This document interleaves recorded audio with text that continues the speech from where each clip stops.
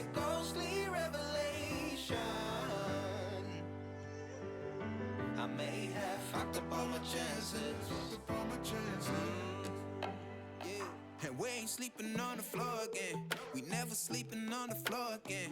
For the ones who didn't make it out, for the ones that didn't see the life, for the ones that never cared, never gave a thought, found no happiness in that brand new car or the house you bought. I see you talking about the love you lost, and it was gone like way before you ever thought it was. Yeah, I took my time, no quick ones, quick run, quick gas to get back there. Hot roads, I didn't think I'd come back fierce, cause I was running roads so many nations.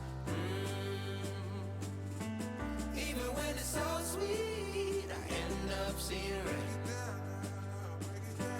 This is such a ghostly revelation. I may have fucked up all my chances. Fucked up all my chances.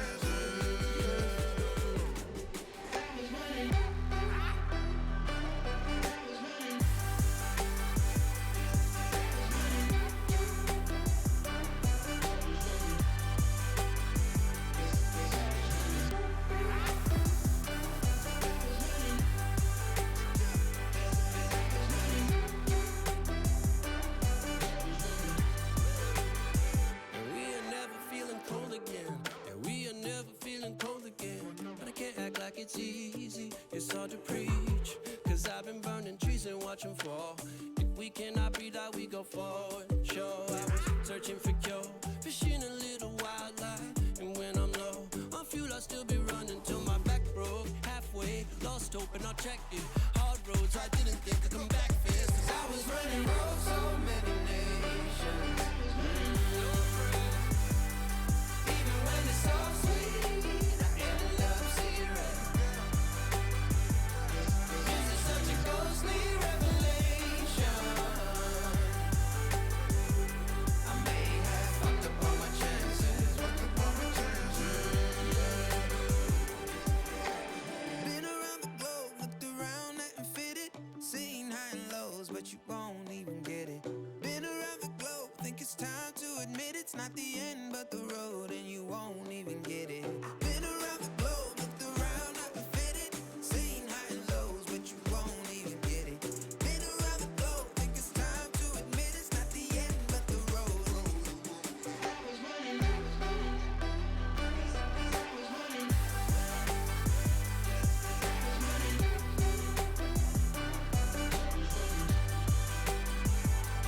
I was running roads so many nations. Even when it's so sweet, I end up seeing red. This is such a ghostly revelation. I may have fucked up all my chances. Fucked up all my chances. Yes, I was running. I know. I know.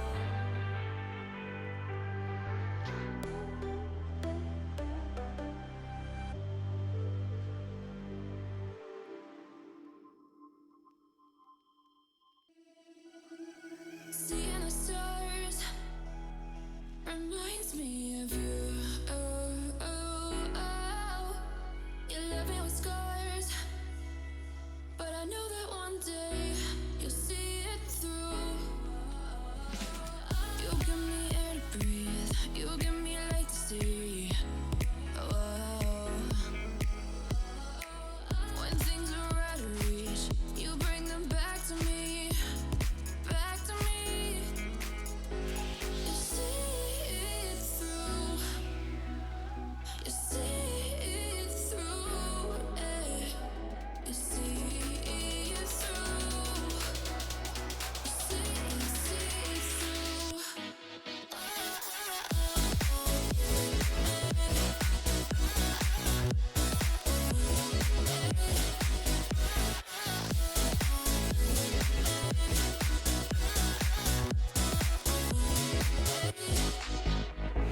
Talking to myself and I can't focus. Yeah, I'm broken. The door is closing. Wanna be a part of something more than this. I've lost control of it. I've lost control. You give me air to breathe. You give me light to see.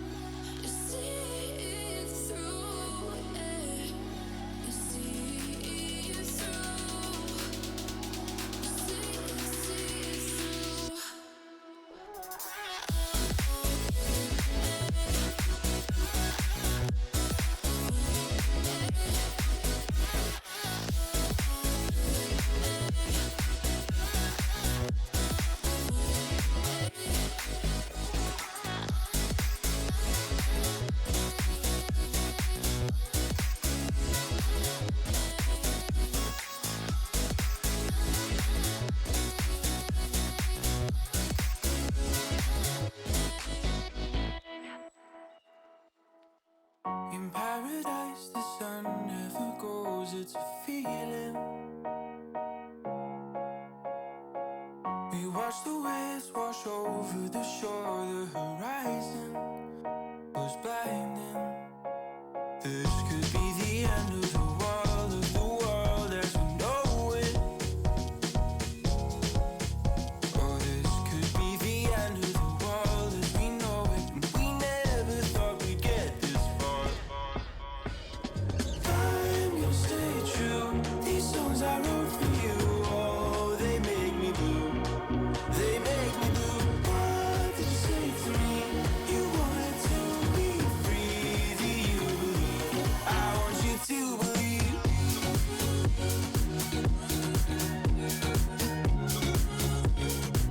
I want you to believe.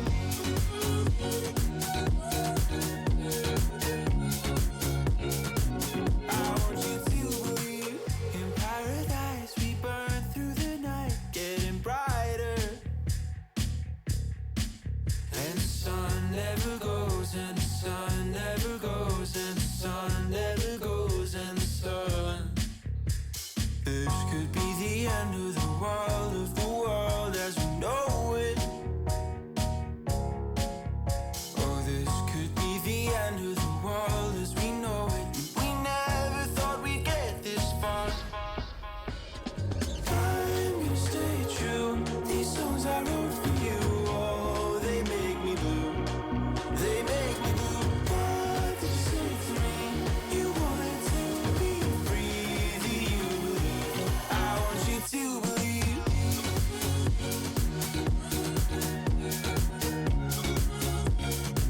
I want you to believe.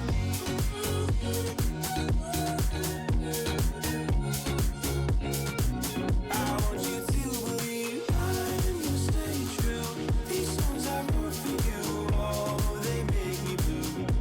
They make me blue. What did you say to me? You wanted to be free. Do you believe?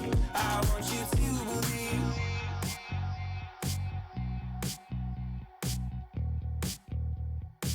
I want you to believe.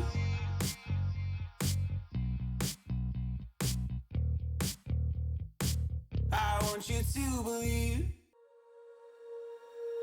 When you feel it's hopeless, when you think that you've lost, oh, I will take your hand and we'll rise up from the dust. Oh, here we go, go, go, let us heal and grow. You won't be alone, we're unstoppable. Don't be afraid to show what we're going for. This is what we know. Here we come back to life, we're still breathing. Standing up, everybody's gonna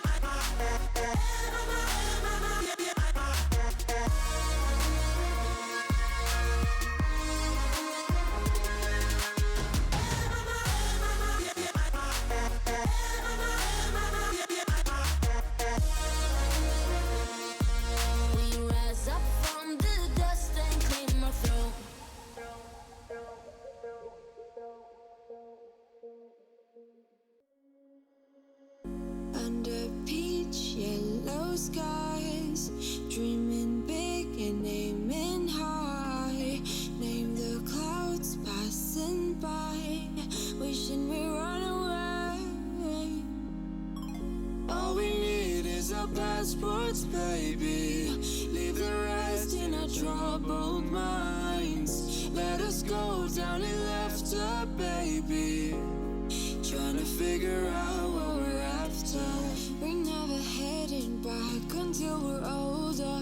We couldn't care no more, not any longer.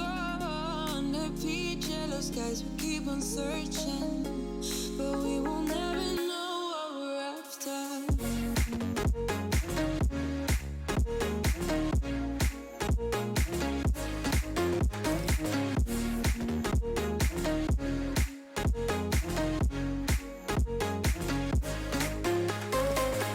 Book a plane, fly away. We will never be the same. And as long as you are mine, come on and run away. We wanna run away. We don't need any reasons, baby. Leave it all for the faded hearts. I don't mind if they call us crazy, 'cause they don't understand what we're after. We're never heading back until we're older. We couldn't care no more, not any longer. Under peach yellow skies, we keep on searching, but we will never know what we're after.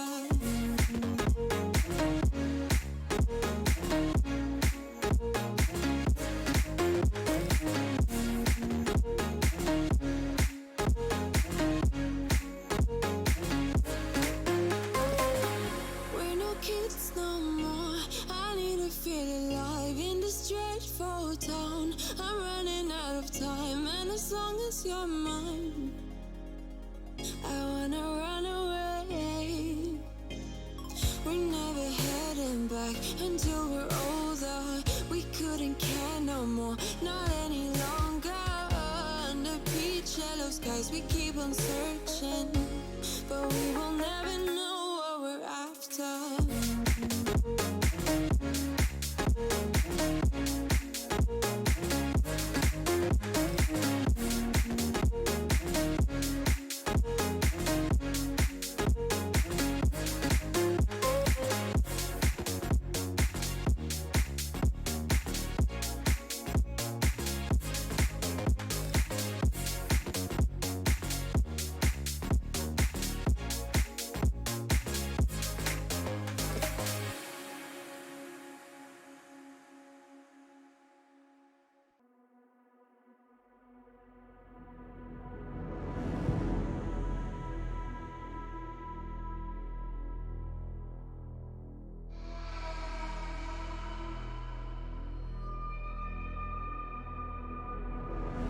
I fell apart when I saw you look at me that way.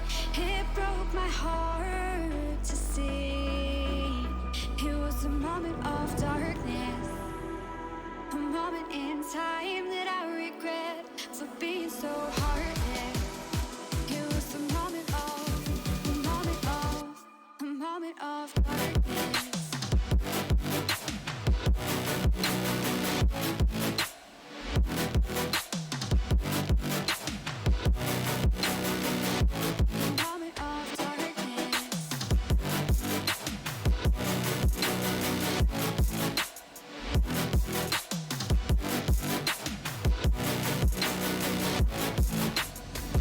I fell apart when I saw you look at me that way.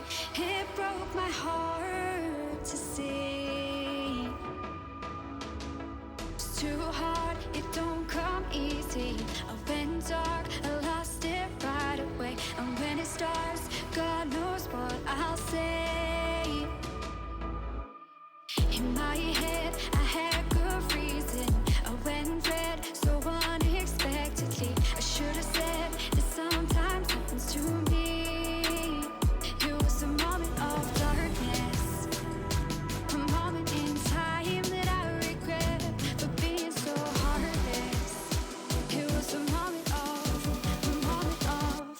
Moment of darkness.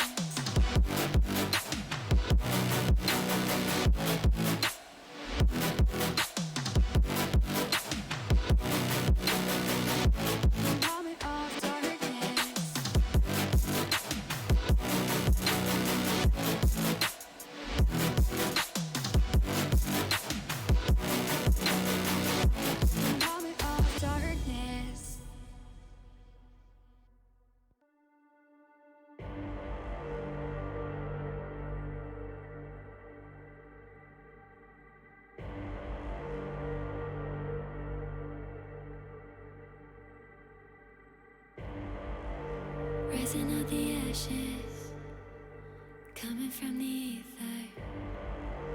All I hear is static. Breathe a little deeper. Fallen, broken, a million light years away from home.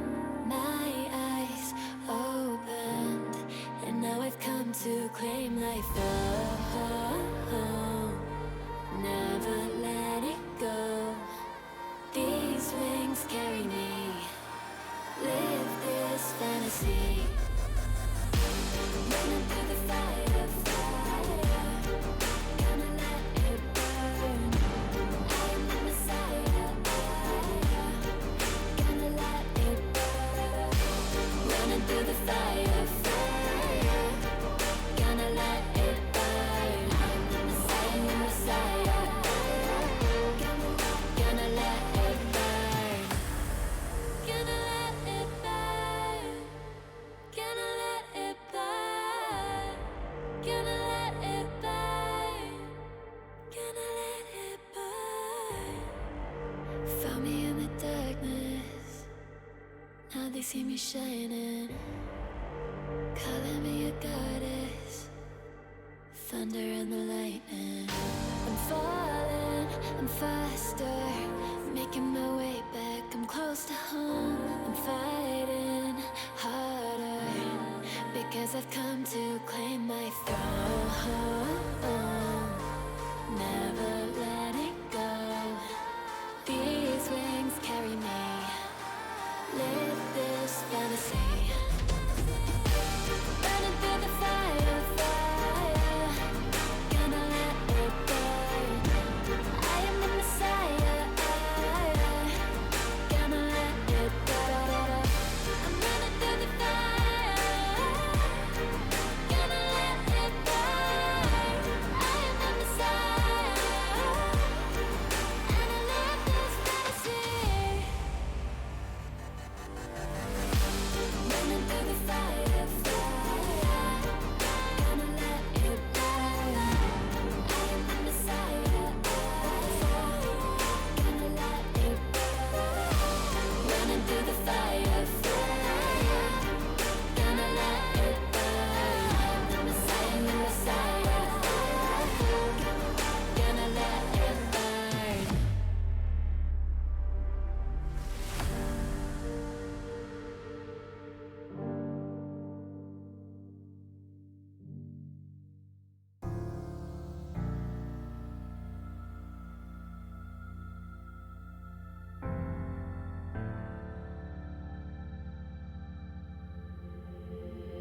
Leave it all in the past, 'cause the war isn't over yet.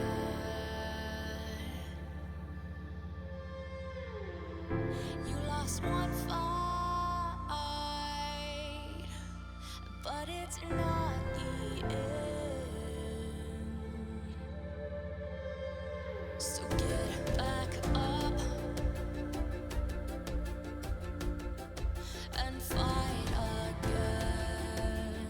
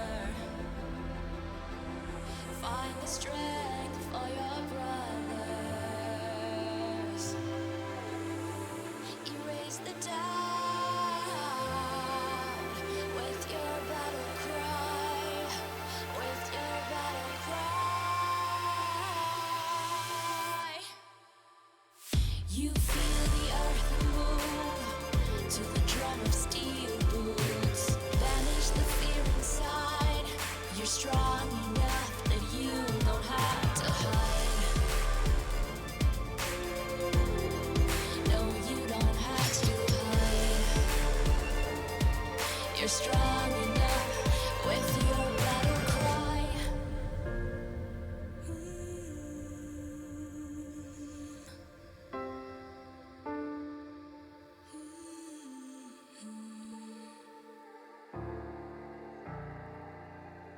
Brings you to your knees.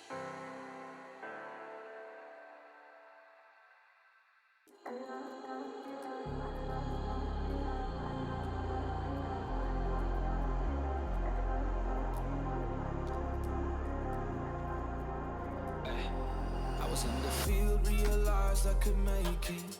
Sacrificed all my time towards greatness. Been alone in the dark, isolated. And my dreaming isn't real, what separates me. I never know, it's coming my way, yeah. Cold out of stone, stay out of my lane, yeah. Leave me alone, this is my moment. Finally found what lights up my fire.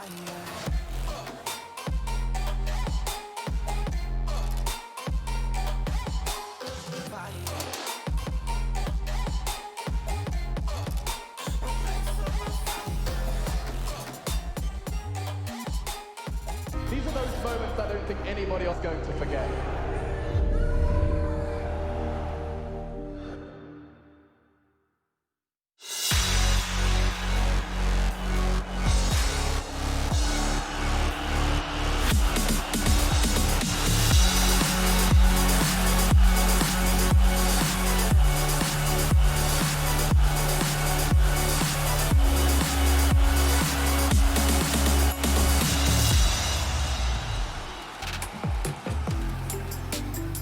Good afternoon and welcome to ESL 1 Germany, powered by Intel. We have moved away from our studio in Australia and are now live from Cologne, Germany.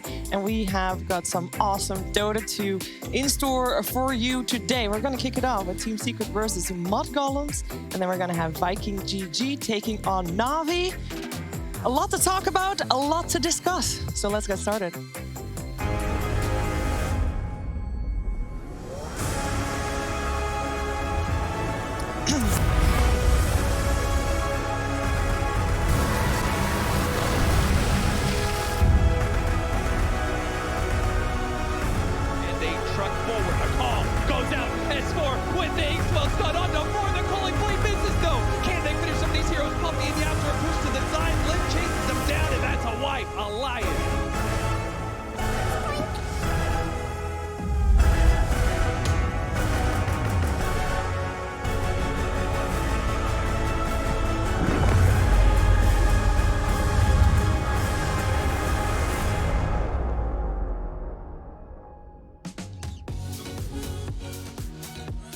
Welcome to the Mercedes-Benz pre-show. I'm Shiva and I'm joined by Kyle and Synderen. It is great to see you guys live in action again. It has been a little while, you know, especially Synd. I want to first just ask, how are you doing? I'm doing good, I would say. You know, given the circumstances, I think everybody is, you know, it's different from what we're used to over the last many years, and including in Dota. You know, even if it's something we play online a lot, it's still a very big difference with the whole LAN environment right now. So, but yeah, doing all right. I was being smug over there. I don't know what it is. Very smug. I had to swallow like 3 different digs, but it's too early in the show to start giving you shit. So we're gonna chill. I'm happy. I'm glad to be here. It's the first time in a while I've been live and in person. It's weird working remotely. I know it's esport, but I feel like you kind of got to be up close and personal for it to be the same. That's fair. That is fair. We're going to try to bring all the action to you to make it feel like, you know, you're still up close and personal with all the teams playing here this week, because we have 5 days remaining, guys. Yep. We're in the playoffs already. Now, before we talk about the coming 5 days and today, of course, especially, I want to first talk a little bit about what happened this weekend, because we did already start the playoffs. We started out with everybody in the upper bracket. It was one big happy place, apart from when a couple of teams dropped to the lower bracket. And there were a couple of surprises there, Sind. Yeah, so obviously 2 of the big teams in Europe, whenever we talk about Dota, will be Nigma as well as OG. 2 of the teams that have TI winning players and have just a lot of LAN experience, a lot of LAN victories over the years. Both of those teams got knocked down in round 1 and then lost again. So Nigma as well as OG going out in 7th, 8th is not something a lot of people would have expected. But they've looked a little bit hot and cold lately. Like it's kind of hard to say how they're going to show up, and this tournament was just not good for either of them. No, definitely not. I think there's a little bit of palpable irony, though, when you consider OG was a little vocal. Their social media calling Secret arrogant. Secret proceed to continue winning every tournament. OG bomb out, and there's some sad tweets. I think I saw a Sag from Seb. It's like, maybe you guys should work a little harder. Who knows? But it's definitely not what you'd expect from a team that expects to be the best in the world.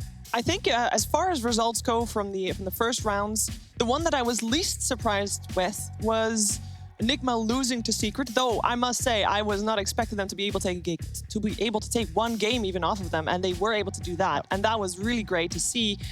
But then I thought, okay, you know what, Enigma, they took a game off of Team Secret. Sure, they still lose, but we'll see them make the typical Enigma style lower bracket run and see them do well. They bummed out. They're out. They're just eliminated, just like that. Team Liquid versus Team Nigma. It was a hype series, don't get me wrong. I was still surprised to see them go, though. They made the same error. Well, this is what I love about Team Liquid, is they learn from their mistakes. They play against Mud Golems. They lose 2 games to 1. Every single game they gave away Spectre. What do we see? They're down a game to Enigma. Hey, let's go with Storm Spectre. I heard that's a great combination. We've seen this win games since like 2016, and they dominate with it. The Enigma Secret relationship's a bit weird. It's a lot like Lex Luthor and Superman. I feel like Puppy and Kuro kind of switch roles throughout history, but they're always going to be able to stand up against each other, even if Kuro's got to be on the bench just helping his team draft from the sidelines. Yeah, it's kind of fascinating. Like, of course, I don't think anybody is going to argue that having RMN as a stand-in for Kuro is an upgrade by any means. I think he's been doing very well, though. Probably surprisingly well. A lot of people are like, okay, how can you fill these shoes? But RMN has been gelling pretty well with the team. I think individually he's been playing solid Dota, just in the games that he has had to stand in for Kuro here. But I find it fascinating that this team, even though Kuro isn't there, who's like the backbone of it, they can still take the fight to Secret. They're like one of the only teams right now that seems to even be able to win a game. But then they still lose 2 series 2-1, which is a shame, right? Because maybe we could have seen them figure something out in a deeper run. Yeah, because we haven't had enough time to figure out Team Secret. I'm sure they're right on the cusp of a breakthrough. Funny enough, Enigma actually have the best win rate against Secret throughout the year. It's still sub 40% on maps. And another team that I think a lot of people thought would have a chance to deal with Team Secret would have been OG. And they also were shown the door last Sunday. And that was actually, you know what? That was a little bit of a beatdown. Well, no, I can say it. That was an absolute beatdown, guys. Yep. It didn't feel like OG... Straight up, that should be a dot. It didn't feel like OG. I mean... Period. What do you think of this draft, Sin, that we see for OG popping out? This feels like a lot of different elements of OG's success that they just sort of mishmash together. This is like, you're out of food, so you look in the fridge and you throw a bunch of leftovers together. Mid one's playing Elder Titan. And then you sift through the garbage and find a Skywrath mid. Yeah. There wasn't enough in the fridge. I have seen Skywrath mid show off one time, and it was TI6 Grand Finals, Wings versus DC. And Weehaw Sky mid just dumpstered. They take a game, and although they were playing against the techies, if I'm not mistaken. So in all fairness, though, Topson plays an insane Skywrath mid. Like, if you want to play this hero, he's one of your top picks in the world to do it on. I think OG have been trying something lately where they really try to play extremely high tempo. They just want to fight nonstop. Yep. And historically, they've done a really good job in difficult games by being extremely good at fighting. And I think other teams have kind of caught up to that. So now you need to have some other X factor for your team to be able to win these high stakes games. And with everybody else catching up there, OG's strategy in these last couple of series has maybe been a little bit lackluster. Like that last draft we saw there, absolutely everything is just magic damage. Yeah. You get BKBs and then I think it's a really interesting point. You saw after TI7, Liquid at the time now, Enigma had I think just a much better read on map movements and playing corners than effectively every other team. Now we've seen how people have caught up. The Wings TI6 kind of showed off how to cut aggressively behind waves and find kills that other teams just were taking subpar angles towards. And then if we go to OG, to your point, it was the unconventional drafting, finding ways to break the game. Not so many of those anymore. There is no more Wisp auto win and people have figured out a bunch of their other strats. And now people are trying to figure out Secret. I mean, they might not have won TI because there wasn't one in August, but they're still the top dogs to beat. So people are looking at them and see what makes them so great. And in case you haven't been keeping track of the Dota scene in the last couple of months, Team Secret has been doing really well.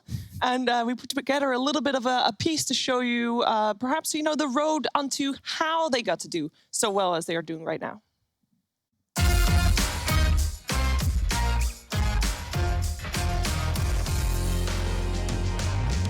Team Secret is undoubtedly one of the most likable Dota 2 teams out there by winning almost every important event in the past year, as well as breaking Alliance's astonishing 100-game win-loss record that stood for over 7 years. They proved they're here to take it all. But one question remains. What really stands behind the secret of Team Secret? Is it Puppey's leadership, a player who never crumbles under pressure and always poses a significant threat? Puppey with a big ultimate, one TP out, and now the fear onto Lil interrupts his fear and keeps Puppey safe. That's a 3-0, immediate backfire. Another big fight for Secret. Puppey has found a team that I feel just works incredibly well for him, and to be able to manage and be the leader of these teams, I think is something that is a very big factor for the success of Secret. Or maybe it's the newcomers who reshape the way Team Secret looks nowadays. Nevertheless, things didn't look quite as optimistic for Team Secret in their previous years. Despite great results and their 2018 unfortunate loss in the 4th round of the International, it was time for a new beginning. Like always, 2 more roster changes followed after the TI. Ace and Fata were replaced by Nisha and Zai, who brought a breath of fresh air with more confidence and better skills. New roster changes turned out to be the golden ticket for Team Secret.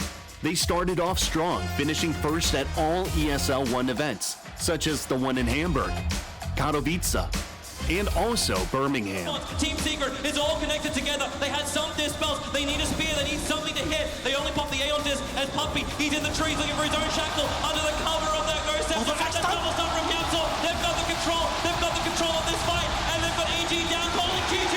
It's done. Team Secret in 5 games. Wherever they went, victory followed. The hype was real, and the International 2019 was just around the corner. Team Secret came as the first-place team based on the DPC standings, and as an absolute favorite team to win it. Unfortunately, this TI went in similar fashion to the previous one for them. Team Secret were knocked down to the lower bracket, and despite their best efforts, they finished only 4th, barely living up to their hype. Despite their best career result at TI, Team Secret went for another big roster change. When Mid-1 left the team, it was a tough task to fill the gap after him, and therefore the arrival of a new player was needed. And that boost soon came in the form of Matumba Man.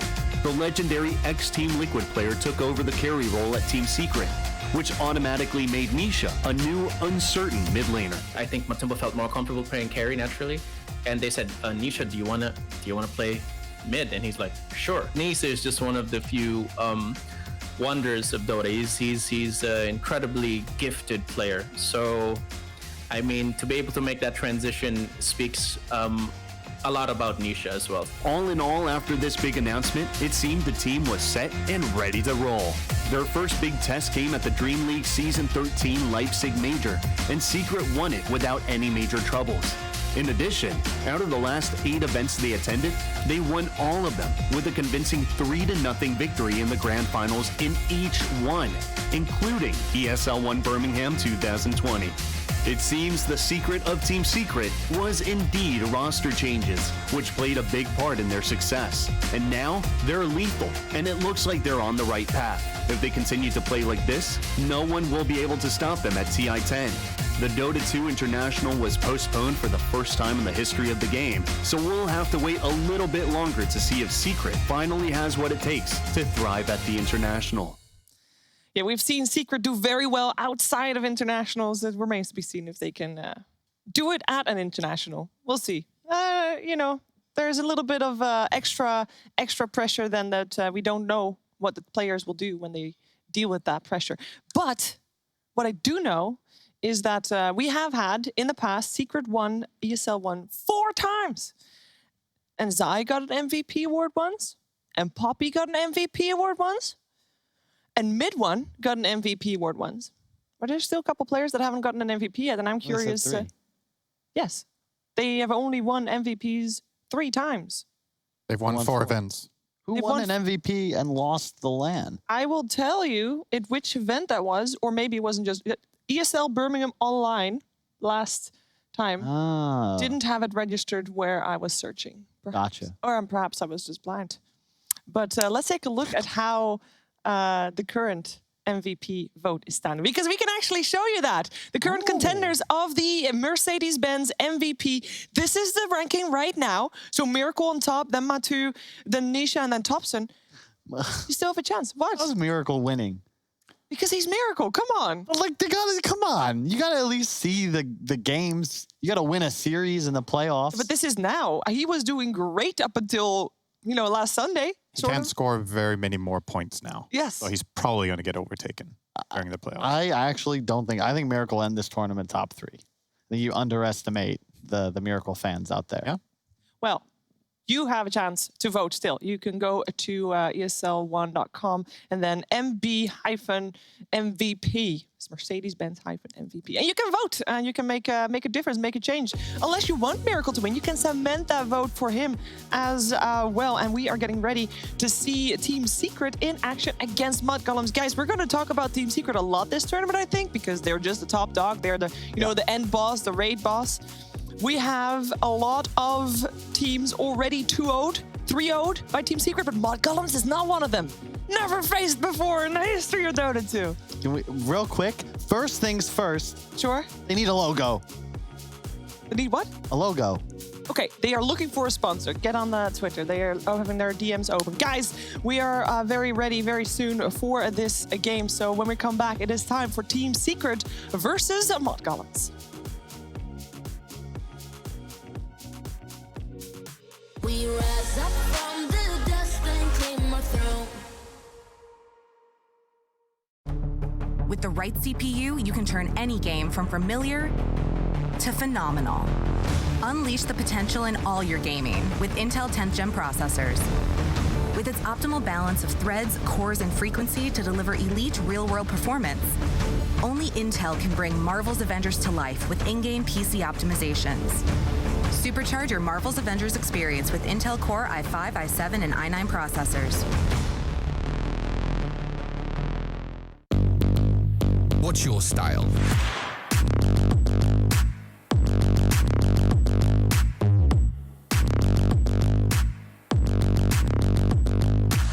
Get your merch at shop.eslgaming.com.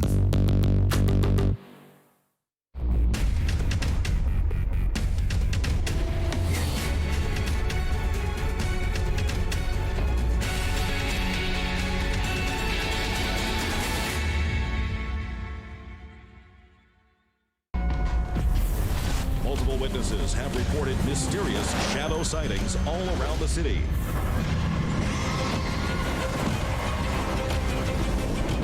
According to experts, the origin of these shadows is still unclear.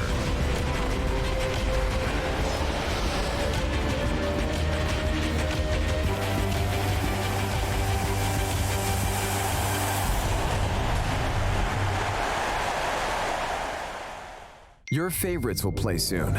You hope for the win. Excited about the game. But something has changed. You start to doubt. Will they pull it off? Or will they drift away? You pull yourself together because you're sure they're revved up to win. You know they've prepared. They've picked the right course. And even when there's no chances, you believe they will win. GG Bet. Be excited. Come on. Millions of gamers rage quit every day. Mountain Dew Game Fuel's got you covered. Game Fuel is specially crafted with ingredients shown to improve accuracy and alertness. Another one saved by Mountain Dew Game Fuel.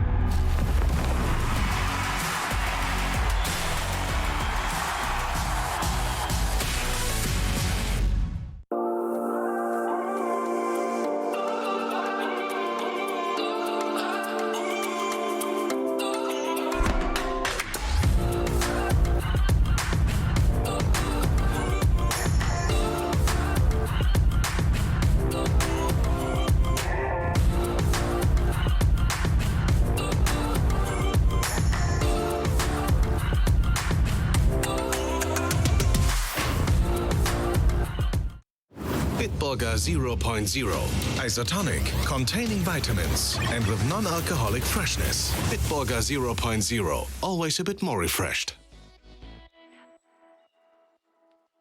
In paradise, the sun never goes, it's a feeling.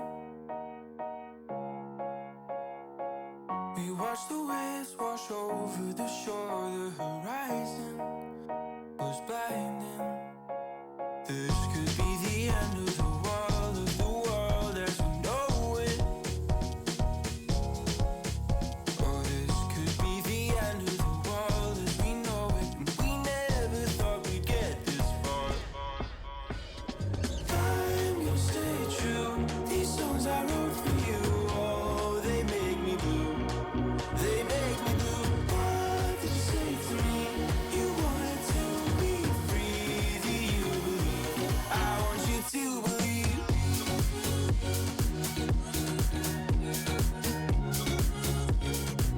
I want you to believe.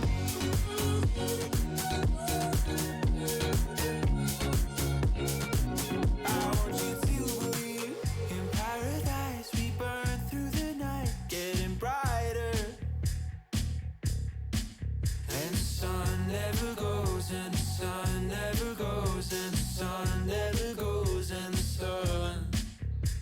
This could be the end of the world as we know it. Or this could be the end of the world as we know it. And we never thought we'd get this far. I'm gonna stay true. These songs I wrote for you, oh, they make me blue. They make me blue. What did you say to me? You wanted to be free. Do you believe? I want you to believe.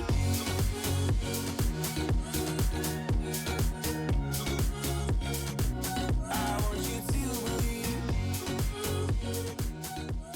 ESL 1 Germany 2020 Online is brought to you by Intel, Mercedes-Benz, Mountain Dew Game Fuel, DHL, GG Vet, Corsair, Acer Predator, and Bitburger 0.0.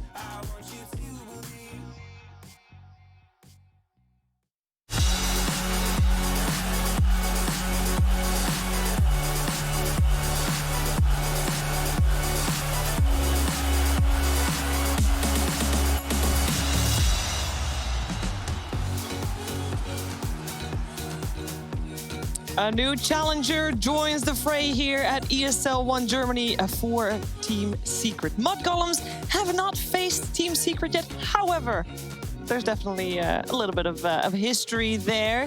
Oh, Kyle wants to have a word. What's up, Kyle? You raised your hand. Talk about the logo real quick before we get into the analysis. It's so easy. Somebody out there online, go into the game of Dota 2, screen cap a big mud golem, put Fada's face on it. Then kill the 2 mud golems, screen cap the 4 little mud golems, and put the other players' faces on them. Take a picture.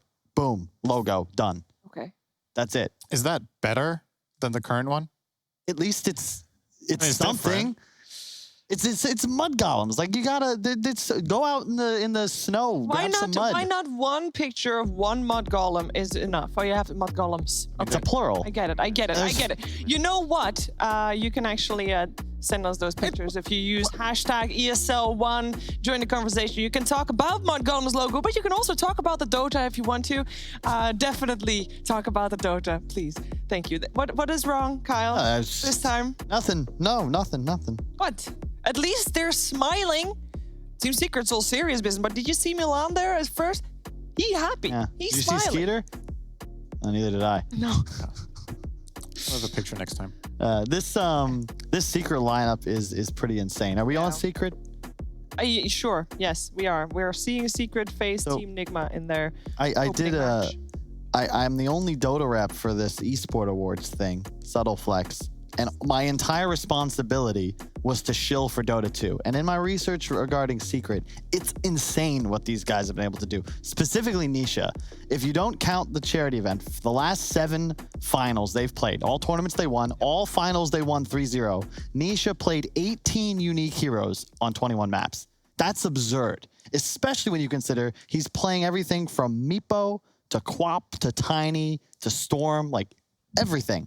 It's like a near unprecedented level of hero volatility, and it makes it impossible to draft against these guys. Secret are just not just outplaying you, but you have no idea what they're going to be playing. I think that's one of the things with the clip we saw before the break, where it's being talked about how the roster changes made a difference for Team Secret going forward, which is definitely the case. But somebody who wasn't mentioned in that was the coach, who has had massive success in every team he's been in. He was the coach of Liquid when they won TI7, correct? Correct. And he was the coach for TNC, and they suddenly got way better, and they won a major, I believe, with him. And then he now joined Secret after TI9, and Secret is just winning. So this guy, it just seems wherever he goes, he improves teams. It's hard to say how much of the credit is his and how much is the team. It's always about what players you work with, but you can't deny it, man. His track record is kind of absurd at this point. It seems like he's the best sort of person to complement Puppey as well, because Puppey's very much the leader, and he needs his coach to be more of a support role, whereas you look at maybe a team like EG, where Bulba's doing the brunt of the drafting, and it's his teammates that are actually helping him to make the decisions, but he's clicking the buttons.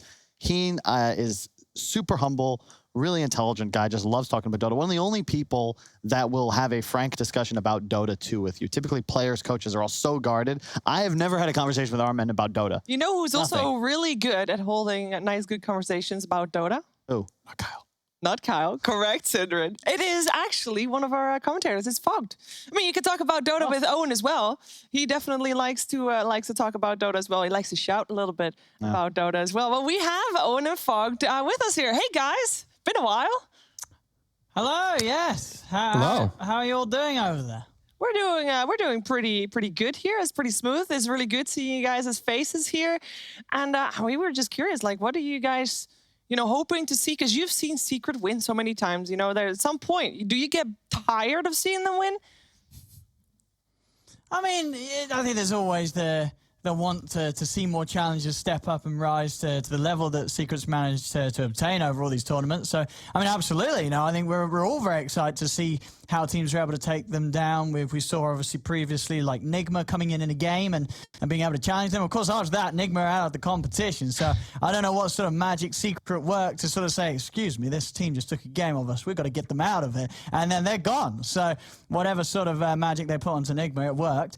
But I think teams like Mudgolems have absolutely got a chance against Secret. You got Fada on the side, and I think that's what you need to take down a squad from Puppey. You've got to have an insider. Fada, he's been on a team with Puppey. He knows how the man's mind works. So with that in mind, I think Fada, he's going to know Puppey's weak points. Yeah, I actually think Mudgolems has the best shot out of most of the teams here, because there's a little bit of a the strange factor where they don't really know everything that they're going to do. You have 33 on the team who sometimes he might just play some off-lane Chen, might throw off the draft a little bit. I think Secret's downfall could be one of those little tricky things, and then Secret might get a little bit too finicky, too funny themselves, pick a Skywrath and a Pugna support, and then just like a core Skywrath, things might get a little bit weird for them. So I feel like Mudgolems, they could trip stuff up, and I think we need it, honestly. I think Secret just being so dominant, people are just looking at a lot of the games and they're like, Secret? No, they're just going to win. So some people are avoiding it. So yeah, they got to get taken down. They do. We'll see if Mudgolems is going to be the one to do it. We'll come back to you for that game once the draft has been done. So thank you very much, and we'll see you then. And the draft is very, very close. However, I still have time to ask the question that everybody has been waiting for. What did you have for breakfast? No, it's not that one. It wasn't that one. Who do you guys think is going to win the series? Oh. We already know Kyle's going for Mudgolems. I didn't have breakfast. Mudgolems all the way. I think they've got a real shot. I think if they can just, harness the power, much like Captain Planet, the sum of their parts should be enough to beat Team Secret. Team Secret, they've only won 8 tournaments in a row. Only 8. Yeah. It's not enough to convince Kyle. No. I think the thing is, though, if you come in as a viewer of this and you haven't watched Mudgolems play yet, you look at their logo, you look at their name, you're like, who are these guys, right? They play Dota 2 because they got a Dota 2 logo. There's a reason that Mudgolems are top 6 in this tournament. They've been playing really well. Yes. So, like, when you look at the name of the logo, you're going to be like, okay, this is like an open qualifier game for Secret. They're going to smash them. I think Secret are going to win. No surprise. They're clearly the favorites, but Mudgolems might look decent. Maybe. Kyle, hold your thoughts. Okay. We are very close to the draft, so we do need to go to a break. Did you also, by the way, see that JJ got a vote in there too? He did also, of course, go for Team Secret, but... Wise choice. Indeed. Enough talk for now. We'll be right back with the draft of Mudgolems versus Team Secret.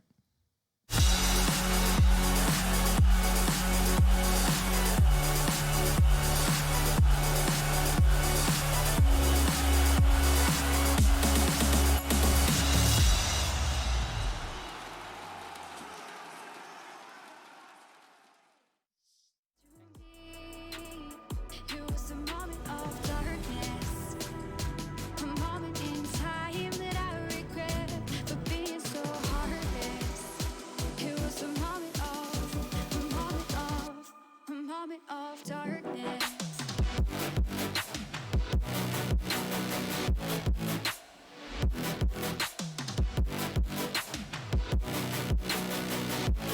Moment of darkness.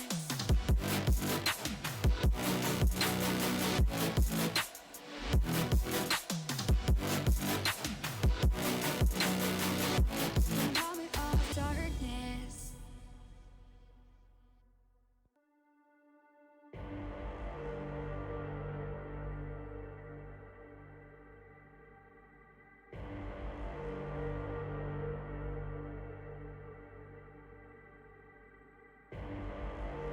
Rising out the ashes, coming from the ether. All I hear is static. Breathe a little deeper. Fallen, broken, a million light years away from home. My eyes opened, and now I've come to claim life. Oh, never let it go. These wings carry me. Live this fantasy. Running through the fire, fire. Gonna let it burn. I am the Messiah. Gonna let it burn. Running through the fire, fire. Gonna let it burn. I am the Messiah. Gonna let it burn. Gonna let it burn. Gonna let it burn. Gonna let it burn. Gonna let it burn. Found me in the darkness. Now they see me shining. Calling me a goddess. Thunder and the lightning. I'm falling, I'm faster. Making my way back, I'm close to home. I'm fighting harder because I've come to claim my throne. Never let it go. These wings carry me. Live this fantasy. Running through the fire, fire. Gonna let it burn. I am the Messiah. Gonna let it burn.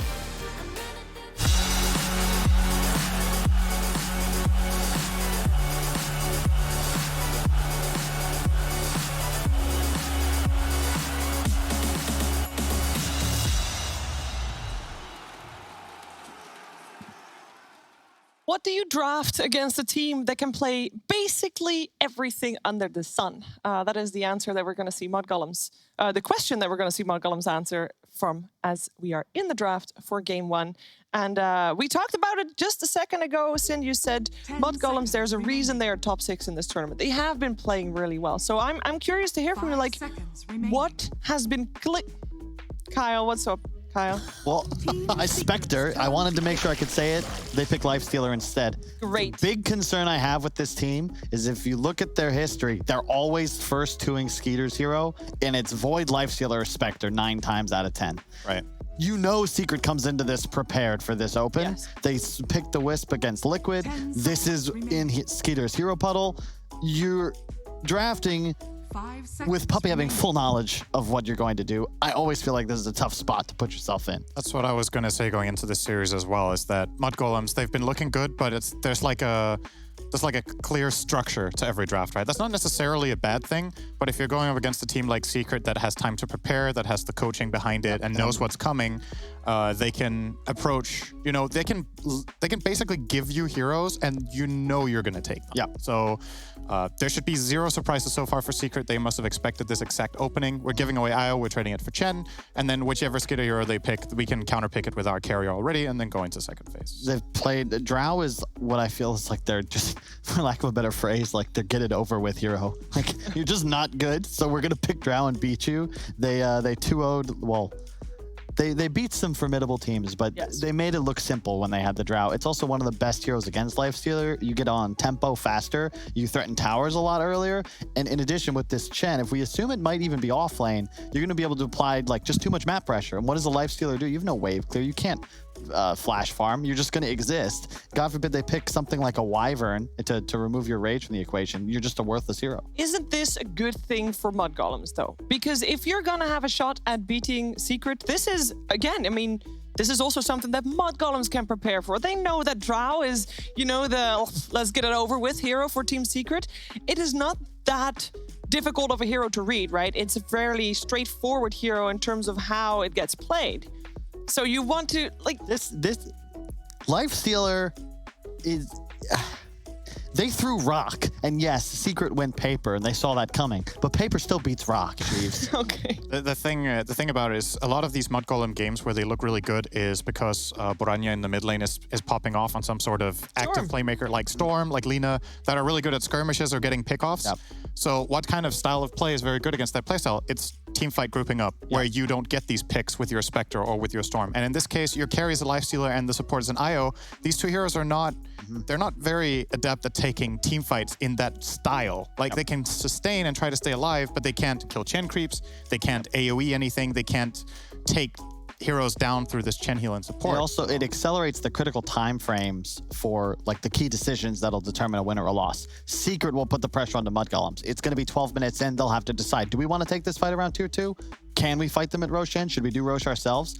You're not allowed to just kind of sit back and farm, which is what I saw them do against Liquid. They have Alina mid, they have Spectre Doom as their side laners, and they're never under any threat. It's just pretty much fight when our ults are up, and if not, we just farm, let a support die, who cares? But they also know that Liquid plays that style, and that I'm playing devil's advocate here, okay? Because you guys are all on the Secret hype train, and I get that. I thought Mud Golems would win. I know, but we're 2 picks in, and you already jumped ship, basically. Oh, of course. But what I wanted to say is that, Mud Golems, they know their opponents as well. They know how they play. They 2-0'd Team Nigma in the group stages, and they know what the playstyle is of the team that they're facing. Just getting so out-drafted, Chiefs. Like Tusk Chen. We're 2 picks in. It's already, it's danger, okay? Drow's a great matchup against Lifestealer. Tusk Chen is incredible synergy, and what hero throughout history, Cinderin, and you would know this, and he doesn't know very much, has Kuro, Puppey, and Notel all favored as their support of choice as the 5-position player against a Wisp? Chen? That's right. Wow. Hey, I knew it. You knew it. Congratulations. Yes, I'm not going to give you a fist pump for that, Kyle. You don't deserve that. And also, you don't know if you sanitize his hands, so, He's kind of a filth in and out of the game. Little bit. It's why you're standing closer to me than to Kyle here on the desk.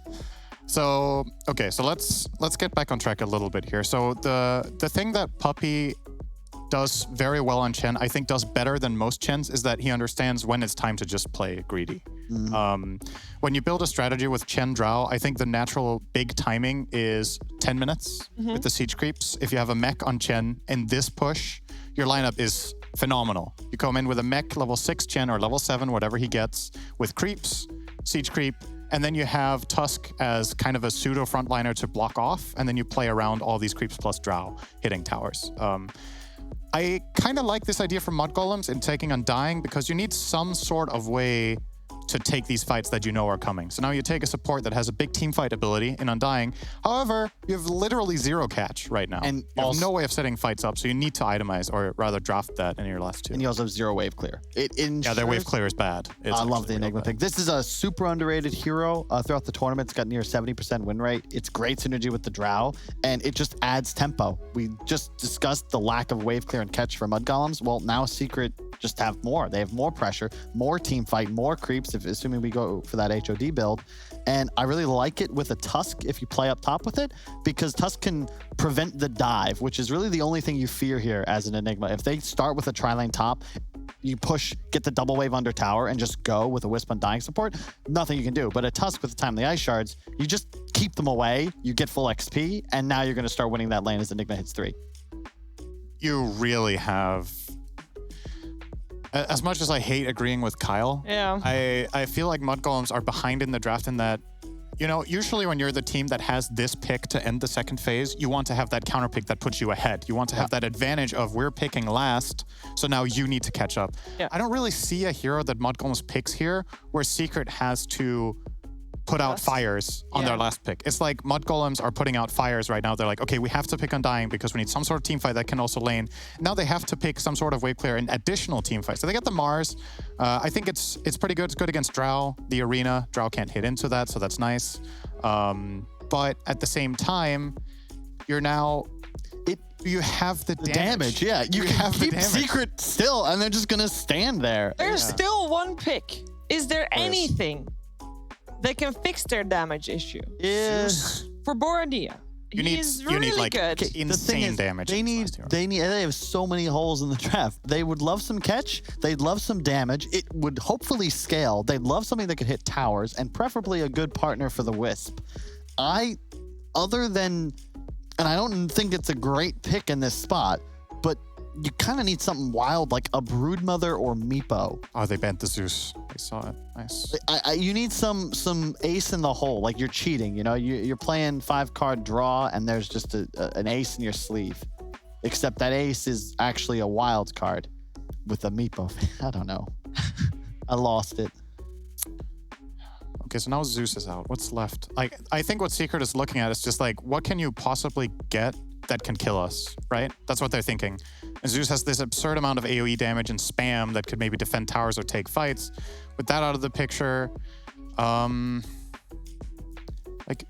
it's just the number one hero that comes to mind for we need big damage. Yep. What else do you have now? It would also exploit, I think the one weakness Secret's draft has is they have pretty limited gap close. So they're quite weak if something's able to poke them from afar and like kind of butter up these heroes, and then Mud Golems could full commit with a spear, an arena, a relo in.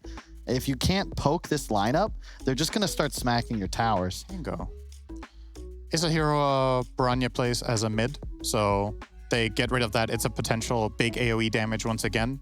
Both the Rolling Thunder as well as Swashbuckle with, say, a Maelstrom in this game could maybe be the damage that they need.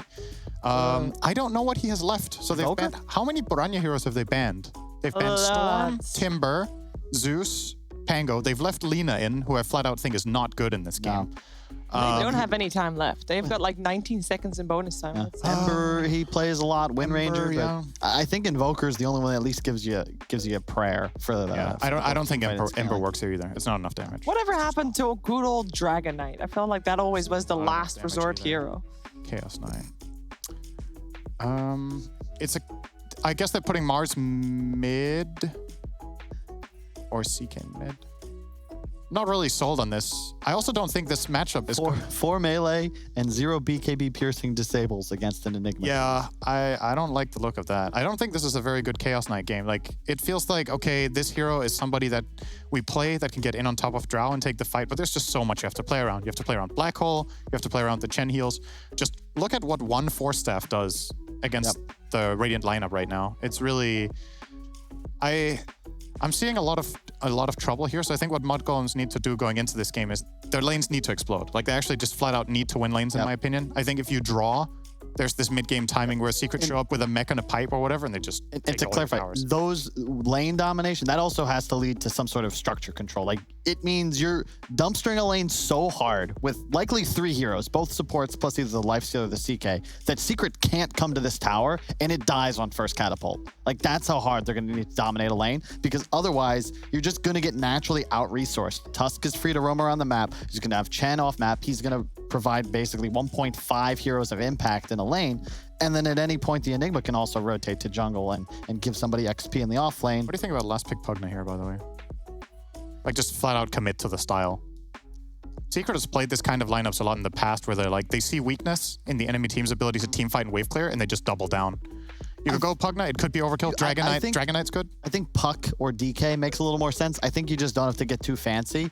You already have the Drow as well for the damage, the attack speed boost, and I think something like a Puck just makes sense because then there's no threat on mid.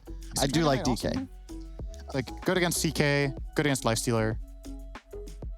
It's just not a niche hero. I think he's going to want maybe something else. Oh, that's also really good. Yeah, it's similar logic. It's a tanky mid laner that can frontline and that has good matchups in the game and plays the they've no purge mid game team fight. Like it's just more effective HP. If you pop the Ghost Shroud, then get mech, then get Hand of God. Like Secret's HP pool right now effectively is just like twice that of the Mud Golems lineup, and they need to kill somebody in the duration of like a tombstone. They have a timer on their team fights. If that initial jump target doesn't die, there's no more damage. So you guys are saying that the only way that Mud Golems win this is if they go for that tri-lane to force Team Secret to also have their tri-lane there and then beat that tri-lane. They have dying. That's doable.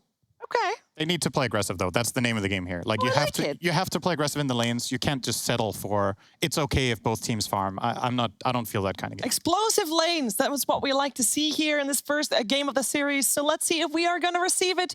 It is time to go to the first game of Team Secret versus Mud Golems.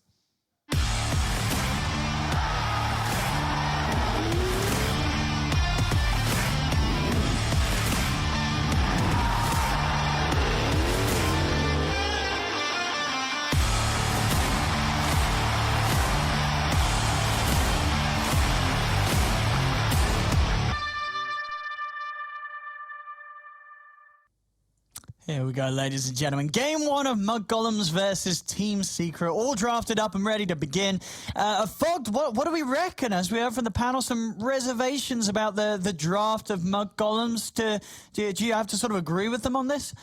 Yeah, I think they're going to have to start some real chaos on their team in order to have any shot in this game. I think these last two picks from Team Secret just, I'm seeing some 5 strength heroes coming out from Mud Golems, 4 melee, which will, is a little bit of that range, but Heartstopper, Midnight Pulse. Even if the game does progress to later stages, it sounds pretty disastrous for Mud Golems. This looks like a very strong draft from Secret.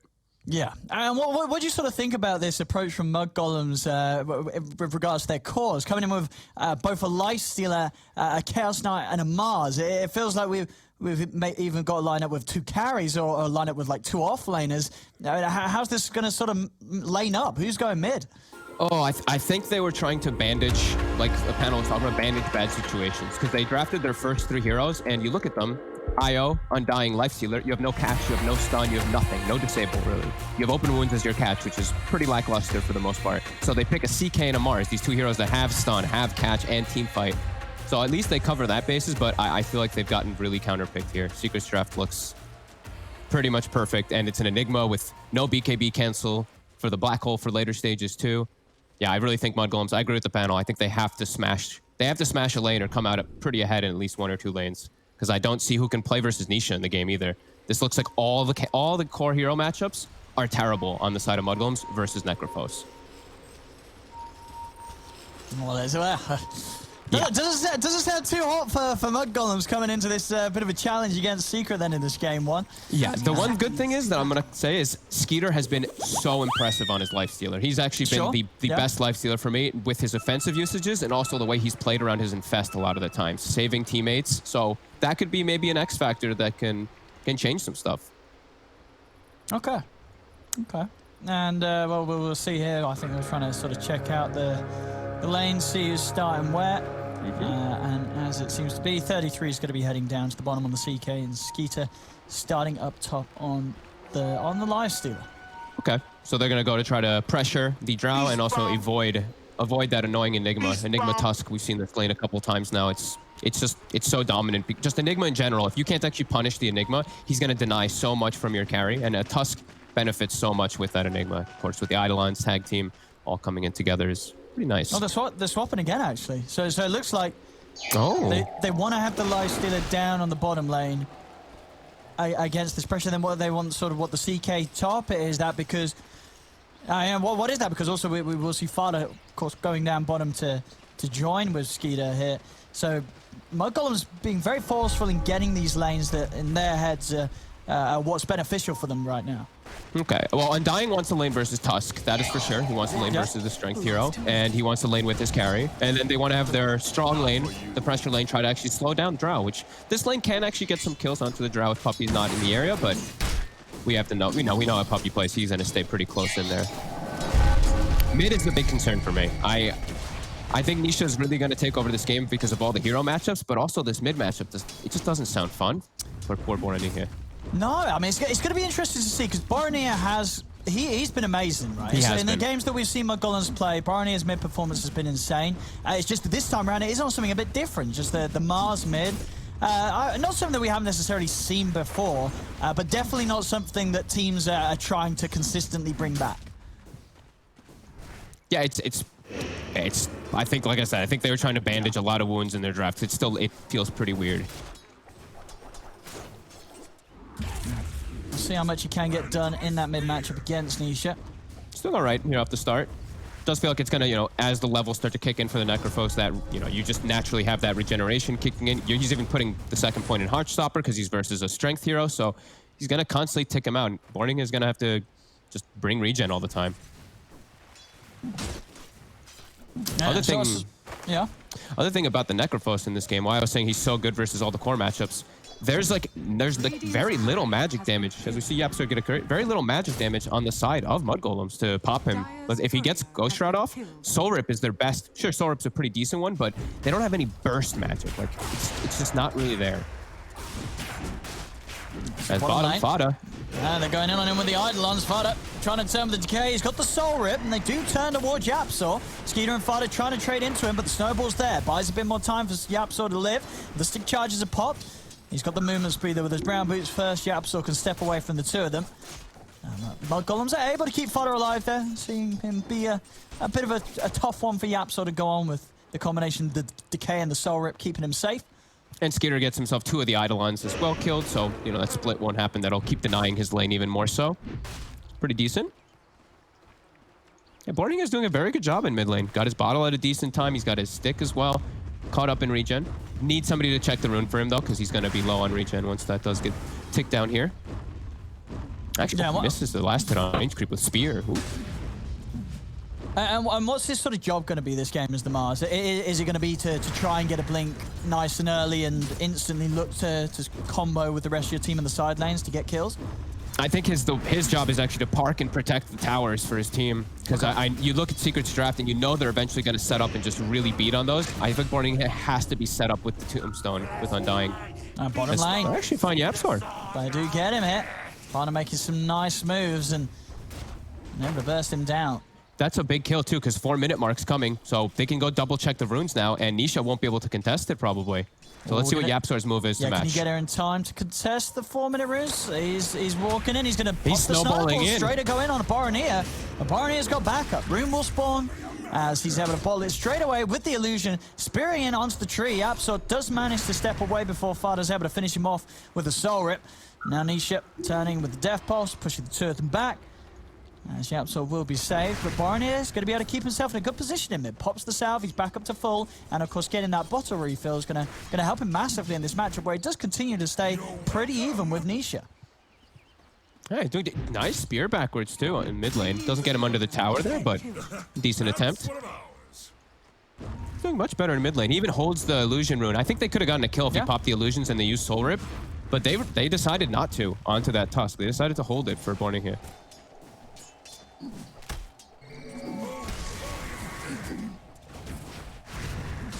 See who's sort of on the side lanes falling out the most. I mean, bottom lane, Skeeter. Mid? Continue to farm fine. He's going to go in with the spears. He's got enough damage.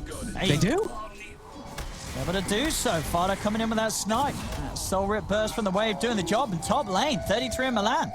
They close the gap onto Puppey with the old CK combo with the Rift and the Bolt. And 3 kills already in these lanes, Mud Golems. Doing as well as you said they needed to, right? They've got to be getting this sort of stuff early out of these lanes because otherwise they are going to fall behind and have issues with their draft elsewhere.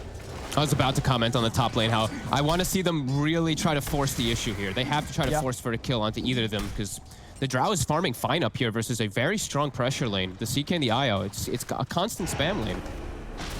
But they've been able to keep it pretty decent for themselves, only losing the one hero. On bottom, Mid. the body blocks Mid here, and Fada. bottom. He's not letting Zai get away from this. He's doing his best to keep Zai in range of Skeeter, but Zai's still able to make it round. Japsor comes in with the TP. Snowball gives the space for Zai to step back. Try moving on to Fada. And mid. Eidolon's out, but he's tanky enough, and they're diving in. Milan teaming up with Boronier. They're looking for Nisha. Spears up in a second. He doesn't even need it. Just a knockback with the God's Rebuke and a right click from Milan. Takes Nisha out for the second time in this lane, and now he's going to be back in 15 seconds, but his TP is going to still be on cooldown, so now we're going to see him really fall behind Boronier in this laning stage. Such good moves from Mud Golems, and with that 6-minute rune spawn, Sporting against it himself immediately moves toward bottom to look to pressure because they have this catapult wave. He might be able to find Zai if he steps up at all here. He's got to be careful about revealing himself. He's thinking about making Eidolons. That will give the info for Boronier to move in, but there's backup coming in. In fact, Matsu, he's going to turn that TP right around. As soon as he realizes the Boronier is here, there's nothing he can do to help Zai.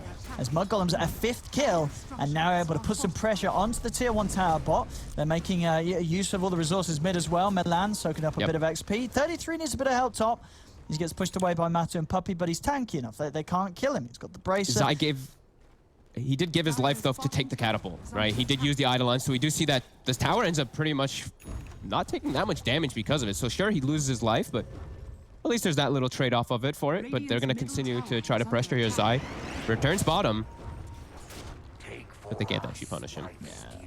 He's going to be fine now with Boronier returning back to mid, but I mean, with these moves that have been made as well, Boronier still having the Arena of Blood good to go. So if he ever gets a +1 around the mid lane, could have the chance of threatening Nisha for a 3rd time in these first 8 minutes.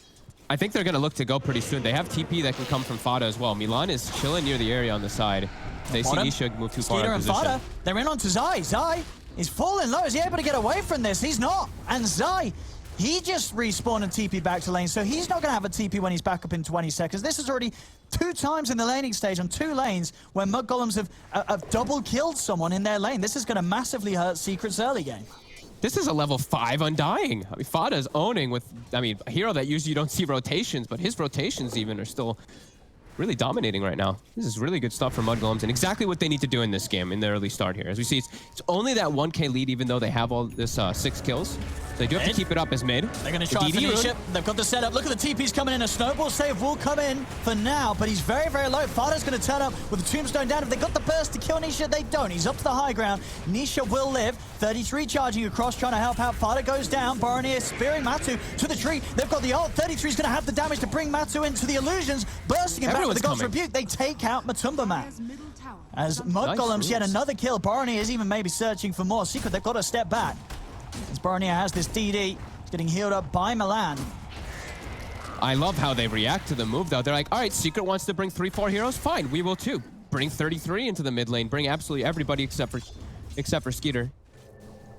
This is some top stuff. There's no question about it. You know, the level that Mud Golems is bringing this game to already, it's matching Secret.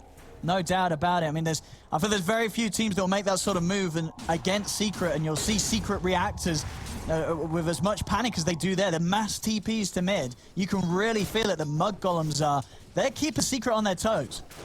They're making all the right moves in this early game here to set themselves up for these nice lanes. Look at Secret. They're actually backing up and farming jungle. They've left the top lane now because it's not safe for Matumba. They have to kind of play near the mid area. Some real good stuff from Mud Golems with all these moves.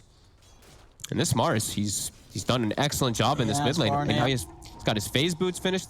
Barning has really been on point in every single one of his games. Even though most of them it seems like it's the Storm snowballing out of control, it's time playing an unorthodox mid like the Mars. Slightly unorthodox. We'll see the move from Nisha. He's going to head down towards the bottom lane. Looks like Secret want to try and put some pressure onto Skeeter. TPs are available on Mud Golems though, so reactions can come in if this pressure does come through.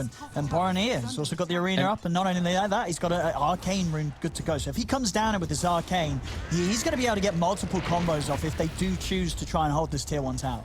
The timing also, Io has a mech. Milan has a full mech for the next fight. So we were talking about how Mud Golem's definitely going to be, we were thinking they were going to be lacking some damage in the mid game and everything. Maybe Secret will be the ones lacking versus such an early timing on it. Because Puppy, he wasn't able to go for his usual just straight mech rush. He went for the medallion this game. Yeah, they have got the mech nearly done on the mid. Nisha's going to be Nisha, right? Yeah. Yeah, so he is going to have the mech in a few hundred gold, but you're right, still this window where they don't, and yeah, Milan having it as faster than the enemy mid is pretty wild. Really is. That's what I mean. It's quite insane. It's definitely still going to be a little bit of that same story in mid game where we do see Secret's draft. It's very strong when they're all together, and they do have all those different healing elements. When Nisha has mech, they have their hand of God and everything. It will feel like Mud Golems might lack some damage. See this move here from Mud Golems, trying to find something potentially with this smoke. They want to try to slow down the Ancient farming at all, get a ward to block it, anything, because they're watching Matumba Man farm it, but he's there, testing it is hard. I mean, if Barney can get in with the arena, he's stepping forward. There's going to be a reload coming in from the back of it all. Matsu, he's trying to run. 33 pops the ult. Are they able to pull Matsu in? They are. Straight away with the rift into the bolt. The spear damage as well takes Matsu down. And it stops Yapsor from getting his snowball off. They may have been able to save him just for a second or two there, but the spear pushing them both away. Nice invasion play there. Instantly and look at Fada. Fada's clearing the Ancients on a dying. He's killing them with the tombstone. Oh my goodness.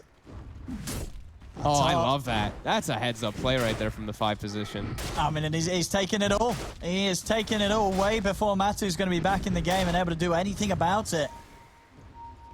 Mud Golems continuing to impress, continuing to make the right moves. 8-1, side bottom.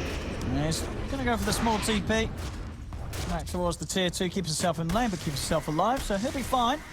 Top, Milan's able to take the haste rune away from Secret being able to pick it up. 33 still hanging around the mid with him, whilst Fada and Skeeter trying to keep pressure on the bottom. Skeeter sitting at the top net worth right now, and his armlet is it's pretty much done, so we're going to have the armlet out on him. Yeah, taking all the boxes right now. Keeping Secret heavily on the back foot still for now. And I like this as well from 33, where we are going to see just the axe rush this game on the CK. Per usual, feels like now. I mean, he was sort of thinking he did have, I believe, the echo queued up earlier. But yeah, he's I guess sort of just realizing the state of it. If he's able to just get the dags on as soon as possible, the pressure and potentially he's able to have with the mass illusions from his whole team. You know, already Secret, they're struggling to deal with sort of one set of Mud Golems. You add some more into the mix, and these fights are going to be pretty scary for Secret to turn up to. Just maybe. I'm still feeling, you know, this 2K lead, it's still good. It's just I'm waiting for when that big thing kicks in, when Secret looks to group up around that Chen, around that Enigma, around that Necro, because he's got the mech. So you have to expect it's coming soon. Matumba also about to have his Dragonlance. Mud Golems getting themselves a top tower here. And you can see Secret, they're completely playing on the back foot, just waiting for these timings for themselves to try to take a fight.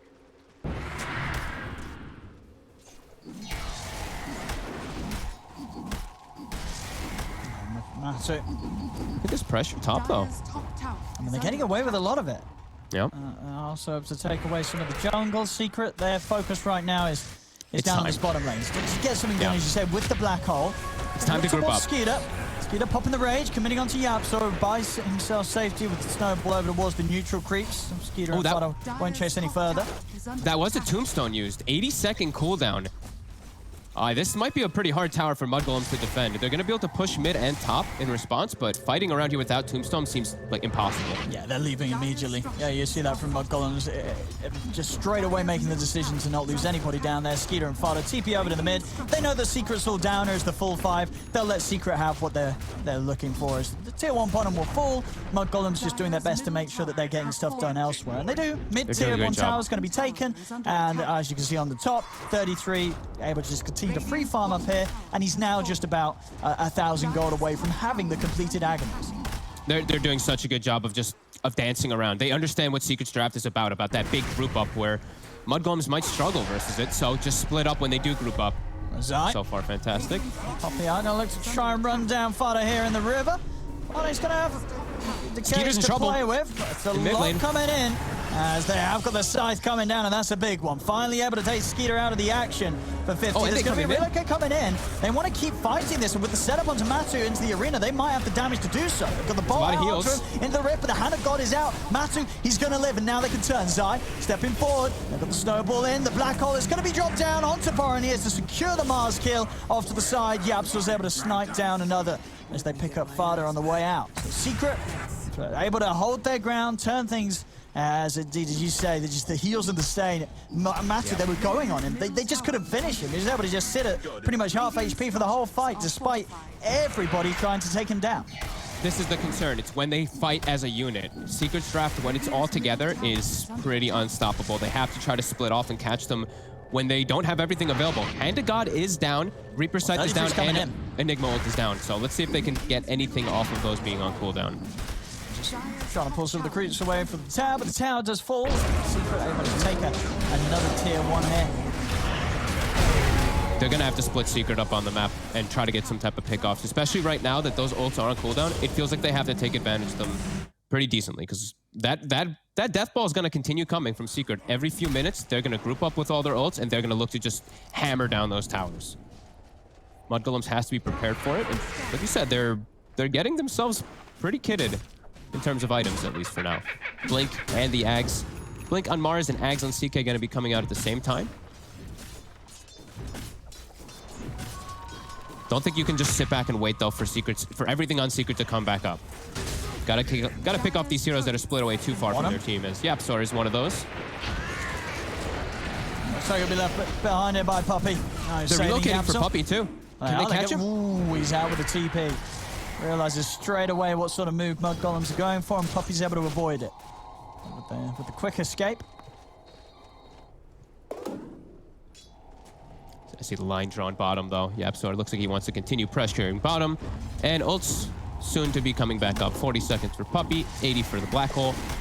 And as we said, Zai, Blink Dagger is going to be his first item. That next item, if he's able to get it, even more so where Mudgolems there's no way that they can win a fight. They're going to have to bait it and just do some relocates and stuff like that. They have ways to play around it, at least in that sense. But still, it feels like the same tail will be there, as if whenever Secret's grouped up, can't take the 5-on-5.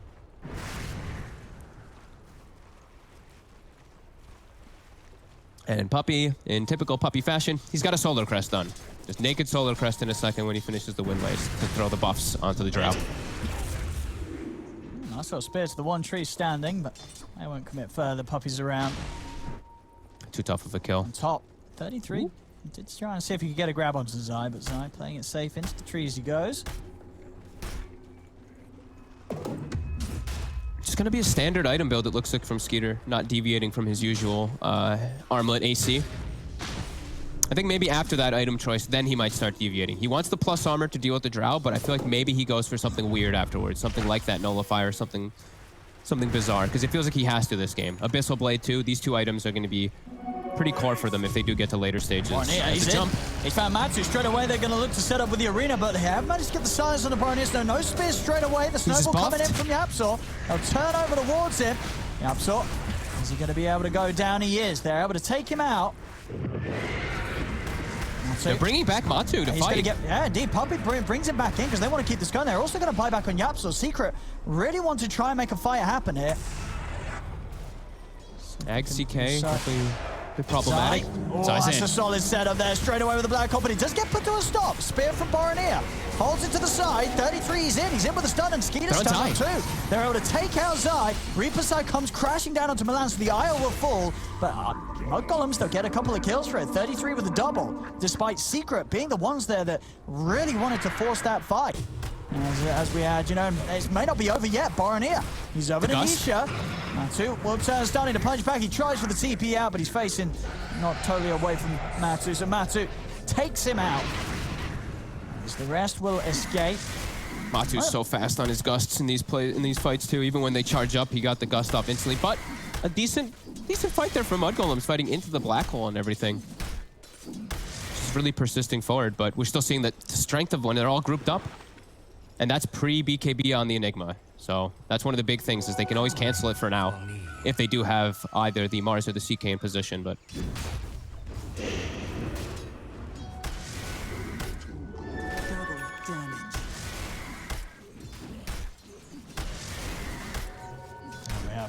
Look, have they got any smokes up? They do. They've got smoke on Fada. I mean, do you still want to see them be very quick with just consistently making moves, or are Mud Golems okay to sort of sit back and wait for any sort of these next major items coming out? No, I want to see them just keep looking, keep gunning for it. Yep, every single Mars ult has to be used off cooldown, it feels like. Because the thing is with Phantasm too, it's such a low cooldown that they can look to fight at those frequencies where I feel like Secret might get caught off guard in it. So yeah, just keep running at them, keep looking to make these plays. Okay, maybe Roche could actually be an option here with all them down. This actually could work. Now, do they get away with this, or do you think Secret will expect this at all? The scan is already out, so and they're smoked up there's looking. your answer. They're heading in. Black Hole and Reaper on cooldown. Reaper's They're doing still it for 15. quick though. Roshan's falling. Secret's got to get in there soon if they want to try and do anything about this. They're going to try and step forward, but it's already been taken. Roshan falls. They get the Aegis on Skeeter, and now Skeeter, he's running straight in at the turret. And he's got the rage wearing off, so has to be a little cautious. Baronier dropping down the arena. It's going to be Malefist in there. Infest out, but the Infest and the 10 are keeping him safe, and in fact, they're able to take both of them out with that. As Skeeter jumps into Baronier, Milan gets them both back to safety. Milan, he'll be going back on his own, as they'll let him die to the side of Secret. Some very nice little moves there to get Roshan, get the Aegis, and only lose the eye off the back of it. You're able to save all the cores and keep that Aegis safe for the next fight that you wish to take. Yeah, a very ideal move. That's like, you know, there's only a few things that they could have done there. It's either take a fight or go for that rush. They get away cleanly. Looked a little concerning for a second. I'm still seeing the way that Nisha is able to just charge into the fight as a concern, though. He just ghost shreds and runs into 5 heroes in the pit. Yeah, I mean, he's, you know, after sort of a few deaths in lane, you know, Nisha, he's kind of just been doing Nisha things, and, you know, suddenly he's up there at the top, you know, and another fight that goes his way, he's going to be taking over the game, as he's getting very, very big. Greaves done, well on the way to having a Shiva's Guard complete, so between the two of those matched up with this Chen, the team fight, the sustain is going to be insane for Mud Golems to try and burst to the point where, as you keep mentioning, the 5-on-5s, some of these cores are just not going to die. Mud Golems have got to try and find some way of picking them apart, or at least taking down one of Secret at the beginning of every fight before the fight really gets a chance to kick off. Yeah, it really does feel like it's still going to be hard. I think this actual Aegis move was the best move that they could do, because it denies it also from Secret. Bottom Nisha. Can they set up? They absolutely can there with the damage coming out. Baronier just able to set things up with a blink. And Nisha, I guess he just didn't expect the Mars to be down here, or just overestimated how tanky he would be, but they just destroyed him throughout the duration of that stun. It's going to get easier to do so as well, because Baronier, he's now got the full Deso on top of the blink. And that combo with also a completed AC coming out on Skeeter. I mean, if they're able to do that then without any sort of minus armor, now with the minus armor, they get that combo on any of the members of Secret, they will be able to just rip them apart straight away. And they have a real form of initiation with 33 now. He's got a blink dagger, so all right, things are definitely coming together here. They're still doing a great job of pressuring. 13-7, 2K gold lead.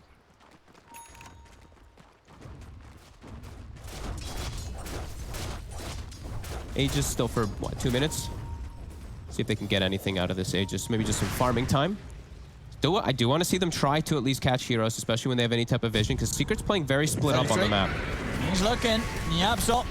He's going to get the chance to buy some time with the snowball. And Matu's heading over. We'll push the Illusion Zan 33 back with the Gust. Still the Phantasm chasing onwards towards Yap. On the high ground, indeed, Zai's been found. Skeeter, he's been brought in by Milan. They take out Zai. The chase continuing here as 33 is able to get the rift in again onto Yapsor. They do have heals to keep Yapsor alive.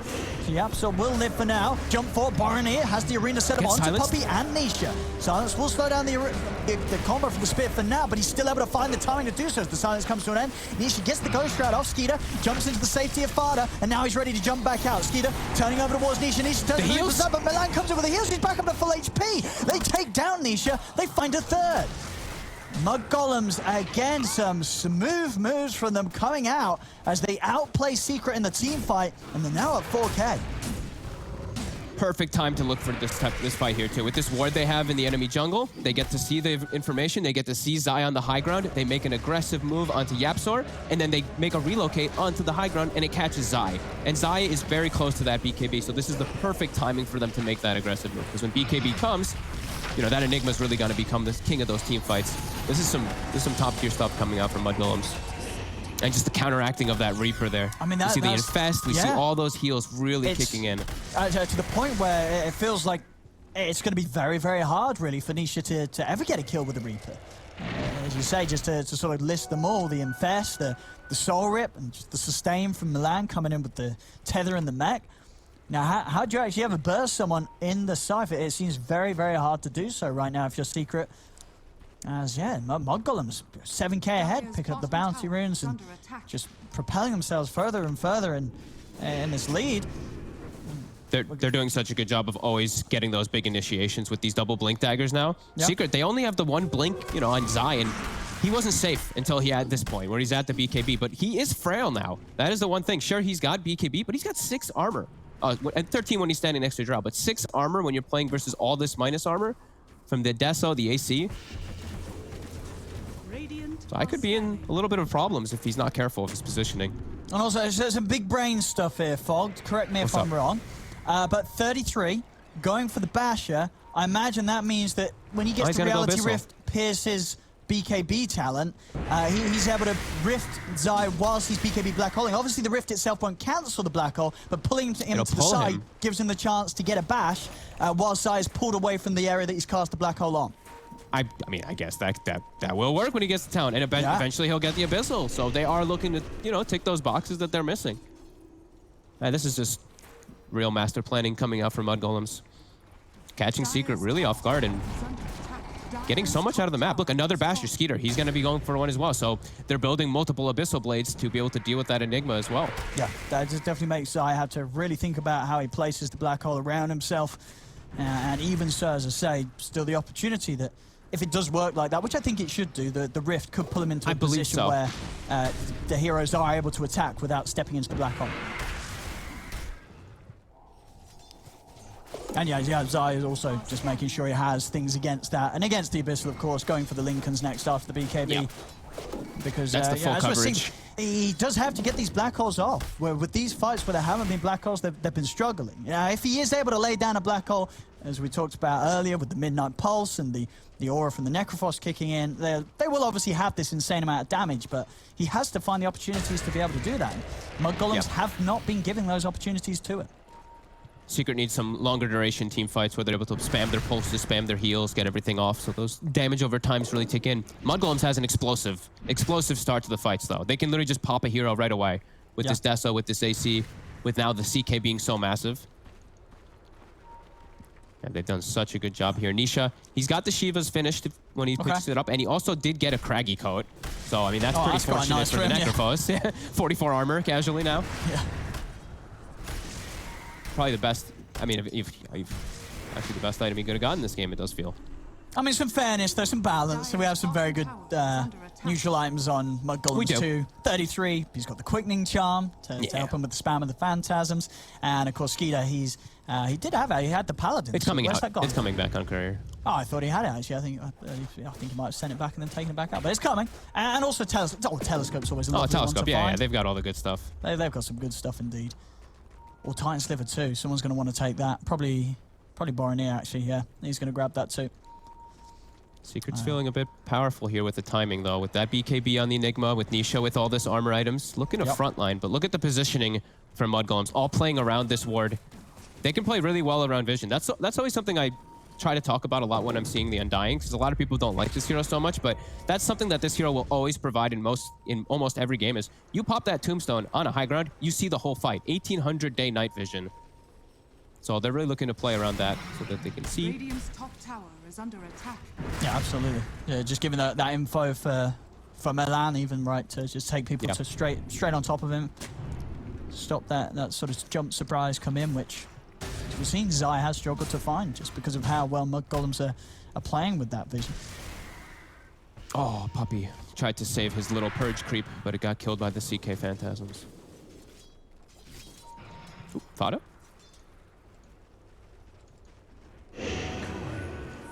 Roche back up in about a minute. Ooh, this is what Barney is just going to pick up the full Aghanim's on Mars. Oh, Oh, We don't alright. see this come. Obviously, we were expecting something a little different because this is a mid-Mars, and we're certainly getting it. You know, in the games where we have seen Mars being played on the side lanes, I don't think we've had any Axe pickups here actually at this tournament. But Boromir ready to make some fast moves and big hits with this one. Is already on the high ground. Nisha is going to try and step forward to push the boy Zai. He's going to go in the black hole. Only gets Fada. Only gets Fada, though. 33's already taken down Yap, so Fada's actually going to live as he's be able to put the sword upon himself. Does still die in the Midnight Pulse. Boromir comes in with the arena. He's trapped in Nisha. They're trying to finish on 33, but the glimmer's out. 33's going to be healed up as well. He's out. He's able to step to the side. Milan keeping it fine. Boromir will be the new focus for Secret, though, as they move in onto the Mars. He'll go down. So they get Fada, they get Boromir. 33 able to be saved, though. Again, this combination of Infest from Skeeter and Tether from Milan. Roche does come back right now, and Secret kills it very fast with Penitence and Solar Crest. See if they can do anything to stop it. Mud Golems. It's hard for them to get in on this. This should be a free one for Secret. Nisha heading over to make sure nobody can enter into this. In fact, they're going to try for the kill onto 33 as Nisha gets the vision for Yapso to roll out straight away onto 33. Pots the Phantasm, but he goes down. It's the flurry of arrows from Matumba coming out with a multi-shot. Secret get themselves back in position. Aegis and Cheese is picked up, and they take a huge hit there. That lead that Mud Golems did have now. Now just down to 4K, and Secret in position to start rolling down a lane and definitely get a lot done whilst 33's dead for 50 seconds. It feels like the first fight that Secret's actually ever able to dominate, and they dominated pretty big here. Because now this downtime is going to give them time for their cooldowns to come back and for these items to get picked up that they were lacking a little bit here. This is going to hurt Mud Golems a lot. Radiant's middle tower is under attack. They're smoked up on the side. They're going to go for an Infest play, it looks like. They've got their Tombstone too with Fada. Okay, they've got the Let's see arena. what they go for. Boromir's in. Going to drop the arena now to the four of them. Does get the spear onto Yap, so they turn towards Puppey first. Get rid of that sustain. They've taken the Chen out. Now over towards Yap, so the second easy kill. He's still alive here. Over to the side, Matu's able to Hurricane Pike away. Yap so buys a bit of time for himself in the snowball, but now they're out with the Phantasm. They jump forward with the Rift onto Yap, so Matu tries to push them back. He's trying to kill Skeeter, but the Sora keeps Skeeter alive. Skeeter's able to step away from Nisha. They've taken away the Aegis from Matu. Nisha trying to head forward to give some heals over to Matumba Man. Nisha, he's TPing out of this. He's bailing because he knows that Matu's dead, and Matu certainly is. He goes down. They've lost 4, and Mud Golems, they hold the defense.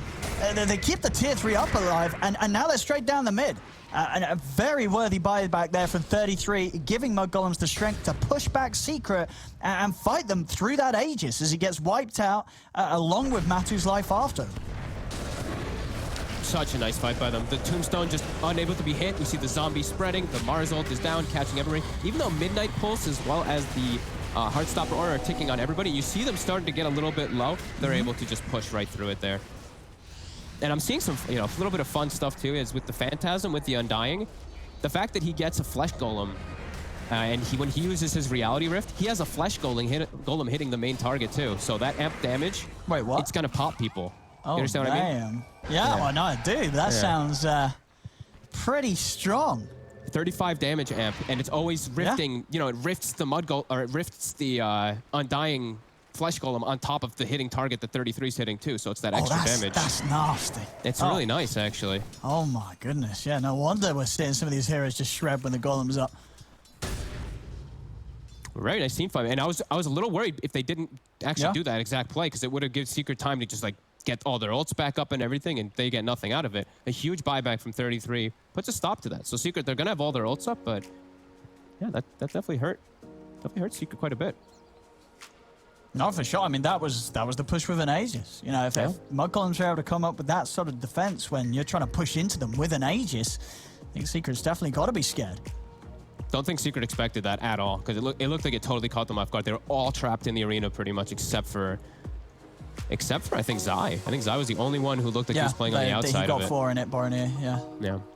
So they got to be a little bit more careful of their positioning, and I mean, it was just a really heads-up play from Mud Golems. So good stuff. I feel like we haven't had such a contested game in a while. I feel like a lot of the games we had before were just mostly stomps, mostly one-sided. This one, you can definitely feel, even though there's a 7K gold lead for Mud Golems, you can feel that the pressure from Secret the whole time. As you said yourself as well, the way that Secret was approaching this game, right? You could tell during the draft that there was definite respect from Secret to Mud Golems here. Like, we see Secret try some sort of different stuff along the way. This time around, this Secret draft is... There's no experimenting here from Puppey, right? This is him saying, we got to bring out the good stuff to beat these guys. Absolutely. When you see them, I mean, whenever I see them picking like Chen, you know, they leave IO and they pick Chen, I'm always like, you know, Puppey, you know, Secret's in some, they're actually giving some respect to their teammates. So like sometimes when I feel like they don't, but. Yeah, no, not that they're not necessarily giving respect. The other times, just that they've got a little more space to do things that they, you know, Puppey necessarily wouldn't against teams where he actually does fear a little more their drafting and play. A very diplomatic answer, Owen. You know. Well, in reality, Puppey's like, oh, these guys are scrubs. Let's pick Sky. Here you go. Yeah, after I was like, take me Pudge. Pudge up. Pudge, yep, let's go. Please. Yeah. No, Mud Golems continuing to impress, as we said earlier. And throughout this entire tournament, they've been on point. No, definitely. Again, for some of the people that did miss, you know, maybe you weren't watching the other weeks and you've just joined in here for the final playoff week. Yeah, we've seen across the board just sort of Fada's drafting and some real standout performances. I mean, Boromir impressing here again. As we said, we have seen him do some incredible stuff, but on maybe a bit more of a limited hero pool. A lot of it was on the Storm. The fact that he's coming in and able to bring out something like the Mars mid and have as much of an impact as he's having right now against Secret definitely goes to show that Boromir, he's a mid player to watch out for, I think. Mm-hmm. It's always impressive to me when I can see, you know, like Fada, he's doing such a good job of leading the team and telling them what to do and just playmaking and shot calling and all that. Especially when I see a quad melee draft. You know, quad melee. We talked about it. We talked about it. Well, this is a draft that can just Enigma. It can just go. Yeah, it could just fall over because he's playing your quad melee 5 strength heroes into Heartstopper, Midnight Pulse, natural counters versus melee, and they're doing an excellent job of it. As here we go. The smoke is kicking off. Abyssal Blade is finished on CK. And on Lifestealer, so 2 different forms to stop the BKB Black Hole. And they have the level 20 on CK, so you'll be able to see your fun interaction. I've got a big brain question for you. When he's infested, if he uses Phantasm now, does he get the extra HP on the illusions that the infest is giving him? Wait, I don't understand your question. Well, Phantasm makes illusions of himself. Yes, it would. It would. It makes illusions to everyone, yeah. Ah, yes, very nice, very nice. His will have a little bit more health, for sure. I guess, I guess it's a pretty decent amount of health. Radiant are scanning. Actually, does it though? Now I'm wondering if it does. I've never seen the interaction, so I'm gonna go ahead and say that I have. Also, I'm gonna give you some more interaction questions. If Infest, if he jumps in the IO, does the tethered target also get the heal from the Infest HP going up on the IO? So I actually was looking for that one. You get 1200 is what it looked like. I did not see a bonus, but I could have seen it wrong. I was trying to look out for it when he did the Infest play, when they did the Reaper Scythe mid. I'm trying to watch out for that one because I haven't seen it too many times. Definitely. I mean, there's definitely, you can tell though that if any of these things are operating, they're definitely things that, you know, Fada's thought about. There's a lot of cool interactions here between the lineup of Mud Golems. Let's see. There still is, the cheese is still on Matumba Men. He's still hanging on to that one. They're not even giving it to Nisha, which I feel like says a story of how Nisha knows that he's not dying in the fights, not first at least. He's going to just hold his ground. Oh, Matsu! Oh, he's dead. He's extremely dead, or maybe not. Sai is coming in with a save, and he's going to be able to save him. Sai comes in with a black hole. Matsu's going to live. They'll turn over towards 33. The big God's Rebuke does come out. Fada stepping into the midst of the fight. Roll down Sai. Another God's Rebuke comes out from Bar near the base, taking down the 3 of them. Nisha and Puppey, they're the only 2 left alive. They're stepping over. Nisha's going to be able to pop the Ghost Shroud. Puppey go for the TB out with the spear. Boromir says, no, Puppey, even you ain't getting away. Does mean that Nisha can then get away because there's not a spear to cancel his TP. But still, another fight, 4 for 1. It looked like Secret were going to have it there. That last-minute save of Matumba Man with Zai coming in with the black hole. It was clutch. He weren't clutch enough.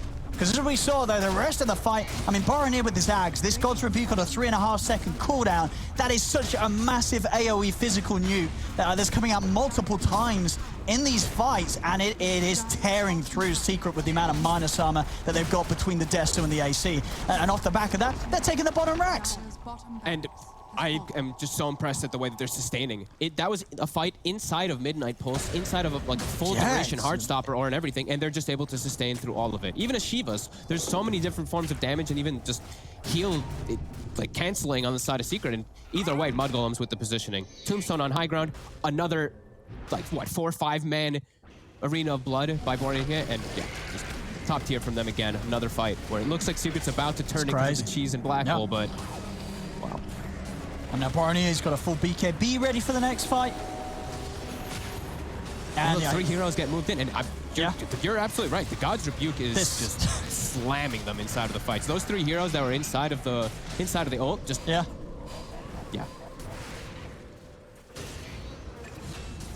Some wild stuff. Roshan, some good stuff. Timer.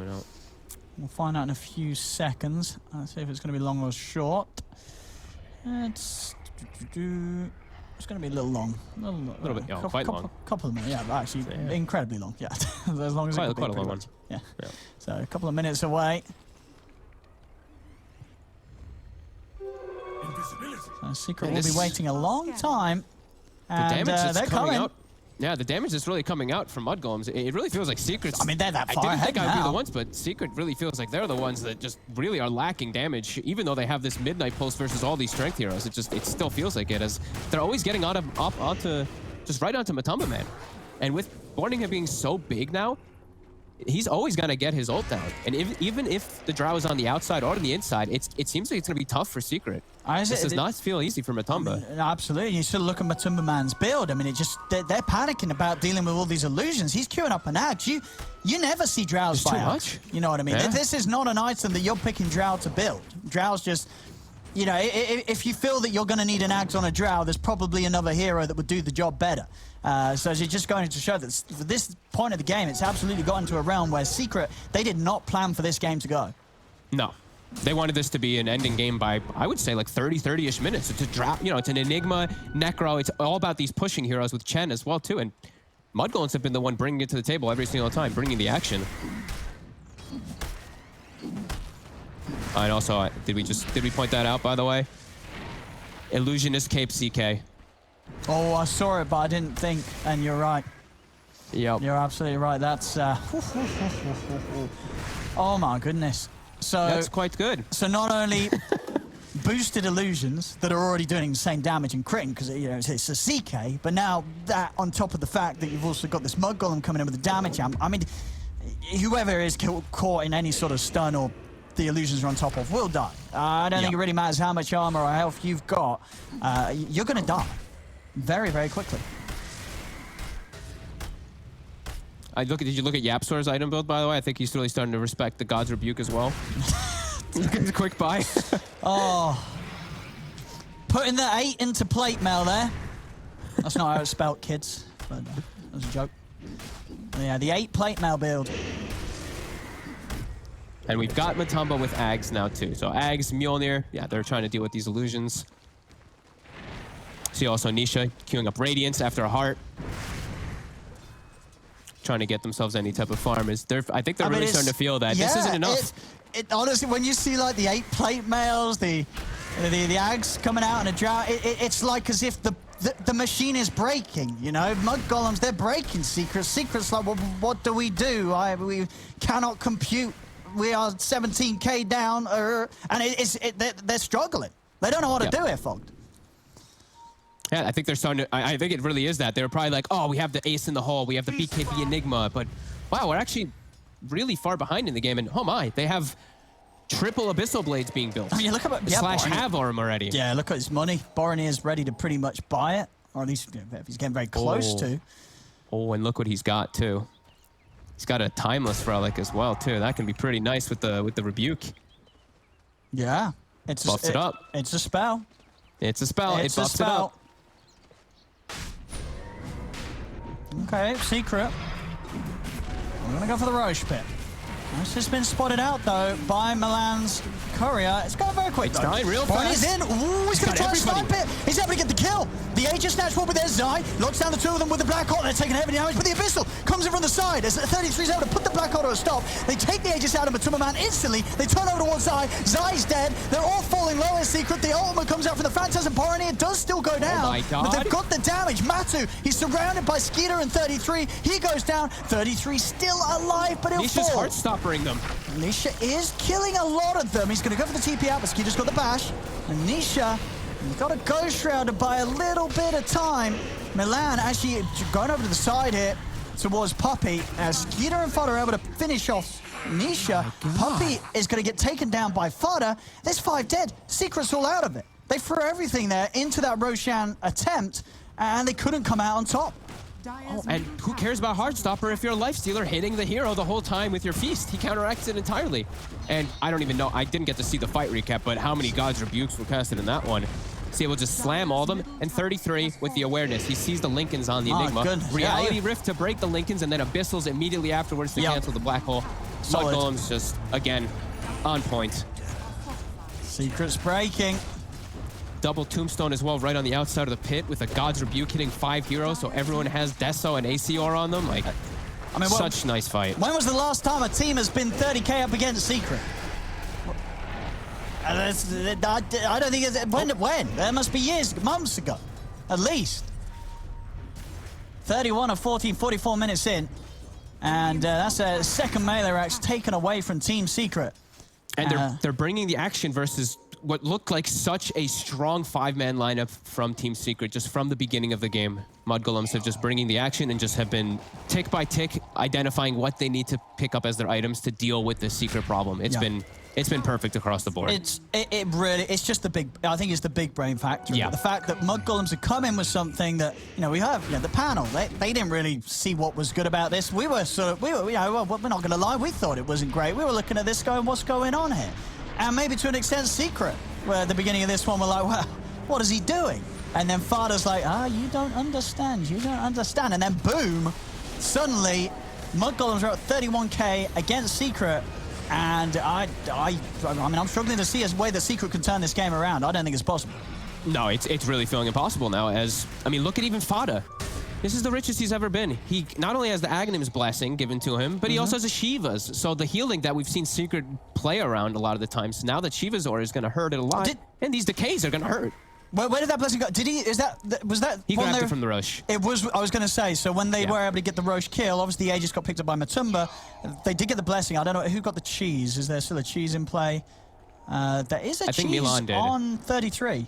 Sorry, Milan. Milan. 33 picked it up. So I imagine that was from the same Roche. So getting both of those at the top. 33's found Zai. Well, how's Zai actually able to blink off in time? Whoa! Is he actually going to get away with this? He actually is Zai.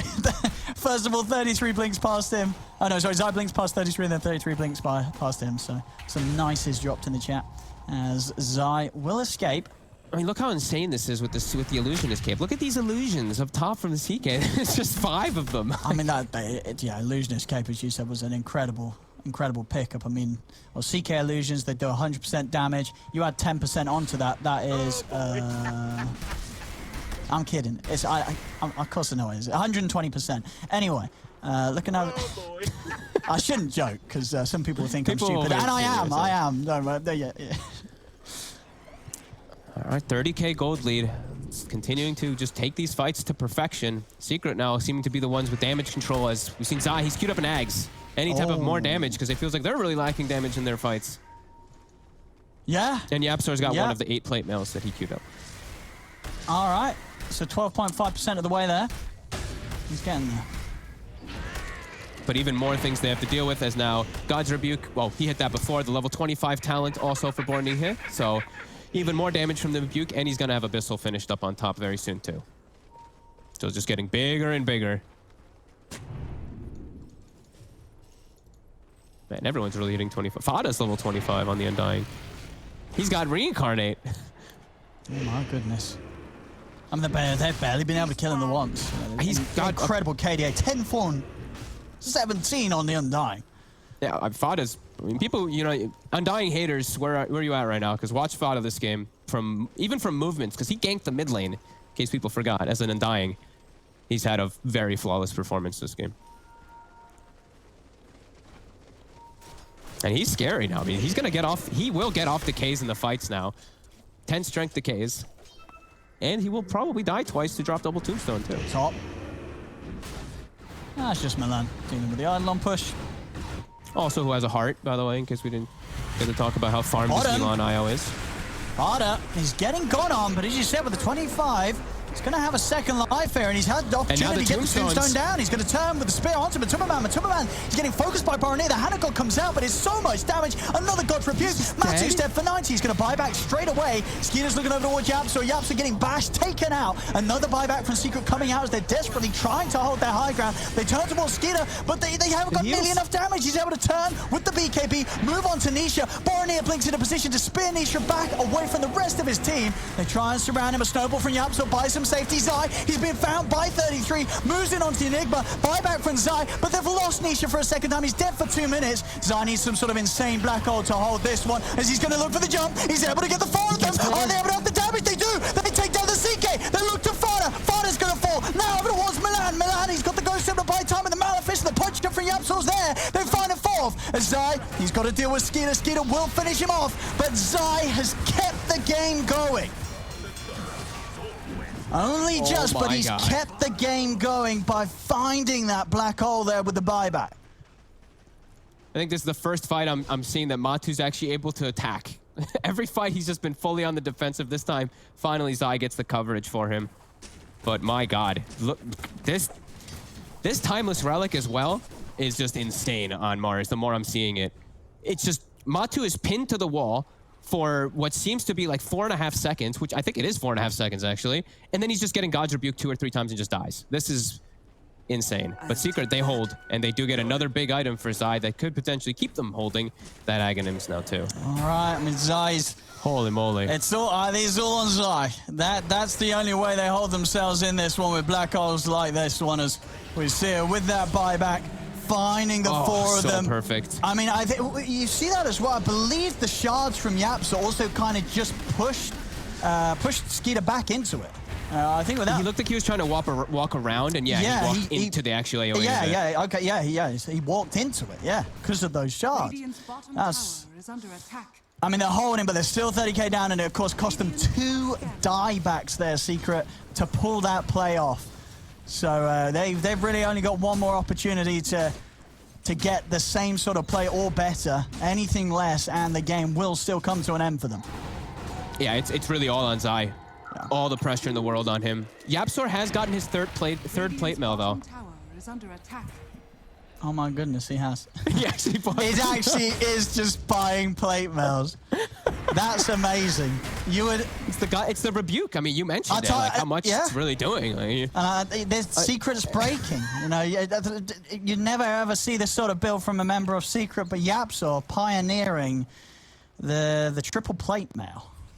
Mm-hmm. And we see now Matumba Man, he's trying to buy something to deal with this. I feel like he's just trying to buy something to deal with the Mars. Buys a Satanic.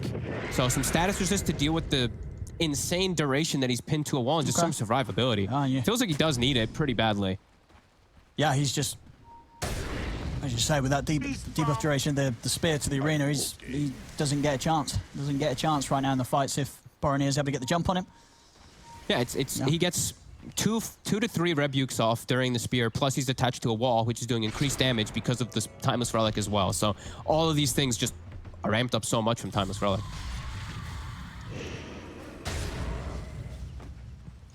Any other big pickups? There's a lot of gold being held on a lot of heroes here. Buybacks, of course, being the most important thing in this game at the moment. Let's see on Roshan, 1 minute and 20 seconds until it's back in play. So, Mud Golems, they can certainly go the safe route and wait it out. Okay. Nisha's actually queued up his own Aghanims, it looks like, here this game, too. All right. I mean, we never see it. Never see that being picked up on a No, it's just the Ghost Shroud. Yeah. It's just the Ghost Shroud, I believe.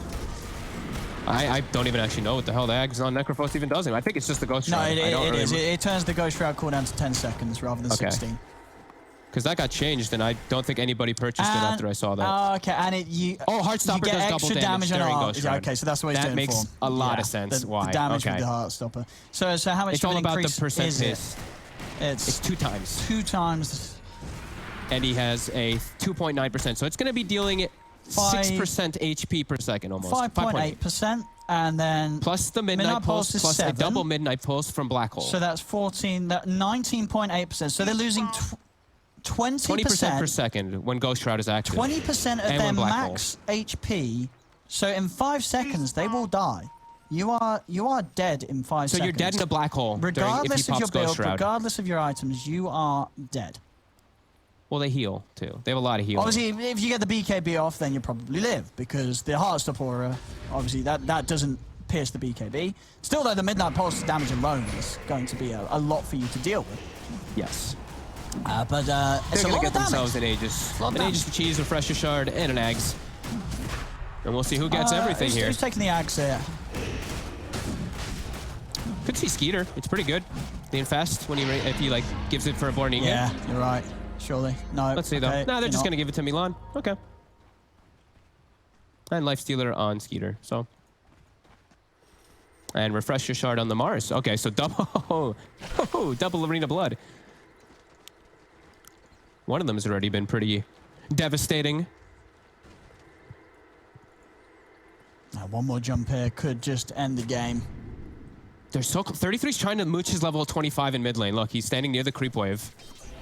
He's very close to taking it off here. They've got a 2-minute window where there's no buyback on Zai. So I mean, I think at this point, ideally, you're just trying to make the jump on the Enigma, right? And yeah. Zai knows that. I mean, he's different sitting in the ways. fountain, and he's just picked up a Shadow Blade. This Shadow Blade could catch them by surprise. They might not expect the Shadow Blade. Oh, they're giving Fada the Refresher Shard, so it's all about vision this next fight. So he's going to drop a Tombstone just for vision as well. They don't know. just to They see don't the know Enigma. about the Shadow Blade. So they don't. This invis. This could catch him off guard. This could be huge from Zai.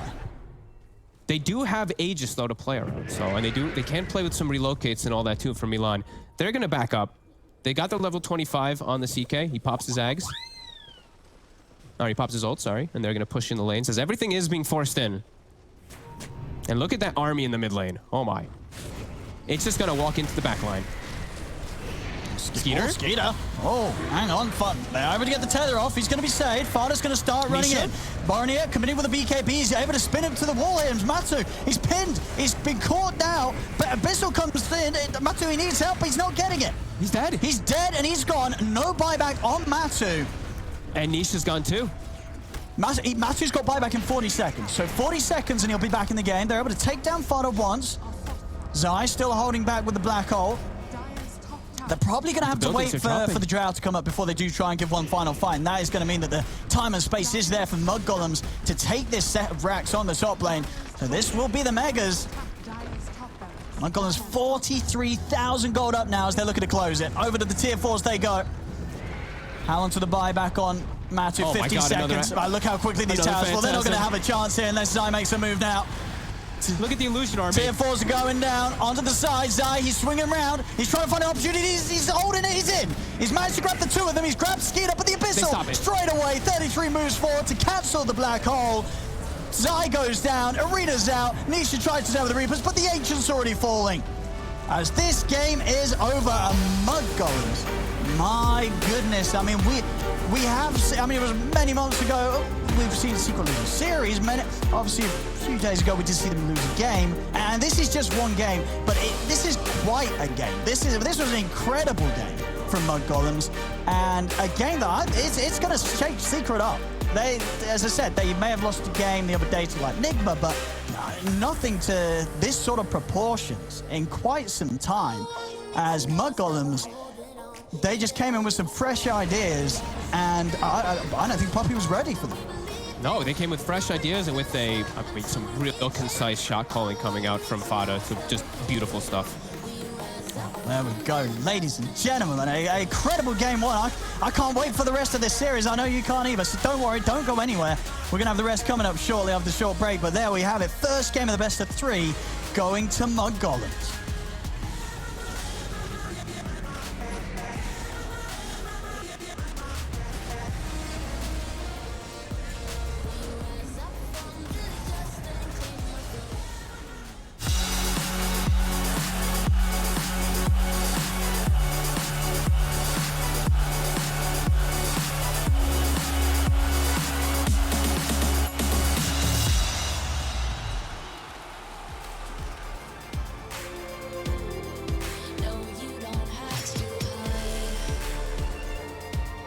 strong enough with your battle cry.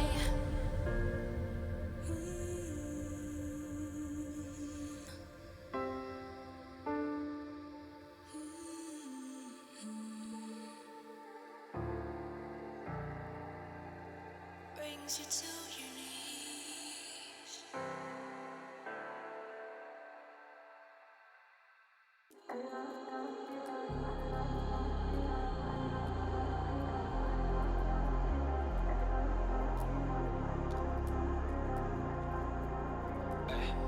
I was in the field, realized I could make it. Sacrificed all my time towards greatness. Been alone in the dark, isolated. And my dreaming isn't real, what separates me. I never know, it's coming my way, yeah. Cold out of stone, stay out of my lane, yeah. Leave me alone, this is my moment. Finally found what lights up my fire.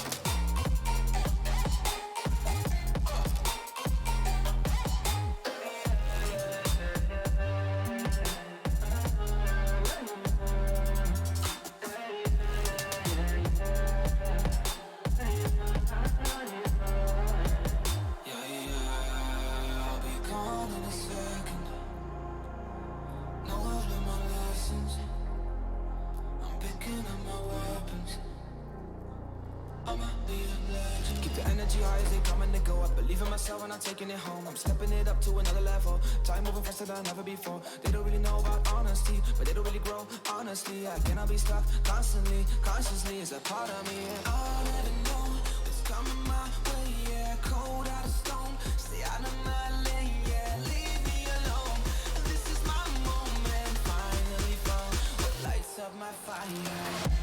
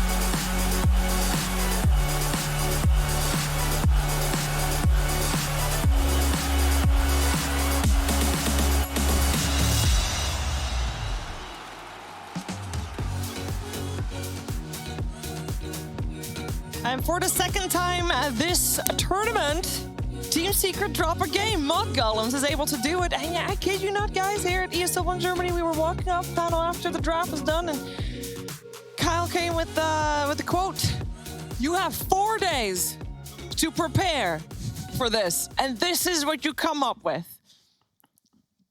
They did come up with this, and it worked out. They played, they pretty damn well. I was not expecting them to pretty much body Secret in the laning phase. They took a couple of fights inside the Midnight Pulse, just didn't matter. Secret doesn't have the damage, but I don't want to take, like, Mud Golems beat Secret. Like, Bazai and, or sorry, Yapsor and Puppy were playing pretty damn well until the 3 plate mails, which we'll get into a little later. They just beat the crap out of them. That was insane. I mean, the thing is, after watching the game, I still like Secret's draft more. I think it makes it even more impressive. They just outplayed them that hard. Like, they made super good early rotations with their supports. They managed to somehow gank with an Undying, it felt like, 2 or 3 times in the bottom lane. They make really good fights. And then, for me, the #1 key of the whole game that happens over and over and over again, Matu didn't get to play. Like, they were on top of him every single fight. This Drow gets shut down. awesome itemization, 3 Abyssal Blades against Enigma, against Drow. Love to see it. It was super good from Mudgolem. We were questioning the life stealer of Skeeter going straight into AC after There's a jump Armlet. here. This is a really important moment. 3-3 also just out of his mind. This CK offlane just seems like a better hero in his hand. Thought his micro was on point. He even used a couple of phantasms just for scouting and for setting up engagements. That fight, I don't think you should win as Mud Golems. Like, you're fighting into the high ground, huge Enigma black hole. The Drow gets a cheese off just to barely survive, and it just did not matter. Secret get wiped regardless. The problem that Matu has in this game is he doesn't have BKB, so he can't get out of the arena. So the only reliable way of saving him is the Tusk, but the Tusk can't get into the arena because he doesn't have Dagger. So if they get these kind of jumps where Matu is isolated, he's kind of out of options. I think I would have maybe liked to see a BKB, but it's a tough choice to make when you're playing as triple Abyssal, right? It doesn't feel good to buy it, but the Arena of Blood for me was really the spell of the game that just ruined Drow's game. And these tombstones. Yeah, Tombstone, absolutely. The thing is, you have so much to clear, so much, these illusions. You want to kill one of these cores as well, but we saw multiple times a Wisp tether into what felt like a full heal on either the Lifestealer or the Mars, and they did a really awesome job dealing with Reaper Scythe with the Glimmer Cape and the mech on Io, and the constant save Soul Rip. Those rotations. Awesome black hole here, by the way, by Yep. By Zai, keeping the game alive, but finally allowing Matu to attack. yeah, this is a fight where Drow is actually hitting heroes, and suddenly it feels good to be Drow. But yeah, this was one of, I believe, 2 fights that Matu actually had his passive running. Yeah. Every other fight, there was somebody on top of him, whether it's a CK with Blink, Lifestealer, Mars, or all of them. Yeah. Really did a great job identifying how to play the game, right? Because it's one thing, like we've said, we like the secret draft more. It's one thing that's the case, but then for the other team to first of all outplay them in lanes, then identify what the key to winning the game is, executing that, and then buying the items that enable it all at once is top tier. I also want to, I'll tell him later, but I talked with Blitz earlier today, and I was just like, man, you guys literally lost to Spectre 3 games in a row. You didn't change your bans. Like, what's up with that? He's like, well, we thought, Void and Lifestealer were better bans. Those are the ones from Skeeter. And I disagreed strong. I thought Spectre was like this easy hero to win games with. And then Skeeter shows up. They first do the Lifestealer. And he just kind of dumpsters the game. I mean, the bottom lane, you could argue, maybe shouldn't have gone as favorably. They fed the first blood on Yapsor to Fada, who was then able to rotate. He's level 5 before his carry.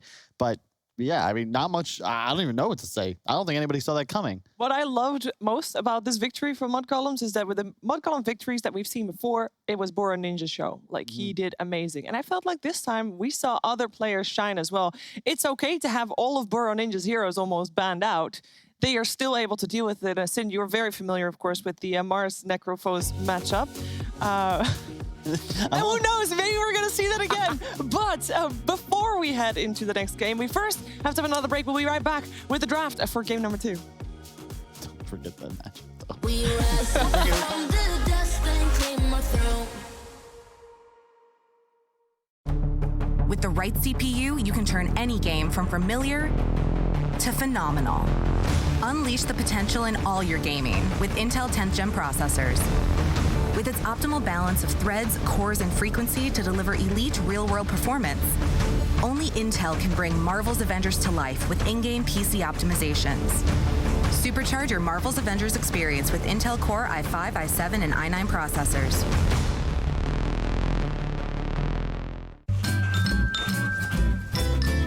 You ready? Huh? Hey, easy boy, huh? You ready? Huh?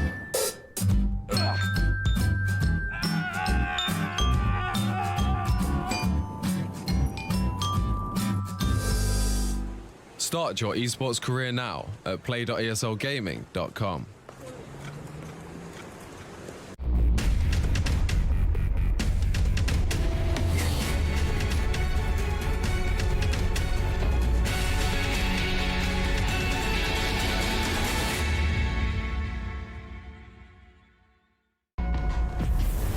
Multiple witnesses have reported mysterious shadow sightings all around the city.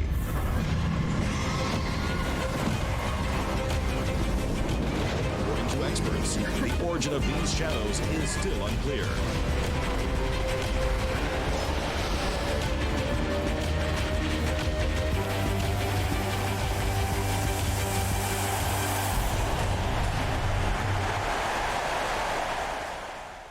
Your favorites will play soon. You hope for the win. Excited about the game. But something has changed.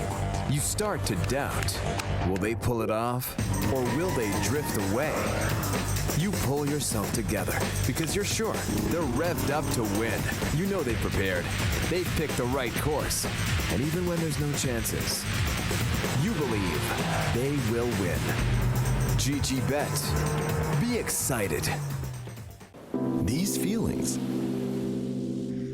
are waiting for you to come back.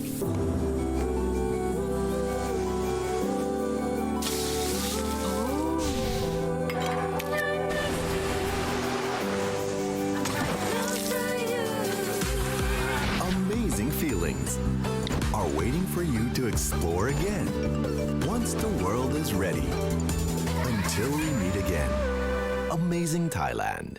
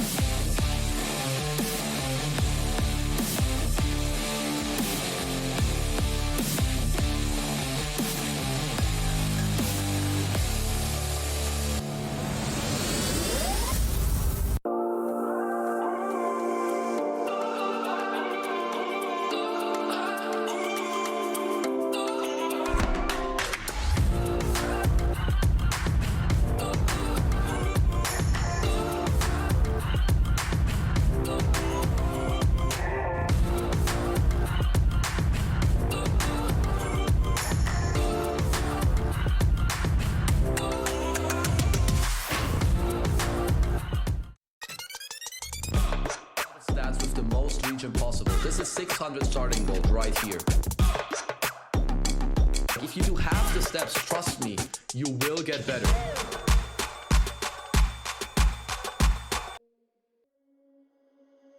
Under peach yellow skies, dreaming big and aiming high. Name the clouds passing by, wishing we run away. All we need is our passports, baby. Leave the rest in our troubled minds. Let us go down in laughter, baby. Trying to figure out what we're after. We're never heading back until we're older. We couldn't care no more, not any longer. Under peach yellow skies, we keep on searching, but we will never know what we're after.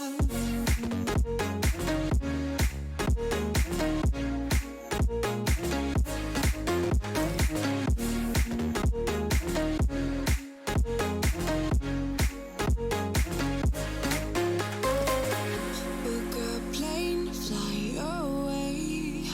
We will never be the same.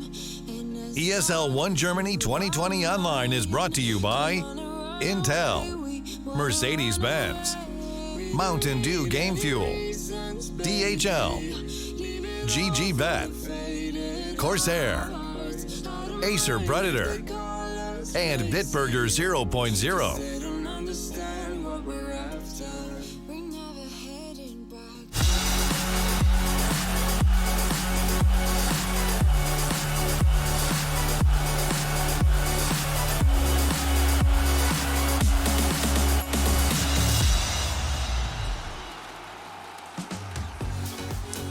ESL 1 Germany continues here in the upper bracket. Round 2, first series of the day, and we are one game down for Team Secret, which doesn't happen very often. But the last time that it did happen, which was actually last Saturday against Team Nigma, Team Secret basically didn't like losing, and they crushed Nigma in game 2. Like that was an Alchemist game. It was very fast for them. So we'll see if maybe Mud Golems have a little bit of fire under the bum of Team Secret here for game number 2 as well, as Mud Golems was indeed able to take that first game from Team Secret. I'm here with Sinrad and Kyle. Gentlemen, what do we expect to see? Is it going to be more of the same? Why fix what's worked before? I got to look at Borania in the mid. I mean, that was an incredibly unfavorable matchup. Mars versus Necrophos. I've only seen the Mars win one time in my life. Yes. It was Cinder and Mars against Dendi.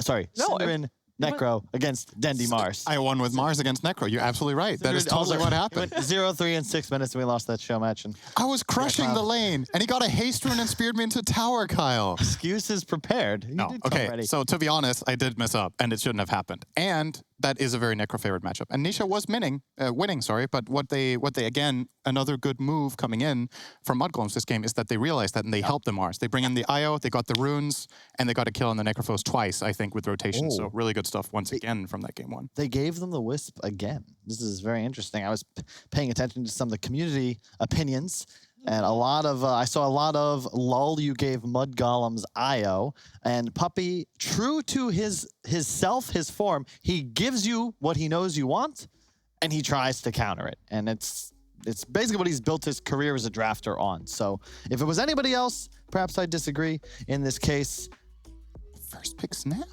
At least this time they do ban out the lifestealer though, so they had to go for the first phase Sven. By the way, the hero that then stays in the pool was actually Snapfire. Snapfire we saw banned out by Secret, so they first pick it instead. We have seen Snap also on cores, by the way. Another note about the Wisp is that we've talked about they're always first tuning Skeeter's hero, but part of that could just be that this Wisp complements all of his possible selections about equally, and it allows this lineup, this roster, to play as fast as they'd like to. They body the lanes, a lot of good rotations, and I think the Wisp and the sustain and then the map presence is really what allowed this 5 strength hero lineup, by the way. I'm stealing from Knoxville here. Only 29 times in the history of Dota have there been 5 strength heroes selected in one draft. Very strong. How many of those won? I don't know. Come on, if you come with stats, you better be prepared to explain on them. Knoxville would have had the answer. So my question here is, why do you pick Sven over Spectre? If that's what you're running so much with your IO first pick, you see a Snapfire as the only enemy hero, which I would consider Spectre pretty good against. You can get up nice and close, you can avoid the cookies, you prevent Snap from using ulti in the fight because the damage is overwhelming when you have Manta. Do you think this is more of like a playstyle choice rather than just the pick itself, that we're against Secret, we want to be able to fight more just right into them, and the Spectre style is not going to work so well? Or is Sven just great against Snap because of Ags? I mean, I think Sven Wisp is probably the best combo right now. I think Ags on Sven is just absolutely busted. We've talked. It was available last game too, though, right? When they picked Lifestealer. But Lifestealer is Skeeter's go-to. Right. Like, just 100%. I don't really mind Sven ever when you have a Wisp partner, and I just think, to your point, yes, you need to kill Team Secret. I think a big part of that game is that they weren't really outfoxing Secret in those fights. They put on their gloves and said, all right, hit us, and hit them back. It was like, you ever watch the slap bets or slap fighting on ESPN Ocho? There's literal world championships. Watch that all the time. ESPN, my favorite. Yeah, I watch it all the time here in Europe. Okay. ESL 1 Germany. In Europe. Sin, you had something insightful to say? No, never do. Sheaves, you were going to ask. I mean, I always have something. Questions. I don't have anything insightful to say, only to ask. I was actually curious because during that previous game, even when it was like 15 minutes in, that point Mudgolem was a little bit ahead. But Sin, you still said, you said that Puppy was going to miss his timing. Right. So usually in these Chen strategies, you want the Chen to go for a mech, and you want to hit that 10-minute timing with a Chen level 7, with creeps, with mech, and you go and hit towers. But because of how they were beat down in the lanes early, first of all, Chen went for a different build because that Necrophos mid who wanted mech. But Necro's mech was also missing because he got killed twice and they were slowed down. So all of these seemingly small things turn into really big advantages in the end for Mod Golems because they managed to hold their towers 5 to 10 more minutes than I thought they would. And real quick, I think something that we should put more emphasis on, because we talked a lot about the mids matchup and the core player specifically, but I think Fada, in terms of raw mechanical skill, game knowledge, item decisions, might be one of the few captains that actually seems like he's capable of going toe-to-toe against Puppy. Because we talk a lot about Puppy as a drafter and as a leader and tactician, but he is still his raw mechanical skills are the best in the world. And it's a big part of why this team is so successful. If you watched his Chen in this game, his rotations, his micro, they're constantly, his tornadoes going, he's got the right creeps, the correct situation, and a lot of times the Solar Crest medallion usage is on point.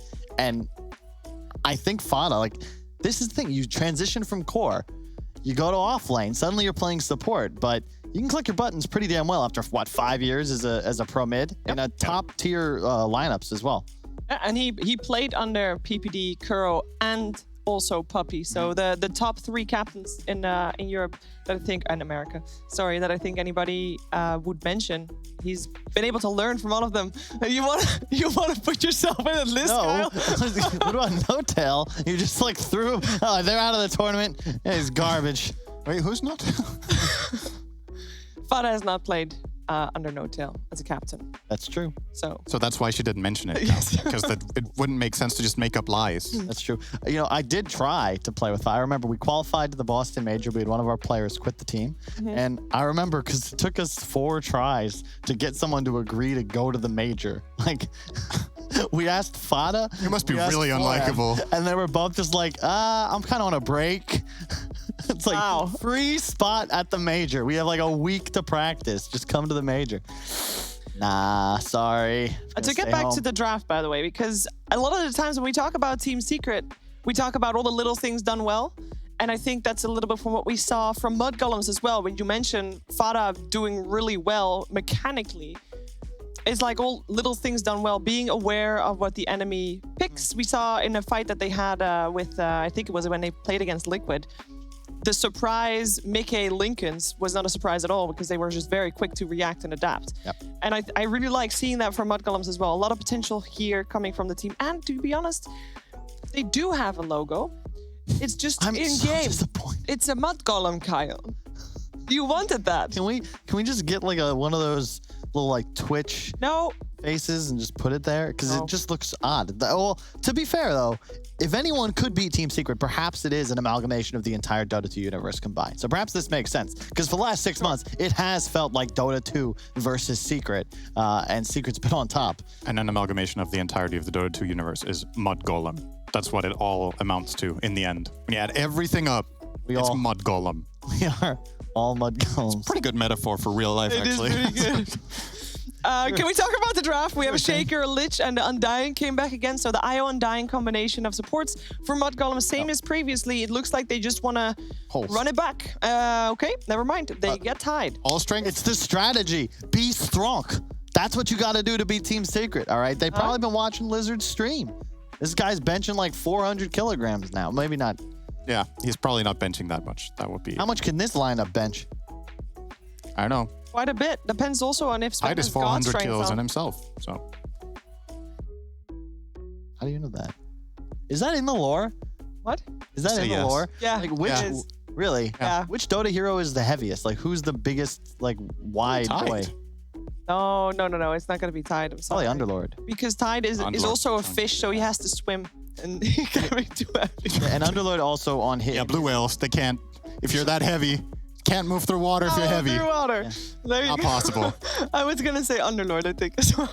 Maybe Centaur. It's Tide. I read the lore. Okay, Back to the draft. Actually, I did want to talk a little bit about the picks here because I'm not that big a fan of Shaker in Dota right now. I don't think the hero is that good. I think a lot of the times in the lanes, Shaker doesn't offer enough unless he's paired with something really specific. And in this case, I don't see that specific thing from Secret. Yeah, you have this Shaker plus Snapfire potential dual lane, but you're playing into Undying. You have a Lich. And IO. And yeah, so the Lich is 5 probably, so it's a 4 Shake for Yapsor, right? That's pretty Okay, so you're standard. thinking 3 Snapfire? It could be. It's the only hero they have right now that lanes well with Shaker. It could also be mid It snap. could be mid snap, of course. Mickey has he likes it for some reason. I don't know if I buy that. However, it is catching on throughout the rest of Europe, so it is a possibility. I am a little concerned though, looking at Secret's lineup of a repeat of the previous game, where you just simply don't have too much raw damage output right now. This Wisp Undying effectively felt like they were doubling their lineup's effective hero pool. I thought Secret was going to have momentum in team fights, and the golems just ran in and just tanked it all. And I see a repeat of this brewing here. It's a very similar logic here. Instead of the CK, you have the Tide, but the logic is still somebody gets in your face and tanks up the damage. So Snapfire is a bit of a wild card against this kind of strategy, though. If you don't get on top of Snap, which you don't really have anybody that does except a Sven Eggs, it's kind of hard to bully Secret with Mortimer Kisses flying around the fight from the backline. And they do have a little bit of a stun to keep them in place with the Shaker. So I do see a bit of a different approach from Secret to dealing with the big boys in this game, which is interesting because once again I think last game they had some good ideas and a good strategy, but might have felt like they were lacking something. At the very least, this time they can kill the Tombstone really easily with Snapfire, right? So that's something that helps. But last time against the lineup of 5 strength, they tried to go for the percentage damage as well, coming out from the Enigma and the Necro, and they don't really have anything like that yet. Yeah, they also have no steroid for the PA, which scares me. I love the hero, but traditionally you see it with like an ET or a Magnus, something that makes this PA's second or third item real spooky. Whereas in this case, you need a BKB. You also probably want a Battle Fury and a Deso, and then you'd really like to have like a Satanic or an Abyssal. Wait, that's like $1 billion gold. So I'm not sure going you to need get a there, BKB? no matter how much QE. What? Are you sure you need a BKB? Into Sven Tide, I think it might be necessary. I guess you're kind of relying on Frost Shield coming off after Sven's done, because it will get dispelled by the talent. Yep. So I don't think PA dies in this game if she gets Frost Shielded after Sven's done.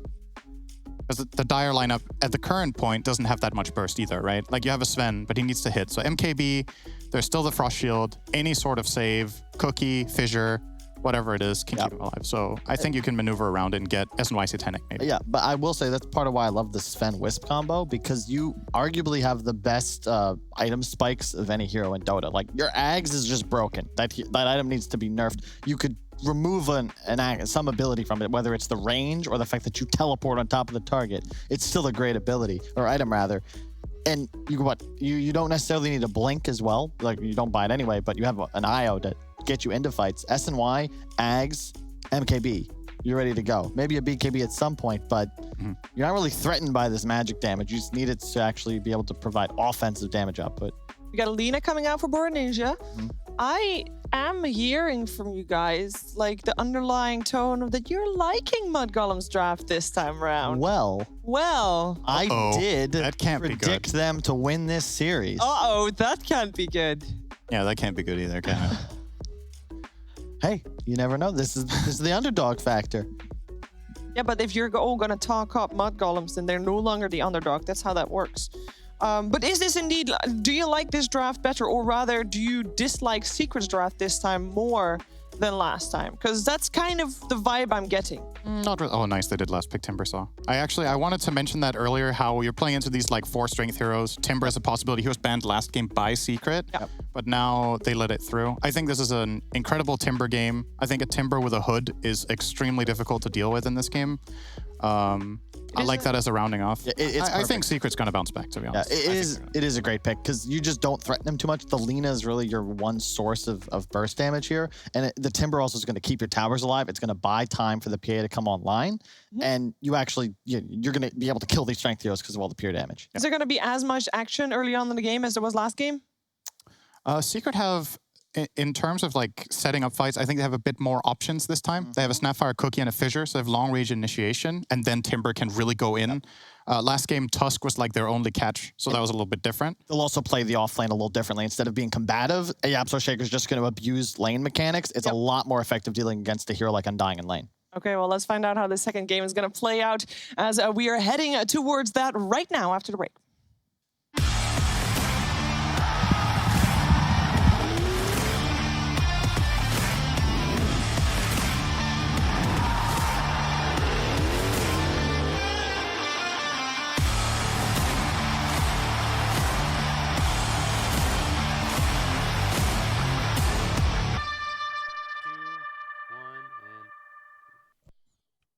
Welcome back, ladies and gentlemen, to Game 2 now of Mud Golems versus Team Secret. Fogged, we're seeing, again, quite a few strength heroes come through from Mud Golems. This time, though, as the panel pointed out, the Timbersaw was left in. They get it as their last pick. What are your sort of thoughts over all of these 2 drafts this time around? Again, I feel like Secret put themselves in a really good position in this game. I like the matchup of the PA versus the Sven as it gets to the later stages. I think Sven has his timings that he obviously hits faster, but the matchup for the PA gets really good because you get some crazy amounts of evasion. Sven takes some time to build that MKB after that Ags and all these other items he has to get. So I feel like it could work for Secret. I do think Mud Golems, again, though, very, very run-at-you lineup, similar just like to the last time. Oh, let's see. I mean, after that game 1. Very excited to see what we have coming out of the 2 here in game 2. I mean, it's always fun to see, what happens to a team like Secret after they do lose a game like that. How are they going to sort of kick back? As you can imagine that something probably awakened in Secret that has maybe not had to awaken for quite some time now after receiving that much of just a strategical beatdown as they did in game 1. So. And the thing is, too, is like in Mud Golem's Fada, he picks the same 2 supports this game. He just takes the Eye on the Undying again, so it's a kind of similar style for them. They don't have 33, in my opinion, on this hero that can just go in and just do anything. You're not, he had Phantasm up every single cooldown anyway. It's like a 50-second cooldown. Tidehunter is a little bit tougher to make work. I'm actually a little worried for 33 in this game. I'm not a big fan of Tidehunter right now in the meta. I feel like he's way too slow, way too easy to play around. Similar on the side of Secret though with Earthshaker. I feel like Earthshaker's kind of in a similar story, but he's not a core, so. Yeah, I mean, definitely some strengths to Tide this game, right? The Ravage, for example. That, I mean, only one hero is going to be buying BKB, right? Only the PA. None of these other heroes are going to be buying BKB. Unless the game gets sort of into maybe the same sort of crazy territory as it did for Secret in the last game. So Ravage is going to be very strong in that sense. And I think especially having heroes like the IO, the chances they can just get on top of Nisha and Ravage him anytime he tries to get kisses going in the fight could lead to some pretty big potential in the mid-game team fights. If he can get on him in the back, though, I feel like the Snap a lot of times is going to be in a position to not get. Yeah, we got the IO right. He's taking him. I guess with the relocate, yeah, they've done that. Yeah, they did do that a lot last game. Yeah, that's true. I guess you could. Because they were very good at finding the backliners last game. Milan with these moves. So if they're able to do that similar sort of thing, I'm also very interested to see how this mid lane goes down because I feel like we've seen some mid snap fires be incredible in the mid lane to the point where I think the Snapfire should do better, but Boromir has just been playing insane throughout the whole tournament. So very interested to see what he's able to do against Nisha again. Yeah, I think this one's a kind of even matchup. I feel like Lina can win a little more in the harass war because you have more mana to work with, you have more damage and this crazy reach, but I feel like they both have similar kind of nuke styles of nuking the lanes out. I feel like Boromir will come out ahead though. I actually like Lina quite a bit in that matchup. So checking out these side lanes, I mean, what do you sort of expect from this? Any sort of struggles down bottom? 33 is going to be in. Constantly anchor smashing Matu. I mean, is this going to cause much of an issue for Matu's early farm?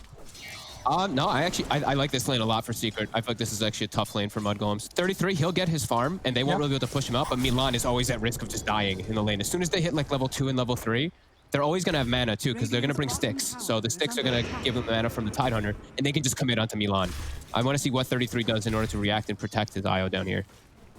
While up top, I think Kyle touched on it kind of perfectly, where it's the Earthshaker, but he's playing into Undying. So sure, Undying's playing into strength heroes, but you're not playing the lane as a natural lane. You're going to be breaking the mechanics of laning.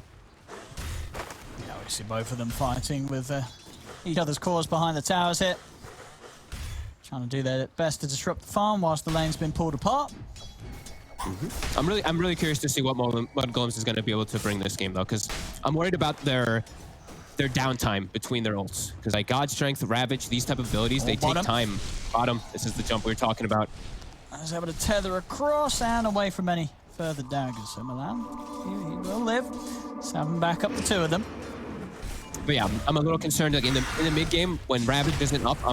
If Borning is not just leading the charge, I'm worried about how they're actually going to make stuff happen. Well, I feel like Secret, they're just very open to just doing stuff at all times with these four. Timbersaw is going to have a good game here after the start versus these quad strength.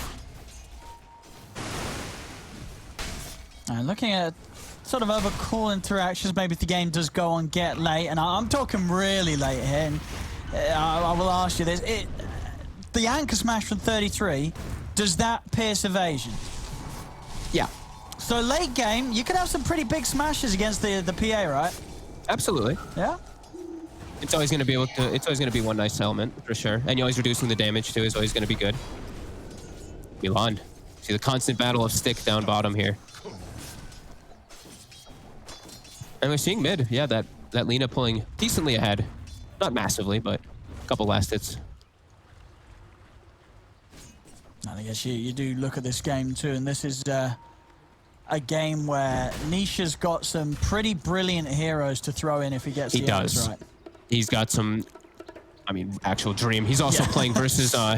He's also playing versus Undying. So you know, this little Shredder is going to be really nice versus the Tombstone. Because last game we did see the Tombstone be a big problem as well for Team Secret. Even though they had a Drow, this Mars plus Tombstone, it was every single time like Matu's just on. They just collapsed on him. Oh yeah. So this time though, that Tombstone definitely not going to be nearly as protected, and the front line really is going to be a lot more reliant on just 33 and the initiations as well. Because Borning, he's not playing his Mars, where I feel like he just crushed the last game so hard. Yep, so and he's going to get the back of Anisha. Able to just poke farther away. Does mean that Borning is going to get lucky on the RNG. Heads down bottom. He'll get the bottle refill. So able to keep himself in with a slight lead against Nisha Snapfire right now. They've done a really good job down bottom, actually, of protecting Milan. I was very, very worried for him that if he dies once, he's just going to chain die down here as the IO. But yeah, just bodyguarding him very nicely on 33 and just keeping that pull block the whole time. Puppy actually unable to deward.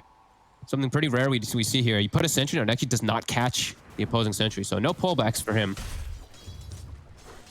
Yeah, but how does this bottom lane sort of change over the levels? Like now Milan's at this point where he's got the first few little items out. Is he just a lot harder to kill, or is the damage going to scale up from Puppy and Matu in this lane that will allow them to still have potential to burst him? They can still go for the kills on Milan pretty much throughout all of the laning phase up here. It's top rotation from Nisha. And he's in with the cookie, and they've got the burst. Big move here from Nisha, and perfectly timed too around the 5-minute rune spawn. Make sure that they do manage to secure the 2 up top. And slowing down Skeeter's game. Pretty much the best move Nisha could make there. Baron here trying to do his best with the space though, shoving in on the mid lane. He's got to be careful though. With the Absol missing, they could look to set up onto a kill here onto mid. He's kind of tanky though, and he has an invis, so he's actually fine. Maybe look to force the invis. They're actually going to rotate a third hero, the Lich. They're bringing 4 heroes. Do they have any detection? Who brought the detection though? They didn't. No one was prepared. No one was prepared. I mean, it's very hard, of course, to prepare for an early game invis rune. And yeah, too hard for Secret there in that sense, as Barney is able to get away. And all in all, I mean, that's pretty big, forcing quite heavy TP rotations towards the mid that don't achieve anything. And Barney not even able to return to the base. He can stay out. Bounty rune's been left for him. He's going to be able to pretty much get himself back up to full HP and full mana and remain out on the map. And that downtime as well, you know, Milan, instead of TPing to react to try to help mid, he just backs up, stacks the Ancients and the hard camp, so they're already starting to prepare those stacks for that Sven. He just wants us to keep these moves going. He's just going to start laying down the kisses. 33 is going to be quick with the thinking there, straight for the TP out, but he won't make it. The damage is just enough. I mean, very sort of quick reactions there from 33, realizing that would be his only method of escape. Nearly makes it, but yeah, the damage from these kisses is just too much, even at this early point of the game. Very early reactions coming up from Secret here. Just quick movements, and they're actually going to leave the lane. Something we've seen them do pretty often when they have YapzOr playing the Shaker. It's just going to be jungle here on the Snapfire and rotations, and that does pose some threat on the lanes too. Nisha not showing. You don't know if he's going to be ganking the side lanes either here. This is pretty nice for Team Secret. And now 33 has to walk his way all down bottom, so all this downtime does hurt him quite a bit. See triple Ancient stacks, Milan.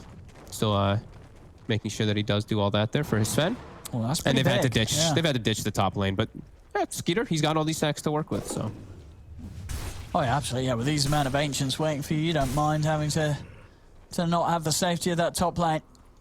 Does give his eye full freedom though. He's going to be able to take over a lot up here. That'll be Probably fine. see him cut the wave and start pushing the tower pretty soon on this Timber Saw to force some moves. And do you imagine will Zai just rush the full vessel here? I don't see a reason to. I guess it's versus the IO, but it's too expensive. IO, right? Okay. It's just expensive. Maybe eventually, but not as a first. 33. The magic damage. It's enough. I mean, definitely already starting to see that things aren't going to be easy for this side. Fada actually cut the wave with a tombstone to stop Zai's pushing. He's going to die for it, but I mean, kind of interesting move. I mean, he's going to give up his life and a tomb, though. That's quite a bit of money. That's.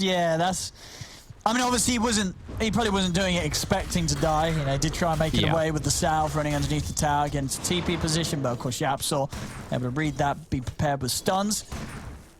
Yeah, you can understand the concept because he's like, Zai's left alone, so Zai's going to cut creep wave and just push this tower super hard, so I have to deal with that by doing something to deal with creep wave, but maybe ends up being more harm than help as now they're at a 2K deficit, and they're not actually playing much in the lanes. It looks like they're going to actually look for a rotation with a haste rune on the Lina.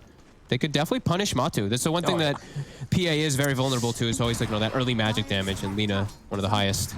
They don't quite have 6 yet on 33, so there won't be that easy Ravage setup. They've got to give him a wave, really. But he's out of haste, so he's very fast. Sure, if he's able to get in and land the stun. Yeah. He's keeping out. He's seeing the movement. There's no one showing in lanes.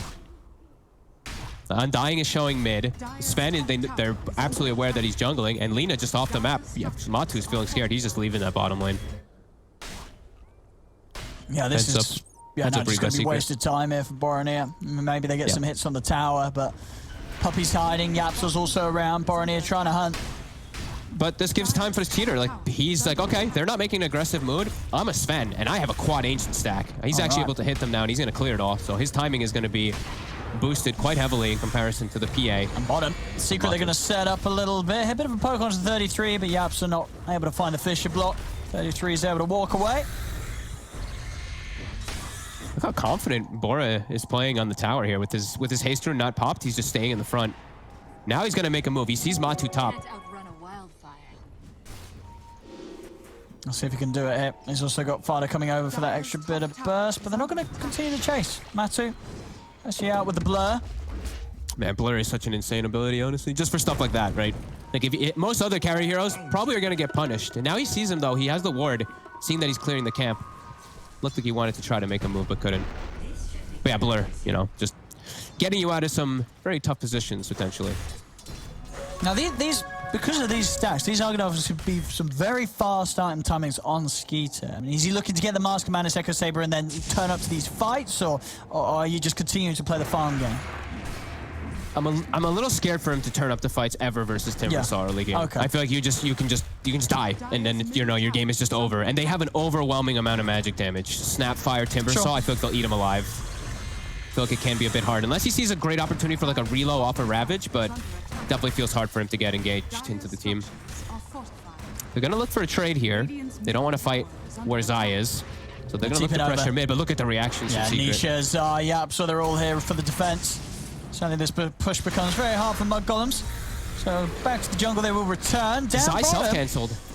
33 leading in, and Skitter's going to be brought across as Zai indeed holding himself behind, and he'll die for this one. Light strikes down, he's surrounded. They bring everybody in here, Mud Golems, to get rid of Zai, and they'll be able to do exactly that. Now in mid, Milan gets the tether away.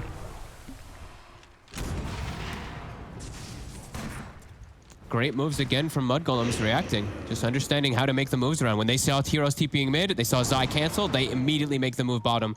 And in that situation, when Zai's alone, sure, then they can bring Skeeter in.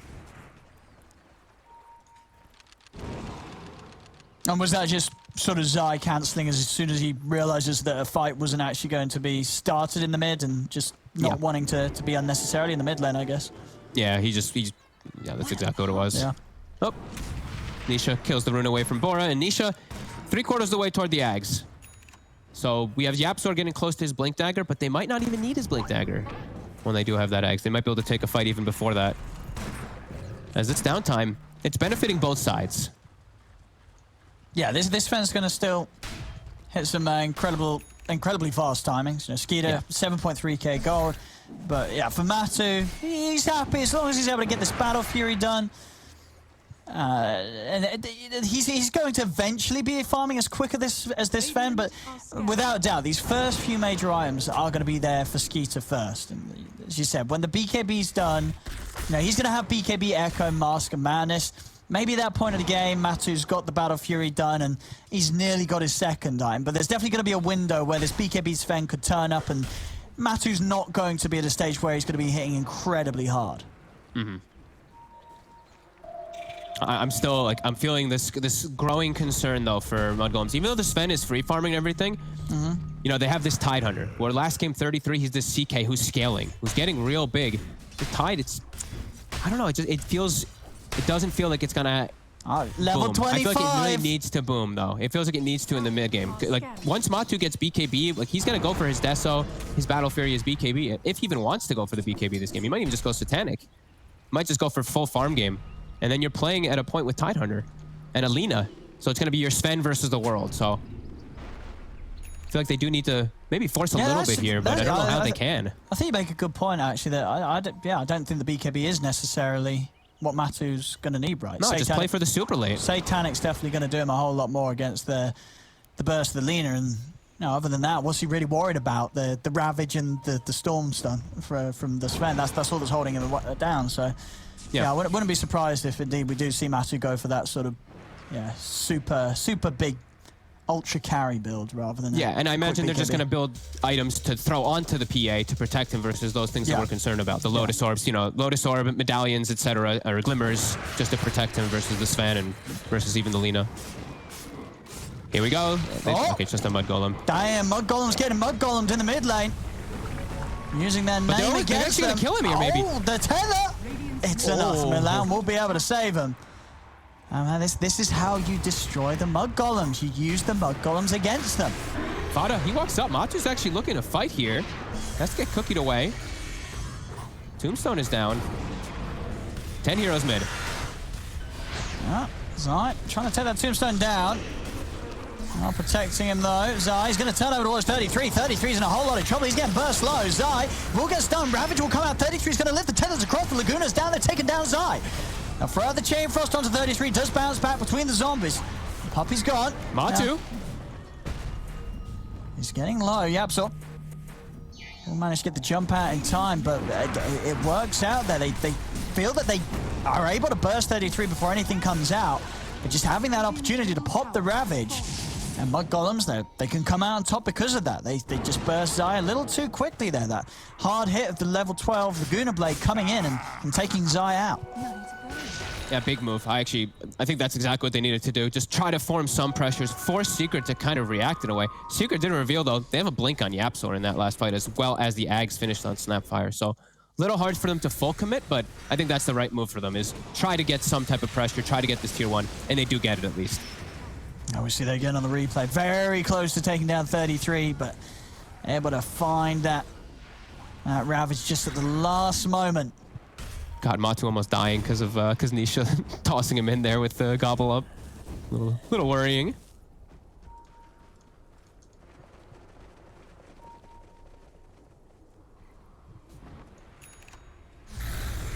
Very quiet. This is just, it feels like a totally different game than the last one. 5-3 at 16, while last game felt like it was 17-10 or something at this point. Teams were much more aggressive. How's Matu doing on the Battle Fury progress? He's just about 800 gold away. Okay. And we see Borning is doing the same build. Well, not the exact same build, but a very similar kind of build that he did the other day. Other day, it was a very good Linken's game, so he just went bots Linken straight up. This game, he's feeling that, just that farm vibe. So he's just going to be going for his Bloodstone build. Just that high burst and any type of survivability to protect himself versus Matu. Radiant's bottom tower is under attack. And do they have BKB yet on Skeeter? Not quite yet, but we're going to see Mud Golems are going to hit a pretty decent timing here soon with this BKB on Skeeter. Sven's going to be incredibly strong. Just 100 or so gold away. A bit of a chase coming in from he doesn't have it yet. We're going to be able to shoot in the creep, and Skeeter, he's been controlled. Is there any help for him? There isn't. Damage from the kisses takes him out. That's the scene that I was talking about. That's literally what I was envisioning when you asked me before. Will he show up to the fights without it? And yeah, versus Timber and Snapfire, you just die. Yeah, that's what happens when you show up without BKB, unless it's just a straight up kill that you're getting. These two, the thing is too, it's scary when you're playing versus the Secret lineup, because there's a lot of just non-committal spells that Secret has that can just kill you. Snapfire, that's why we see this gobble up plus Mortimer Kiss is so good. Even with Fissure too. They just have to throw all this out, and then a hero probably dies on side of Mud Golems without them actually committing anyone.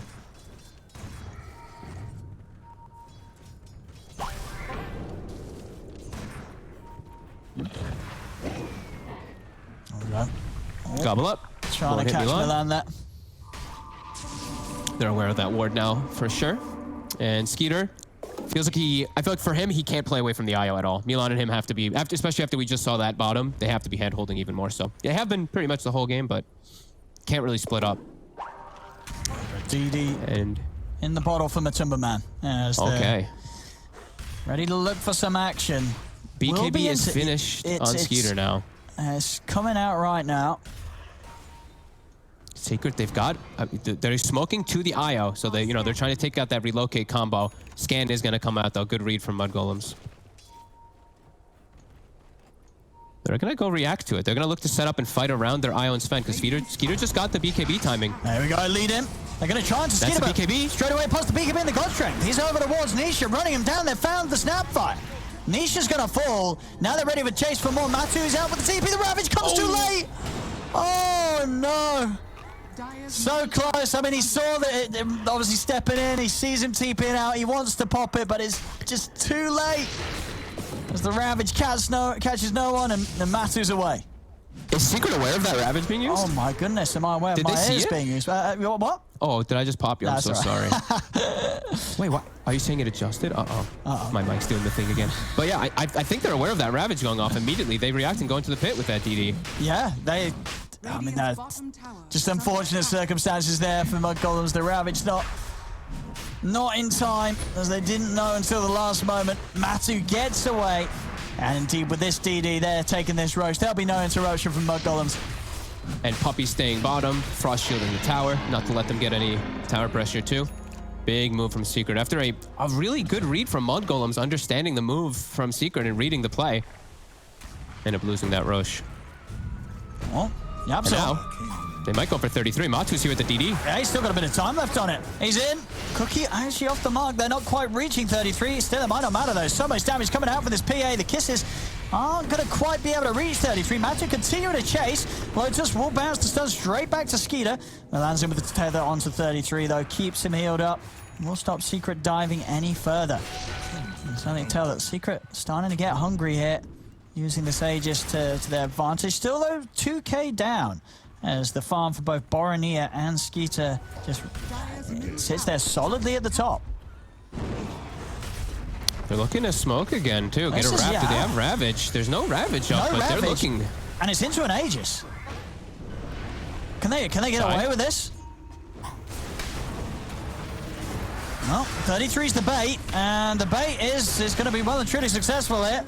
Matu does jump in, but he's able to jump back. Reveal himself from the smoke and not able to do something other than denying the tower. Skeeter's able to at least find that. But getting a kill, I mean, that did feel like that smoke wasn't really likely to end in anything more than a tower deny, really, considering the circumstances. Mud Golems just trying to fight back before Matu hits any more timings. They know that this PA is going to start. It's starting to get that growth. Yeah, looking to fight without the Ravage. Definitely a little weird as 33. It's going to be back up now. Getting themselves the farmer on the map. Trying to finish the Ags. He's got the Dispel at least, but really, of course, still waiting for that 20 taunt before he gets that big kickoff. Bora, top. Oh. It's in the mid. Zai. They're going to bring Skeeter over. Chasing him down. Lotus is going to come to an end, so they can get him with the stun. But they have the physical with the God Strength. Oh, it's close. Not quite. Zai still alive. The Fisher from Yapso buying time for Zai to live. He's able to turn with the chakra. He tries to get over the Timber Chain, but they do manage to take him out, as well as Puppy being found by Boromir there with the Wrap Round. So straight away, a couple of kills for Boromir and his Bloodstone. And showing that, but with the Sven, they do still have a pretty good means of bursting through the Timbersaw with such high physical hits from Skeeter. Yeah, I was saying a little worried. I'm a little worried for the Tidehunter, but at the same time, too, looking at the reversal from the Timbersaw, he is definitely starting to get to that weak point. Mid. Pato will get taken out. Amasu. Just 700 gold, and the Desolator will be done. Skeeter's certainly going to have to be a little more careful, but in saying that here, his Ags is also pretty much complete. Just the point booster to go, and Skeeter's going to be zooming around the team fights. They've got to be very smart with the Lotus Sword plays. He's got to be prepared to try and trip that Sven up. It's going to be a very buffed up Sven, too, with 33's item choice. He's going for the Solar Crest on that Tidehunter, too. Well, on the side of Secret, they don't have... I didn't see anybody building the Medallion or Solar Crest, so this Sven, he is going to have this amped upness versus the PA of Matu, which he's not going to have. Deso is coming out. They still have a minute and 30 seconds, a minute and 20 seconds on this Aegis. This is where Secret could punch pretty hard. If they ever can get onto Bora, Ninghe, he's just dead instantly inside of the fight. So his positioning is going to be so crucial for the fights. And they see him right now. He's on the front. See him. He's on the front. He's trying to run, but they're in on him. He's going to pop the Bloodstone heal. The crits are coming in. Milan's able to get him with the tether. Barney is still alive. He's able to actually turn, get the Laguna off. They take out Matu's Aegis straight away. And now they're ready to set up for a second round. He's going to be left behind. The Ravage comes out. They get the kill. I mean, Boromir, the Bloodstone heal, the defensive maneuver that you might not have necessarily expected to save him in such situations where there's a very scary PA on top of him, but it's enough. Boromir lives to see another day, picks up more Bloodstone charges. Oh, the glyph. Oh, the bottom creep with 20 HP, the glyph trying to go for Nisha. But yeah, we're seeing, I mean, like we mentioned, Boromir has a very interesting approach for his items. They're trying to find Nisha. Nisha. Have an invis, though. He was in range of that sentry, so they know which way he's going, and another one down. I mean, my goodness. The sentries and the dust, they are so prepared in Mud Golems. There is no escaping them. I mean, the chase there, I mean, it was that Fado laying down both of those? It was, and yeah, the follow-up dust, I believe, from 33, but just, they don't let anything slip away, which is exactly what you got to do when you're playing against Secret. No, I mean, again, Mud Golems in this game continuing to impress, as always, just looking so good and with some interesting picks and item choices. Borning now he has a BKB, so he's protected a lot more versus that high magic damage, and we've seen him. He's already able to kind of reset from Matu for now with his move speed. This guy's insane. You know, this guy is good. He is very, very good. Going bots Bloodstone as well. I feel like that's something that a lot of mid players, they probably would not feel confident doing that against Team Secret. You know what I mean? No. You go for these sort of greedy items. You got to be prepared to back it up with the play. Skeeter, and Boromir is. There's no relocate for 5 seconds. And he's going to put the BKB. Turn over towards Puppey. Tether comes in, and so does the heal. Skeeter's going to be fine. Able to get him out to the side. Skeeter's going to be okay. Maybe thinking about going back in, but no, they want to leave it for now with Skeeter having popped his BKB. They'll wait until a better time to actually take another fight against Secret. These heals always something we're going to have to be watching in the fights. This mech, this tether, this soul rip, just like last game, we're really seeing it really kicking in, just keeping these heroes alive that you probably would think that would go down in a lot of these situations. And look at the item choice again. He's going to be going for Shiva's next on the Lina. I love this item choices. You know, in a lot of games I feel like people will get flamed because you just go Bloodstone and you're just very passive, but he's found his style. And Skeeter's going to be making quick work on this Silver Edge too. Yep. Oh, I like that. Okay, that's a nice choice because you don't want to go. You don't want to really build the MKB. It feels weird. But this will be super nice because you already have that Echo Saber. Absolutely, yeah. Especially against both the PA and even the Timber to an extent, yeah. Mostly will be the PA because we've seen Zai's already kind of been dealt with, but gobble up. They got the lead in, and they got the burst. This is the sort of combo and setup the Secret can still burst some of the squishier heroes with. If they can find them split up, that's also the important thing. Like, what time was this gobble? What time was it finished? The Ags on Nisha was finished like 15 minutes, and they haven't really found too many pickoffs. Mud Golems has done a great job of just keeping themselves hidden off the map.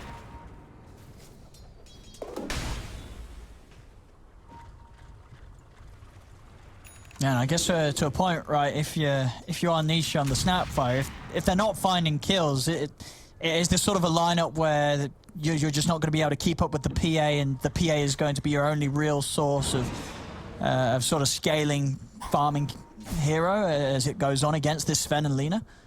I guess in a way, you itemize for it on the Snapfires as we've seen. You know, that MKB plus you get your 2 talents kicking off, so you actually do damage. But it definitely feels like it'll be hard for Nisha if he's not getting the ball rolling with these kills. He's definitely fragile versus the Sven. BKB and just the gap closing of the Ag stun. Oh, there's another DD spawns right underneath Matu's nose. Right next to Mod. And he just finished up a Basher and level 18.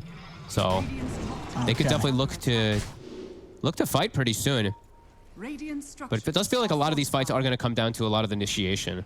If depending on where 33's positioning, a lot of on Yapstar too, who I feel like Yapstar's been very quiet this series, where usually he's pretty explosive with his certain 4 positions. Mudgolem's just playing perfectly around it, getting themselves beautiful trades here, up to a 5k gold lead and an 11,000 experience lead too. That's a lot of XP. It is. Looking at these 2 supports, just level 14, Fairy Fire on Milan, so much healing. Yeah, that's a pretty crazy amount of XP as well when you consider that the kills are even. Yeah. And what I feel like, you know, the IO and the Undying, they feel like they bring so much to the table at all stages because they enable their cores so much. Lich feels like it starts to really fall off. Earthshaker always still has his power if he can get the jumps. Lich just has to pretty much hope that you get the Frost Shield after the Sen Stun to protect Matu, because then the damage reduction is insane. But it has to be after the stun comes out every time. Yes, Puppy? Skeeter. Just going to find a courier. Nice TP's coming in. They're going to look to try and start something onto Skeeter here. A little bit of a poke, but he's got the heals in the backup. Yeah, Secret don't want to try and commit any further onto him. Tombstone on the high ground. Yeah, knocking at the tier 3 here a little bit. As soon as that tombstone's taken away, they do actually back off. That's Roshan. Roshan's going to be up in 15.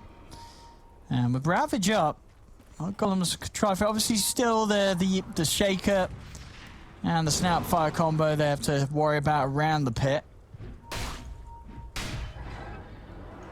They just always keep parked. There's 33 parked in front. No way that he can die before he gets his spells off with his item build. Solar Crush, Plate Mail, Glimmer of Lads. He's got more than enough armor to tank up. He always will get Ravage odds. It's just, is he going to hit the targets? Matu, he looks like he is going to go for the BKB this game. He's feeling like they're feeling forced so that he can actually look to get into fights, because I think he's a little worried because he is a 17 health, 1700 HP hero versus Alina. Yeah, exactly. I imagine that's the thing. Even though there's not an incredible amount of stuns, it is the case that one Ravage and a combo from Lina and he's going to die. Yeah. So he has or he just can't fight. Yeah. Mud Golem's just doing all the right moves here, getting these good timings. He's actually switched from the Silver Edge. He's actually going for MKB. Similar thing. I mean, he's trying to deal with the evasion anyway. He's got his level 20 talent online, though.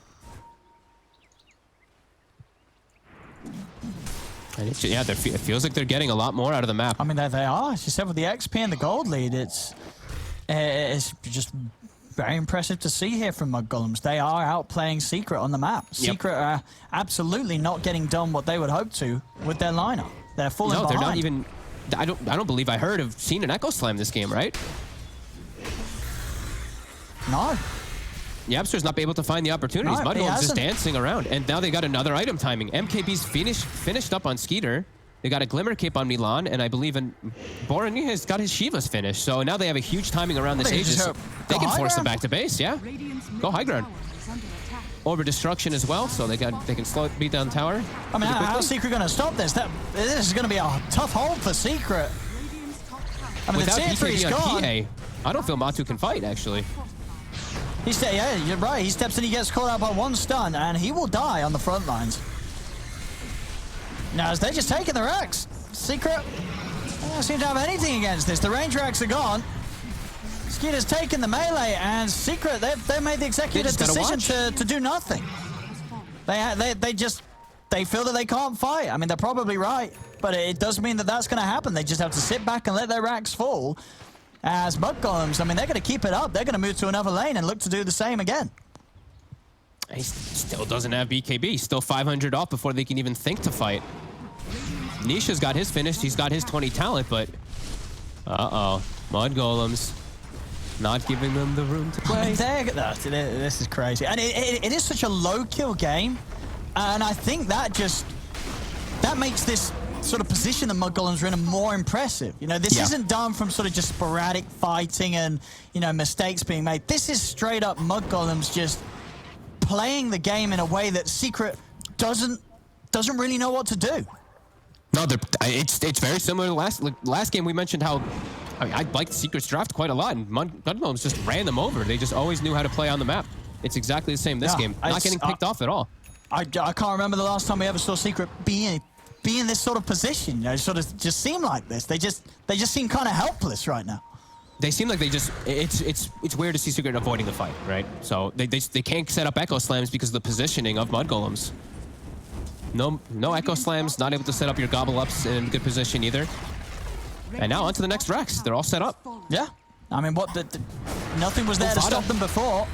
They actually find Fada split off, but he actually does half of Matu's health with the Blade Mail. But they'll have to back away. Slow down a push, so... Yep. Mud Golems will wait until they've got him back up. Oh. He's just gonna buy back. He's like, all right, Puppy used Chain Frost. Yeah, top. I guess that was the one thing. Yeah, he just saw Chain Frost used to farm a wave, and I mean, it's not necessarily the scariest of cooldowns, but it is something. So Fada, yeah, deciding to push him without, obviously still make something happen with the remainder of this Aegis. Borony is going to get jumped by a big crit. He's very far up. He's able to pop the Bloodstone heal, keeps him alive. But yeah, big call from Fada just to keep the pressure on, get things going whilst there's no Chain Frost and we have the Aegis. He gets the BKB off. Zai's going to go down. Matu, he jumps over to Milan. Milan still alive. He's going to live. He pops the mate. Matu, even with the commitment of his BKB, couldn't take him off. Turns over towards Skeeter. The tether's there, but there's damage comes through from Matu. He's taken Skeeter out. Turns over towards 33. The Ravage is down to the two of them, but the Fisher has brought Fada and Borony onto the side. Borony puts the BKB, but Matu's in with the bash. As Matu takes down Borony. And they do it a second time they can. They've got the cookie in onto him. Borony falls. And they're going to have to back up there. So maybe even losing Milan. As Fada is dead. Milan, he's on the side of this. He's out with the reroute cut back to base. But maybe jumping the gun a little bit there. Then Mud Golem as Fada aggressively buys back. Makes the order to push for high ground. And Secret hold. That's 4 of them dead. That's a massive hold. Look at Nisha's gold now. He just had finished an item, just finished level 20, and he's almost got his next one up too. Skeeter playing a little too over-aggressive with his BKB. The second that BKB goes down, he doesn't have an AC. He only has the Solar Crest from the Tidehunter to really buff up his armor so much. They full commit onto him. The minus armor just too much for him to deal with. He died in a matter of seconds. Out of what we've seen from them so far this series, Mud Golems, a relatively rare slip up there with that aggressive call to keep the push going. And sort of the big brain buyback from Fada doesn't end up being that big brain at all. Yep. And now it's... he would have done, if he didn't buy back there, they would not have been pushing. So... Yeah. And now it's a situation where you just used Ravage. You have this long time where you're respawning. Secret's all alive. They can look to take this tier 2 out. They're going to have BKB available when they're hitting the high ground too. Now it's going to be Mud Golems on their side. They're going to have to react versus Secret, who have everything. This is not Echo Slam committed still. Like, they still have Yapsor with this. He did not use it in the last fight. So now the other way, Mud Golems have to hold their high ground. Yeah. In a bit of a concerning position. It's definitely going to be the test for Mud Golems. Now, we've heard, teams captains say, you make one mistake against Secret, and then that's it. And, that push, that was absolutely a mistake here from Mud Golems.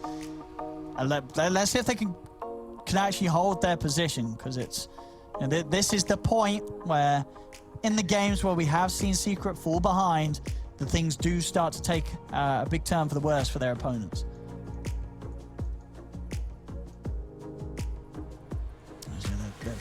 They've got to find some way of getting on top of Matu before he gets this BKB off. The crits are just coming in too hard now. They have to stop the PA at the start. They don't have a great way to actually just disable him at first. It's all very telltale, the stuns are they're coming out. You know that they're going to be coming. And we see Secret, 2 or 3 couriers fly to the Secret shop, everyone picking up their items. Full Lotus Orb now on Yapsor too, so more preventative measures versus that Sven. They should be able to get a Rax, it feels like, off of this. Yeah, this main Rax theirs. My Golems aren't buying back for this one. They'll have to let it go. Still tier 2's up on the side lane, so there won't be anything more. But a lot of gold. Big swing, yeah. That move from Mud Golems costing them heavily. And they're actually going to look to re-engage. They're actually just in. He's going to look to jump Milan. He's going to be able to put the Ghost Scepter Skeeter, pops the BKB, tries to commit over towards Matu. They do manage to jump him over the Fisher and back to safety. As Matu and the rest of Secret will back off. It's definitely a bit of an aggressive attempt there from Niche. He was like, yeah, we could fight them.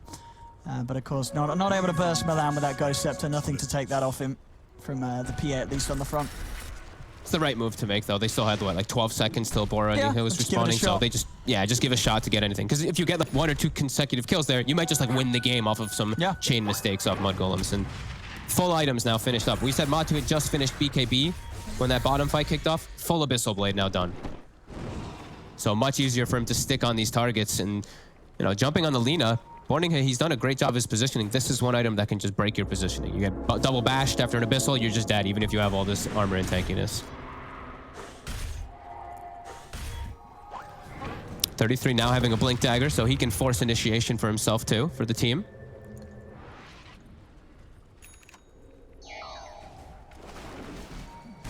And now Nisha actually does damage besides just his spells.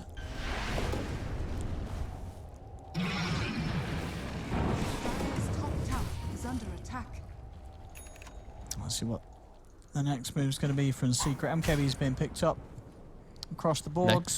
Next big thing is going to be the Roche that's going to be on the table in about a minute. So both teams looking to play around the bottom rune first, so about 20 seconds till that one. These power runes can be the dictator of these fights too. Just keeping themselves on the high ground. Dire are scanning. Smoke up from Mud Golems. Oh, look at something Matu actually has this game. He actually has the flicker on the PA. So he's playing versus Sven. He's just trying to get any type of disjoints, I guess. Yeah, that's pretty nice, actually. How can you stick on him if he's just bouncing around with Phantom Strike and Flicker? Definitely look to be a bit of a but the level tough is there. task. And then he's like, he gets a leveler. screw Yeah, the he's like, Q just kidding. plays. Bye-bye. I'm Q plays no more. Taking the attack speed. Yep, now I can just kill a target instantly when I jump them. Yeah. So who's going to take the Flicker? Still pretty value item for their team if they do want it on anyone. Well, they've got some very nice other items out. Yapsaw with this Timeless Relic. Oh, yeah, If he they does found get one. in, if he gets in and he's able to get this full combo off, that is obviously just an insane amount of stun. The control alone is going to be problematic. Is Skeeter? It's a 7-second BKB or 6-second BKB now, and there's Abyssal that he already has to deal with bashes too. So I feel like this BKB is going to be, Skeeter's going to have to make a lot happen during his BKB, as there's so many different counters for him now. These Lotus Orbs and everything, Lotus Blink on everybody. It feels like.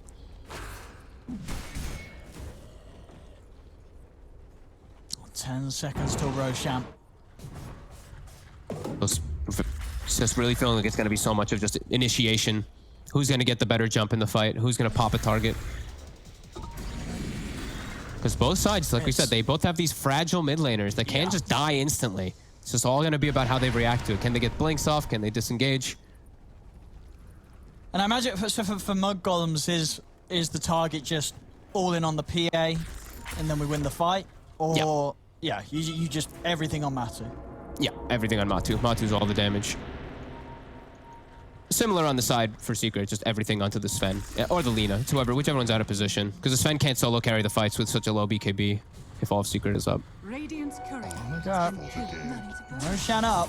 Roche up, Arcane Rune right outside the pit. Oh, that's nice. Skeeter, that'll be really nice for Skeeter. Yeah. What's the cooldown go to then? 77, so more than almost a half uptime. Yeah, 50%. 4.9 seconds on the stun. Oh, you're looking at the stun. I'm looking at he's the going to more important thing, I guess. I didn't even get a chance to look at the Roshan. It just disappeared. That was very, very quick. Level 25's coming out. Borning here now has the attack range, so can stay further back, and he is going to be dealing good damage. I believe he also was the one who got the Egg's Blessing. So pure damage through that BKB. That high burst definitely could be. Yeah, that's gonna be a crazy amount of damage, especially right because that will also get amped up by the Flesh Golem, right? Yes. So a 35% buff to the pure if he's damage. Hitting. We have to remember that the reason that it was so good last game. He's normally in. It's tough. You have to punch them. Yeah, That's I know. You have to physically hit them. It can be pretty hard in this game. That's why last game was like the CK. It made it so broken because it's always hitting. Fada hitting people is tough, but yeah, it could definitely be something. I mean, Fada punching a PA is also like what? He has 85% evasion, so good luck hitting him. Guys, that's GA. He's never gonna be able to get a hit on the PA. Maybe he gets lucky. Maybe he gets lucky. And if he does, 35% extra on that Axe Burst. That's a lot of pure damage.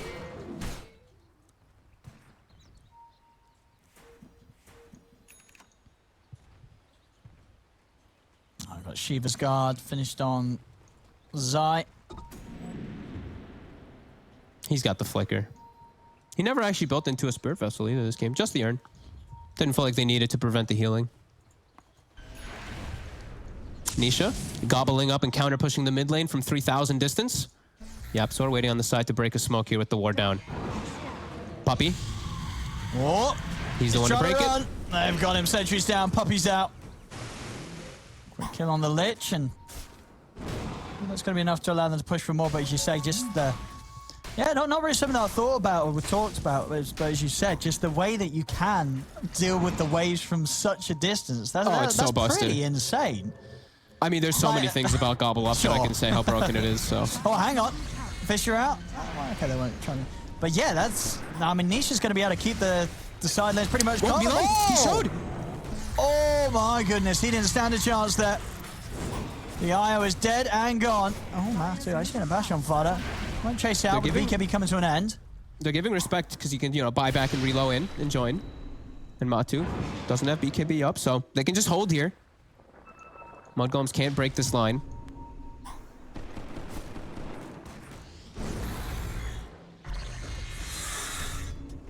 Wait, but at the same time, Mudgolems, they don't want to have to use this buyback. Nope. Now when Secret sees them start to retreat, now they're going to try to catch. Zai's in, he's trying to close the gap. They're able to get it down onto Skeeter. Skeeter's still backing away another Fisher, but Skeeter is able to get over it. Zai, he's actually now trapped down with him. Too far. Zai and Fada turn straight, they're turning on to Zai. Zai, he's going to miss the Timber Chain. He's not able to get back. The Chain Frost is doing a lot of damage. Actually, the final tree does get him up. Skeeter's able to follow. Jumps in with the stun. Buyback's going to come out. I mean, Zai, he's gone. He's gone. He does not have money for buyback, so he's dead for 2 minutes here. They might be able to get something done with this. Steps up far. He's going to be able to turn and get the stun off. And he's been fished. He's got the Aegis. So maybe just a little bit of a bait to buy time for Skeeter to come in from the side. Skeeter tries to go for Nisha, but Nisha's able to blink out and dodge it. They turn over towards Masu. Masu's got the BKB back up. He's just got to be careful though as these hits flying through from Boromir. As he has to jump out to the side. Secret had to back away with those BKBs used. Skeeter. He's actually going to jump straight in with the Lotus. He's going to reflect in. Matu able to jump out to the side with the blink strike. But Golems, they hold themselves up on the high ground. Fortification coming out from Secret. It's going to now come to an end, and they've got still a full minute with Zai, as I say, just not having the money for buyback. 40 seconds on BKB for PA as well. Trying to get in, but Skeeter, he's in onto Nisha. Quick Lotus play. Holds the two of them back. Matu committing onto Boromir. There's Yapsor! He's in against the three of them, but it's not enough damage! It's not enough damage! I think it was the first slam this game, but he just came too late, Fogged. It didn't do enough. Matu has no buyback. He's dead for 90. Wait, what? He hasn't got money either! You think out of all the teams in the world, it wouldn't be Secret that's running out of money, but they are. They don't have money for Matu to buy back. They don't have money for Zai to buy back.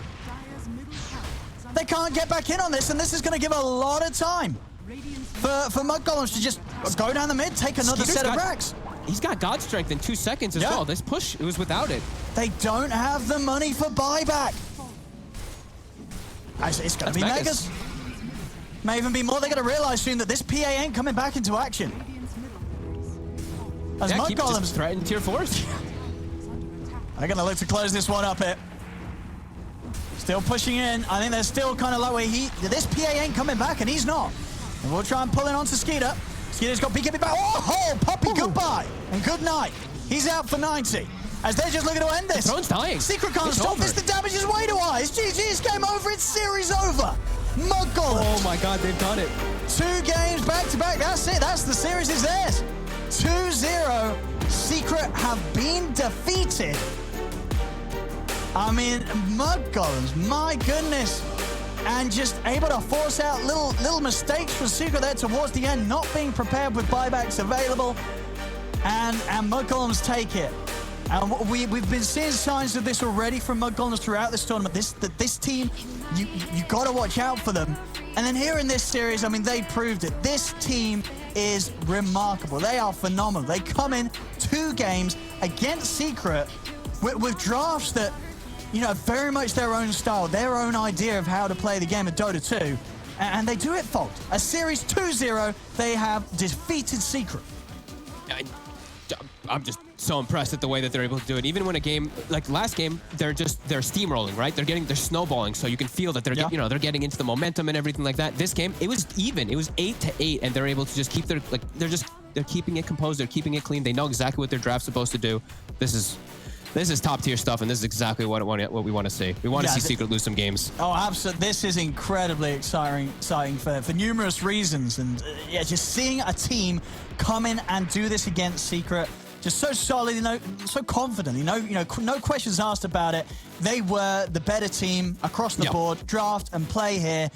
No sort of explanations or excuses. They beat Secret. Secret, they weren't messing around. This was Secret coming out with serious stuff, and they got countered. They got destroyed at the end of it all. As there we go, ladies and gentlemen, Mud Golems take down Secret 2-0.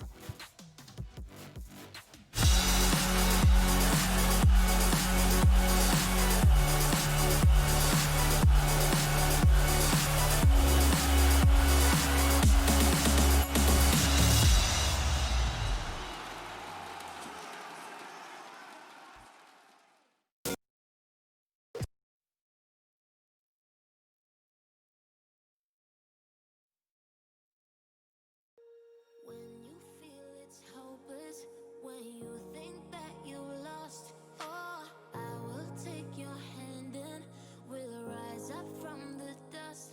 Oh, here we go, go, go, let us heal and grow. You won't be alone, we're unstoppable.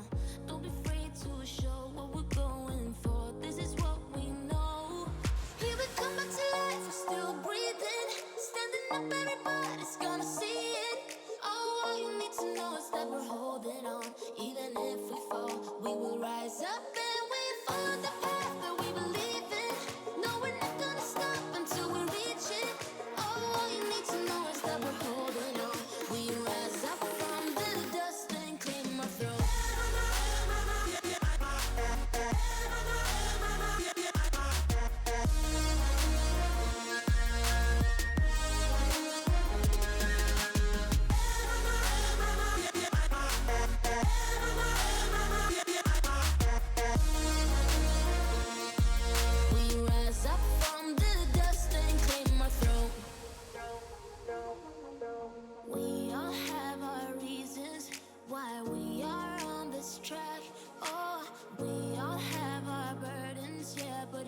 Keep on fighting and we never look back.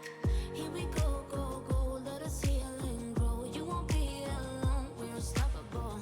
Don't be afraid to show what we're going for. This is what we know. Here we come back to life, we're still breathing. Standing up, everybody's gonna see it. Oh, all you need to know is that we're holding on. Even if we fall, we will rise up and we follow the path that we believe in. No, we're not gonna stop until we reach it. Oh, all you need to know is that we're holding on. We rise up from the dust and claim our throne.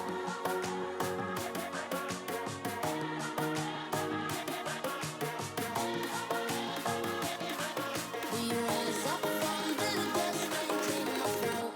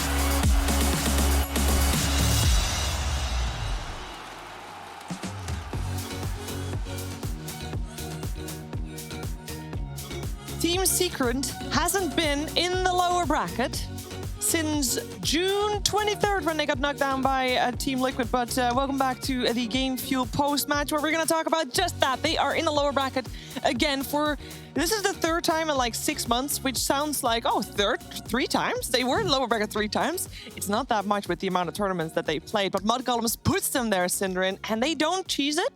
They just outplay, out-strategize. Yeah. Brilliant. I think there's no need to sugarcoat. They just played better today. I think they executed fights better. I think they had super good reads on controlling runes, on looking at timings like when are we ready to take a fight to a tower, playing around their cooldowns like Ravage this game. It was beautiful. I don't want to even say, I think playing better sort of makes it appear as if Secret played poorly. What's impressive to me is that they looked like they're on the same tier in terms of game understanding, the way that they're itemizing, the rotations, just the overall way that they play Dota. It's like, damn, where the hell was this? Like, I would not have expected it. If you look at the names on this roster, Skeeter, Milan, they've been kind of ringing around the scene. Fada disappeared for some time. 3-3, same deal. And they're just great. I mean, their win rate right now as a squad is like 75%. I mean, they've only played in 2 tournaments. It's 50 games. As in, this is their second. The first one they came second. They didn't do too bad. But yet they haven't got... Not too bad. Not too bad, But they haven't gotten that much experience with each other as a squad. Honeymoon phase, maybe. Maybe, but there's how many teams have been in this position and played against Secret in the last 3 months and just got destroyed, right? So, I mean, it's like, yeah, you can say honeymoon phase, but the other 10 teams that had their honeymoon phase didn't do it. Yeah, it doesn't work that way. No, they just played really, really well. I'm looking to hear from you guys how they did it.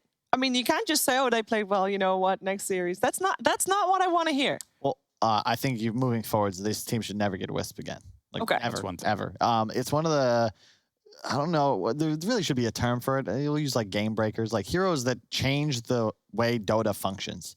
Wisp can do stuff that no other hero in Dota can, and they're really abusing that fact. You consider all 3 of their cores can stay on map. Specifically Lina, Sven. They're always moving. They're always able to hunt for kills because they're always full HP and mana, specifically Skeeter on the Sven. It's so much easier to play that game, and it's much easier when you go up against a team as experienced as Secret to play around them and still be able to take 5-on-5s if you can split the map and still always have the threat of a reload that allows you to gather all allies and go divide. Apart from just the strategy part, just in the small skirmishes, I think or even in the team fights, their understanding of when to weave in and out of fights on the heroes is really impressive. I think on a hero like Lina in particular, it's very easy to get overconfident, then all of a sudden you get caught by this P and you get one shot. But they had so many turnarounds, largely in part to the Wisp, of course. There were plenty of saves that Milan was super clutch with. We had the Lina Bloodstone save in mid that turned around into a kill or 2.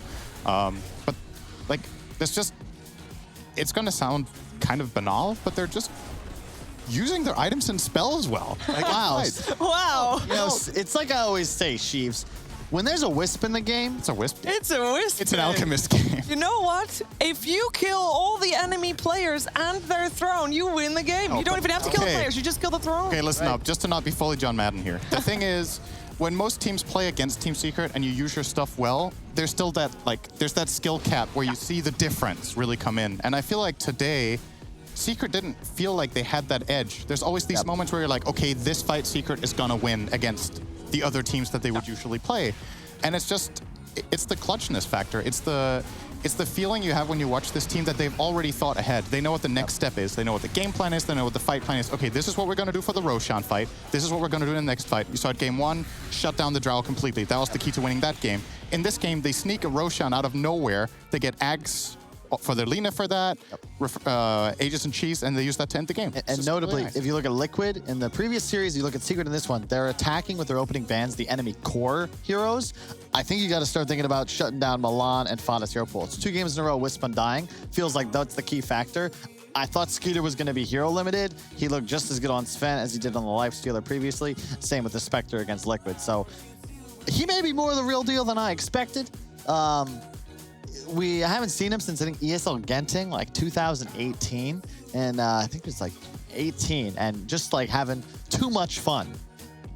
seems like a lot more polished as a player now, and I was pretty impressed by the way that this whole lineup for the XQ, not just as a team, but I think individually, there's no weaknesses. She was looking at me like I did something wrong.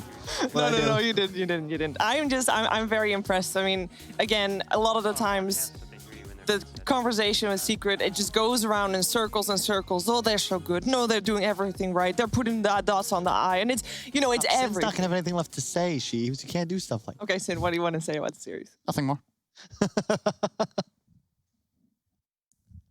I mean, we could do a stare contest if you want. You're not going to win. I probably won't win, actually. That's fair. I'll be the mature person also. Do you want to say anything extra then? I mean, we can be like nitpicky with stuff. I feel like a lot of the times when people look at these games afterwards, they're going to be like, oh, this hero should have been something else. Oh, we should have banned this. But usually, if I look at a game, I'll look at it from like steps down, and the draft is the last thing you blame, right? It's like, first, did we execute what we wanted to do? I really wish we'd played together since. Did we play correctly? Did we execute our game plan? Did we buy the right items? Did we work as a team? And if everything was checked off, then in the end you're like, okay, if we did everything we could and we still lost, then we were probably outpicked. Yeah. Yes. I don't feel like it's just funny. You should blame the draft in any of these two games. I think the draft is there. They're getting out executed. They got outplayed. And then you can be like, yeah, you shouldn't give Wisp. Well, I mean... No, I 100% agree. It's funny because NA Dota, we flip the staircase. Yeah, that's horrible. If we lose, we walk backwards. We're like, well, it must have been the draft. It couldn't possibly be something I did. Yeah. Different things. That's not a good way of improving. No.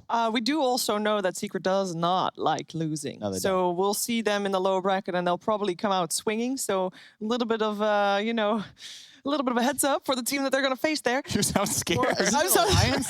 Poor Alliance. They take out OG, and they're just like, what? This is what we win? Yeah, it's a rough one, but at the same time, I'm very excited to see Mud Golems moving forward. They are now in the upper bracket semifinals. They will have their opponent actually already known later today as well, because our next series is an upper bracket match. It is going to be Viking versus Na'Vi, and it should be just as exciting. And we hope you stay with us. We'll be right back after a break.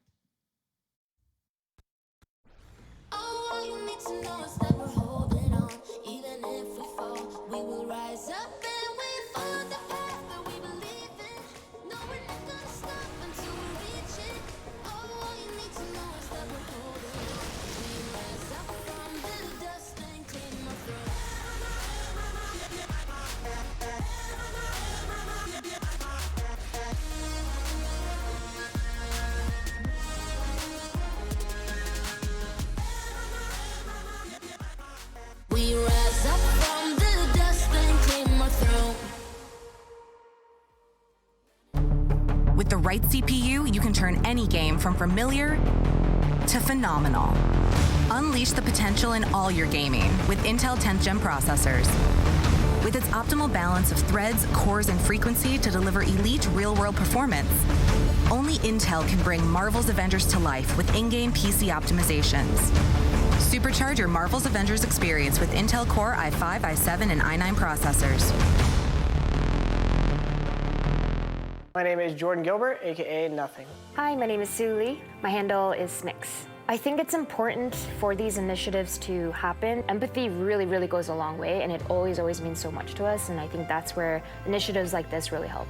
I encourage everyone in the community, anytime they see bullying, anytime they see someone getting called names, I encourage you to step up and say something. Good luck, have fun. Good luck, have fun.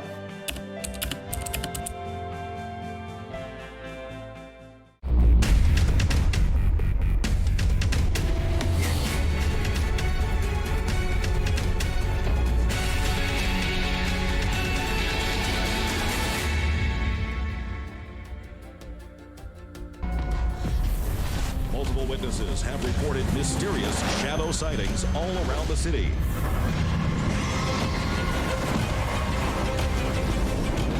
According to experts, the origin of these shadows is still unclear.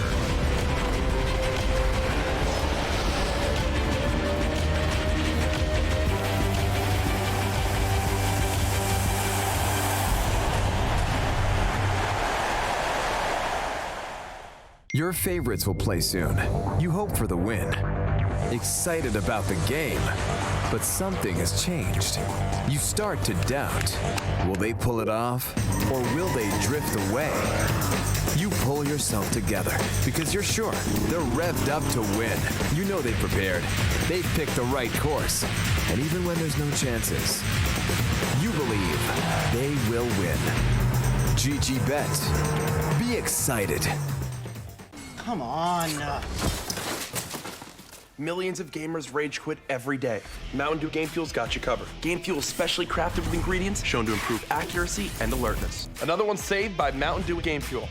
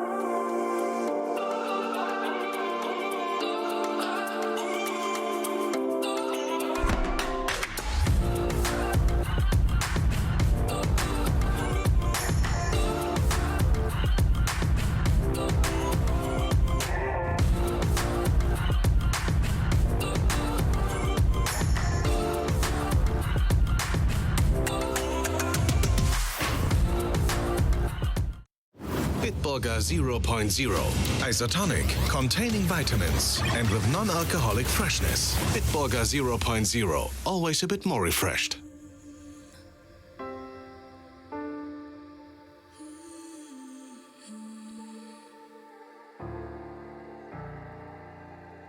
Brings you to your knees.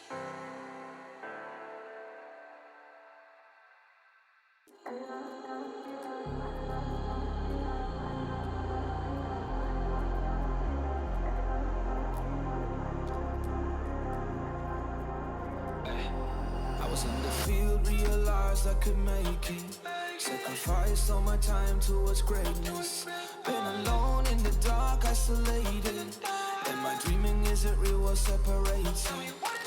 I never know, it's coming my way, yeah. Cold out of stone, stay out of my lane, yeah. Leave me alone, this is my moment. Finally found what lights up my fire.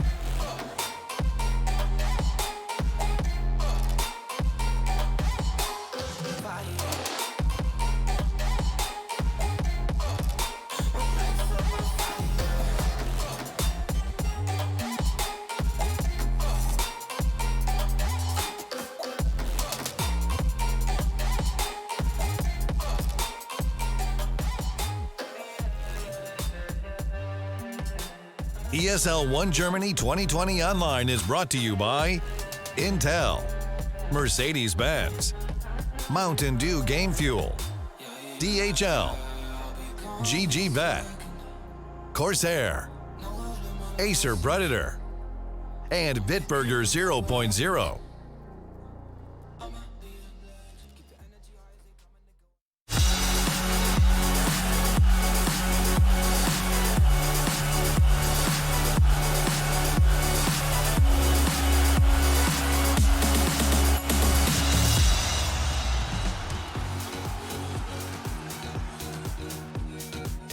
Welcome back. ESL 1 Germany continues, and we have a treat for you. We have Navi versus Viking in the upper bracket, and for me, this is a very exciting match for two reasons.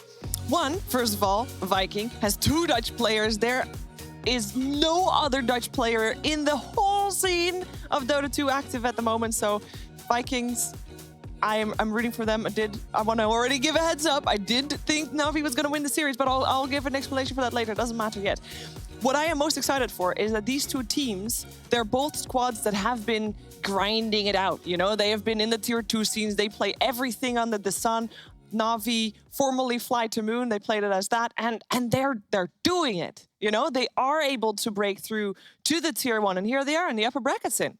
Yeah, it's been a lot of effort. I think Viking has been probably the nicest surprise for me in Pro Dota in the last year, almost, I want to say. They kind of went from, they're that story of those teams that almost never happen anymore, where people really work their way up. Like almost everything else in Dota is the top teams shuffling among each other and then making the best possible teams they can. And, oh, this didn't work, then we swap in this guy for that guy, and then this guy plays in another tier 1 team. So they've truly just built themselves up, which is awesome to see. It's super hard to do, but they've managed to do it. So that's a great story. You know that very well. Yeah, it's really hard. It's really hard. Yeah, you quit.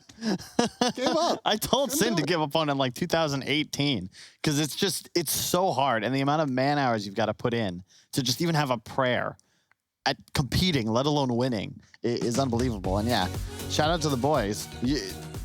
None of these names really shine as a superstar, somebody that you saw on the leaderboard a couple of years ago and thought, oh, he's gonna make it. If you've only watched TI or Majors, you know none of these players. Yeah. Like you've never seen any of them before. So you're like, wait, who are these guys? Why are they top 6 in this tournament? Well, you might be familiar with General.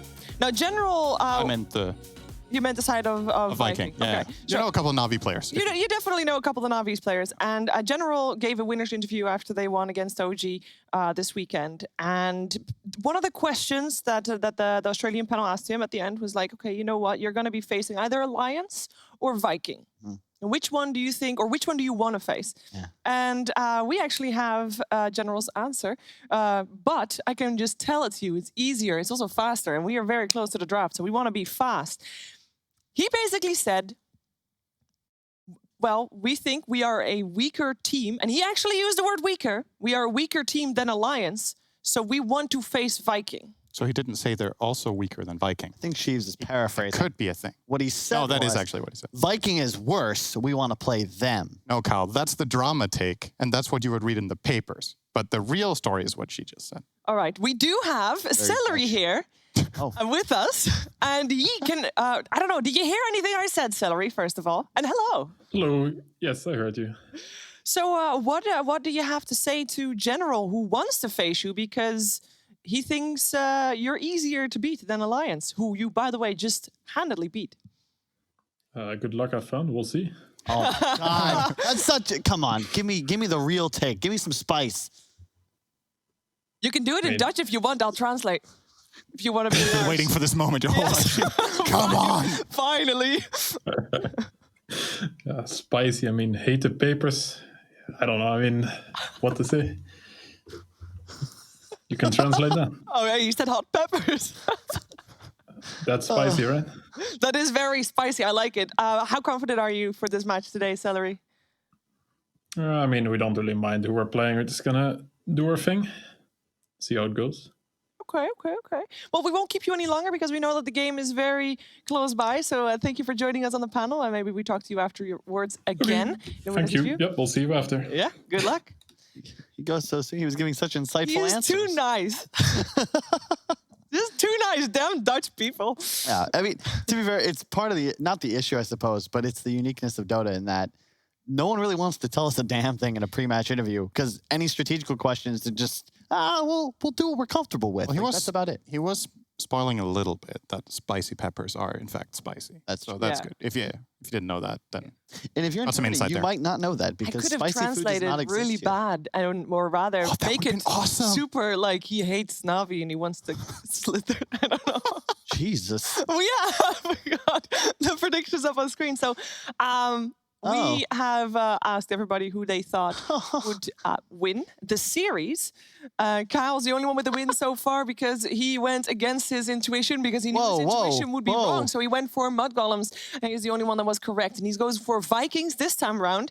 And I believe everybody else is going for Navi. Now, Sint, I want to hear from you. Why do you think Navi has the upper hand here? I think it's pretty close. I don't really have a clear favorite in this one. It's like, I don't know, 55, 45 or whatever compared to the last series where I had a major favorite.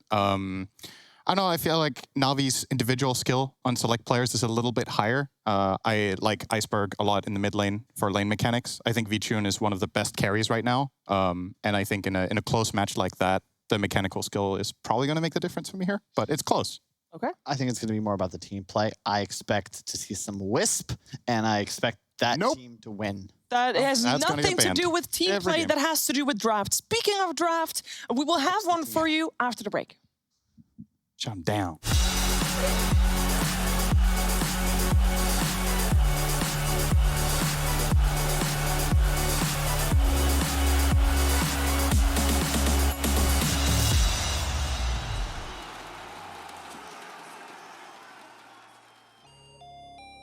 Niece, what you finna There's no defense. I'll buy it if I want it. I'm going supersonic. Come on, beg for it. Alright, okay. Running out of luck. Too much in my cup. Nishi, run it up. Why you always tripping like you top? Cause you not my team pop. Shawty, I know. Why you always tripping like you top? Cause you not my team pop. My team pop. Who really got the block? Sipping to rock in a cop car. They say they wanna party with us. 12 asking how much be that poofy? It's a la. My feature price bigger than your bank account. You talk about it, but don't show what's that about. These boys only flexing with that allowance. We swimming in the shower. I'm only f***ing you if your toes cute. Brown skin, goddamn, that's my soul food. I'm winning for the record, check your memo, bro. Generation of destruction, you'll remember us. LSD used to do promethazine. Only THC, NSC is minor lean. We no longer up next on top. Lay your girl when she counting my checks. There's no defense. I'll buy it if I want it. I'm going supersonic. Come on, beg for it. Alright, okay. Running out of luck. Too much in my cup. Nishi, run it up. Why you always tripping like you top? Cause you not my team pop. Shawty, I know. Why you always tripping like you top? Cause you not my team pop. My team pop.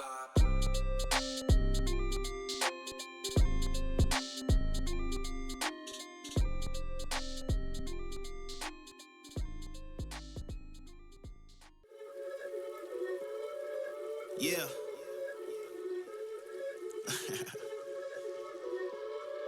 Let's talk. Look, ayo, we rose from the dust to the sun. They claiming that we the one, never one-on-one. Teamwork till we done. Sent on a mission, we got ambition. Never scared, we won't run. Never one and done. Some sit back and some like the hunt. I pick my teammates up when they fall. And if I ball, we all ball. Crashing balls, crossovers and all. Just call us the balls. Don't fear nothing, call us galore. Serving them all. We outside, we barely indoors. Because we gave it everything when we had nothing. Gave it everything when we had nothing. Holding on by a thread, couldn't grab nothing.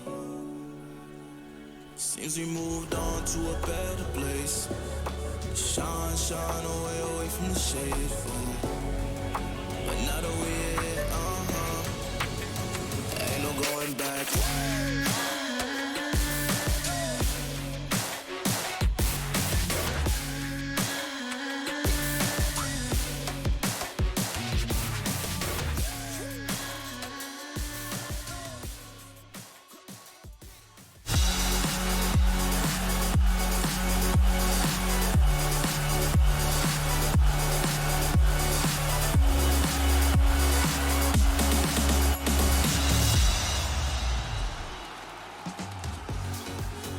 ESL 1 Germany, we're here in the upper bracket.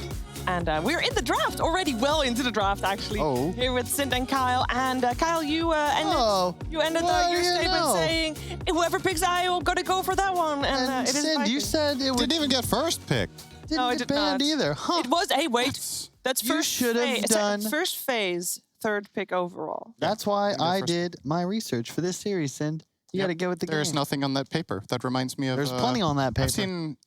I've heard some stories about American politics with the same thing. You hold up a notepad, it's like, I know what I'm doing. And there's nothing on it. It's very, I mean, that's a great point. Better than when Bruno used to draw dicks on his notepad. I mean, at least there's nothing on it. That's better. Okay, so let's have a look at this. Yeah, a bit surprising to see, especially given the last series, how that went. Nice, good job. You wrote Sindlow on it. Very imaginative, very creative. Okay, so... Twitch chat's gonna like it. Yeah, they love that shit for some reason. For 5 years in a row. You were bringing down the draft.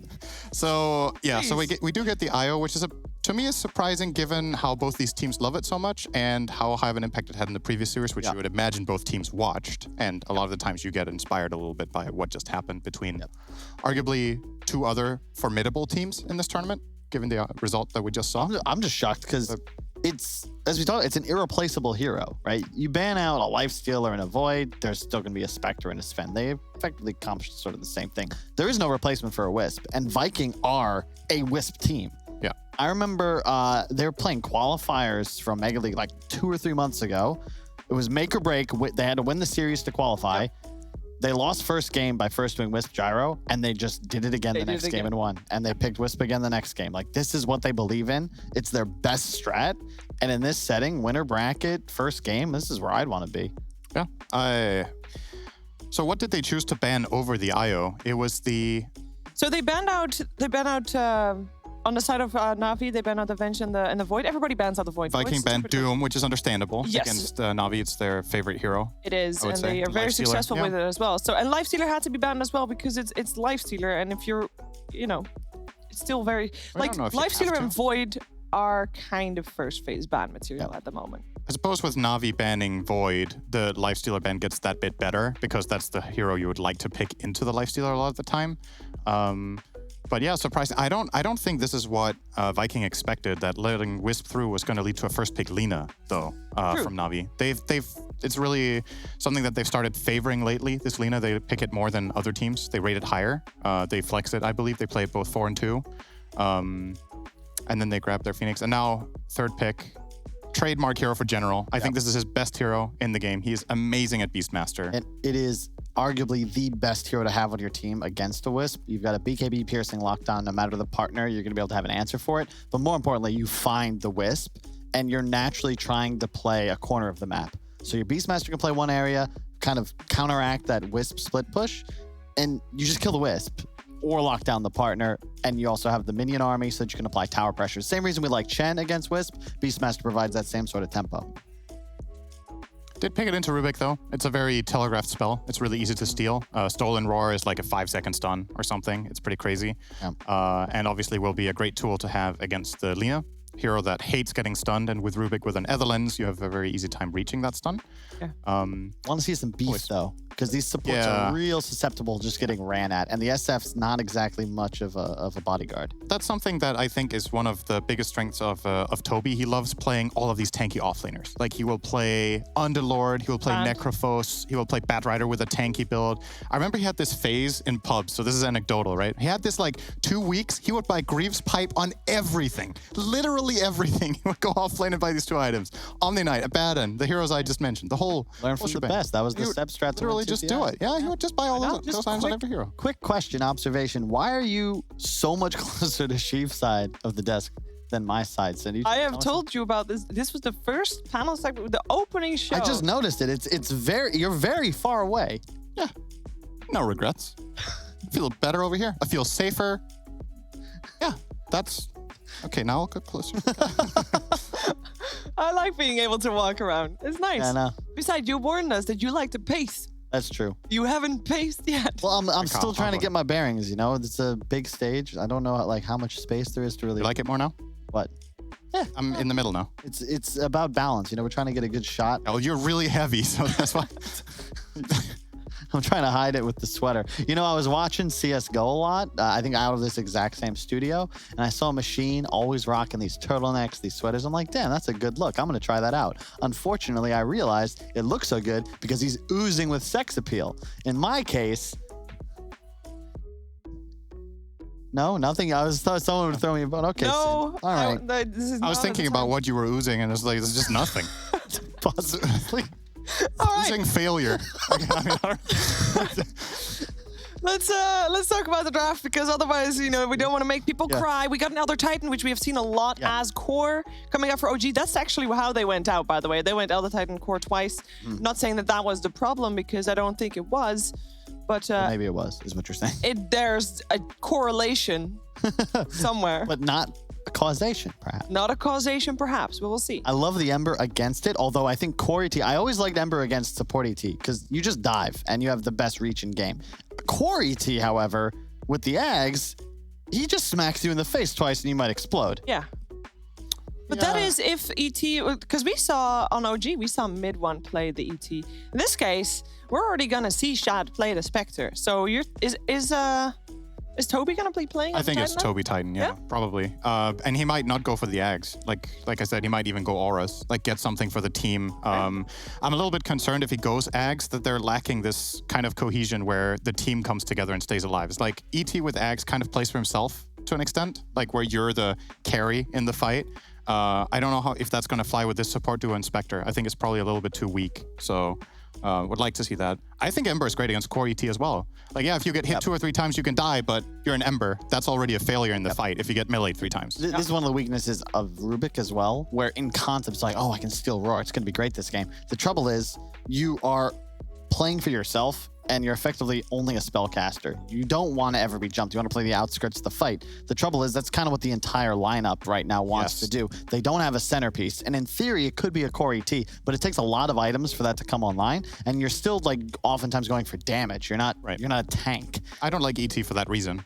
I also don't think it solves Phoenix at all. I think they have nothing against Phoenix right now. They have overcharge, but yeah, I would have loved something more straightforward, like you said, something that goes in and sets the stage for Spectre. Because they're also have a chance. They're going to lose out on the vision game too. They're playing against the Beastmaster. There's going to be more wave shove coming out from the side of Na'Vi. So they're going to be able to pick and choose their engagements. Plus, they have better team fight, and you could argue better catch as well. Viking need that perfect last pick to pull things So what back. works here? Like, I'm seeing Puck being an option, just something that catches so you can follow up with your Wombo ET plus Spectre. So Dream Call is very obvious.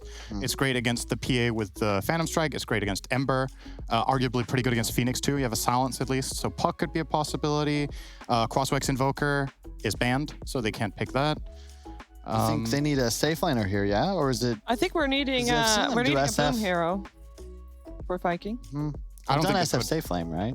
I mean, they're not putting ET in the mid. Is that what you think? No, well, it's just more if it's SF mid. No, it is. Okay, it'll be SF safe lane or off lane. Storm? What are you talking about, an SF? There's no SF in this game. Oh my god, that's a Spectre. It's okay, Kyle. They look very similar. They're I both, swear, this entire time. You said it a couple times. I'm like, what are you talking about? But I don't want to, make my panelists look bad. He can do it himself. We don't need to. We don't need to help. I like the draft more now. Okay. And I see that it's a Spectre. We saw this at TI8, used great effect by OG. The stacking damage reduction is insane. The dispersion deals damage pre-reduction, and that stacks on top of the Wisp plus whatever other reductions they're going to get. Also very good against the Beastmaster lane, but I think they need the clock to tick a bit. Do you think Storm solved what they needed here? Storm Spectre, man. That is my favorite 1-2 punch in Dota 2. Is that good with ET? I'm not sure, but it's good together. Okay. We're going to find out. ET Believer. I know somebody who is, Sheaves. I do know someone who is. ET Believer is Fog. He'll always be an ET Believer. Let's see if he's right this time around. Let's go into game number 1 of Na'Vi versus Viking.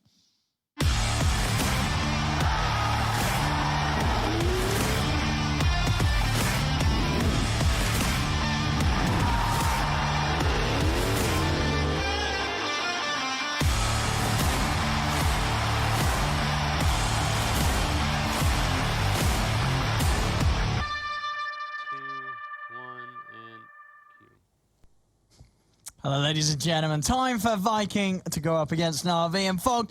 Well, we are getting the ET. Are you excited to see it, or do you think Na'Vi's got some sort of hot stuff against it? Well, that's 2 different questions. I'm excited to see it, but I do think that Na'Vi has some hot stuff against it. So it does not, to me, it does not really look like this clear, concise ET game that looks amazing. He's going to be decent for like these counter initiations, and I guess if he is going to go for these auras, it can work well. But I'm kind of like what Sin said at the end, very tail end, is ET good with Storm and Spectre? Because a lot of what ET gives to you for the table is your counter initiation, is your vision, which I feel like Storm and Spectre already get that. That's just their natural innate tool. You're gonna get that, that vision from how Storm's gonna jump. So let's see if he can, because at least Storm does benefit from the aura a lot there, but we'll see if it is what works all together, because it's versus a really good draft. I think it's a pretty strong draft versus that ET.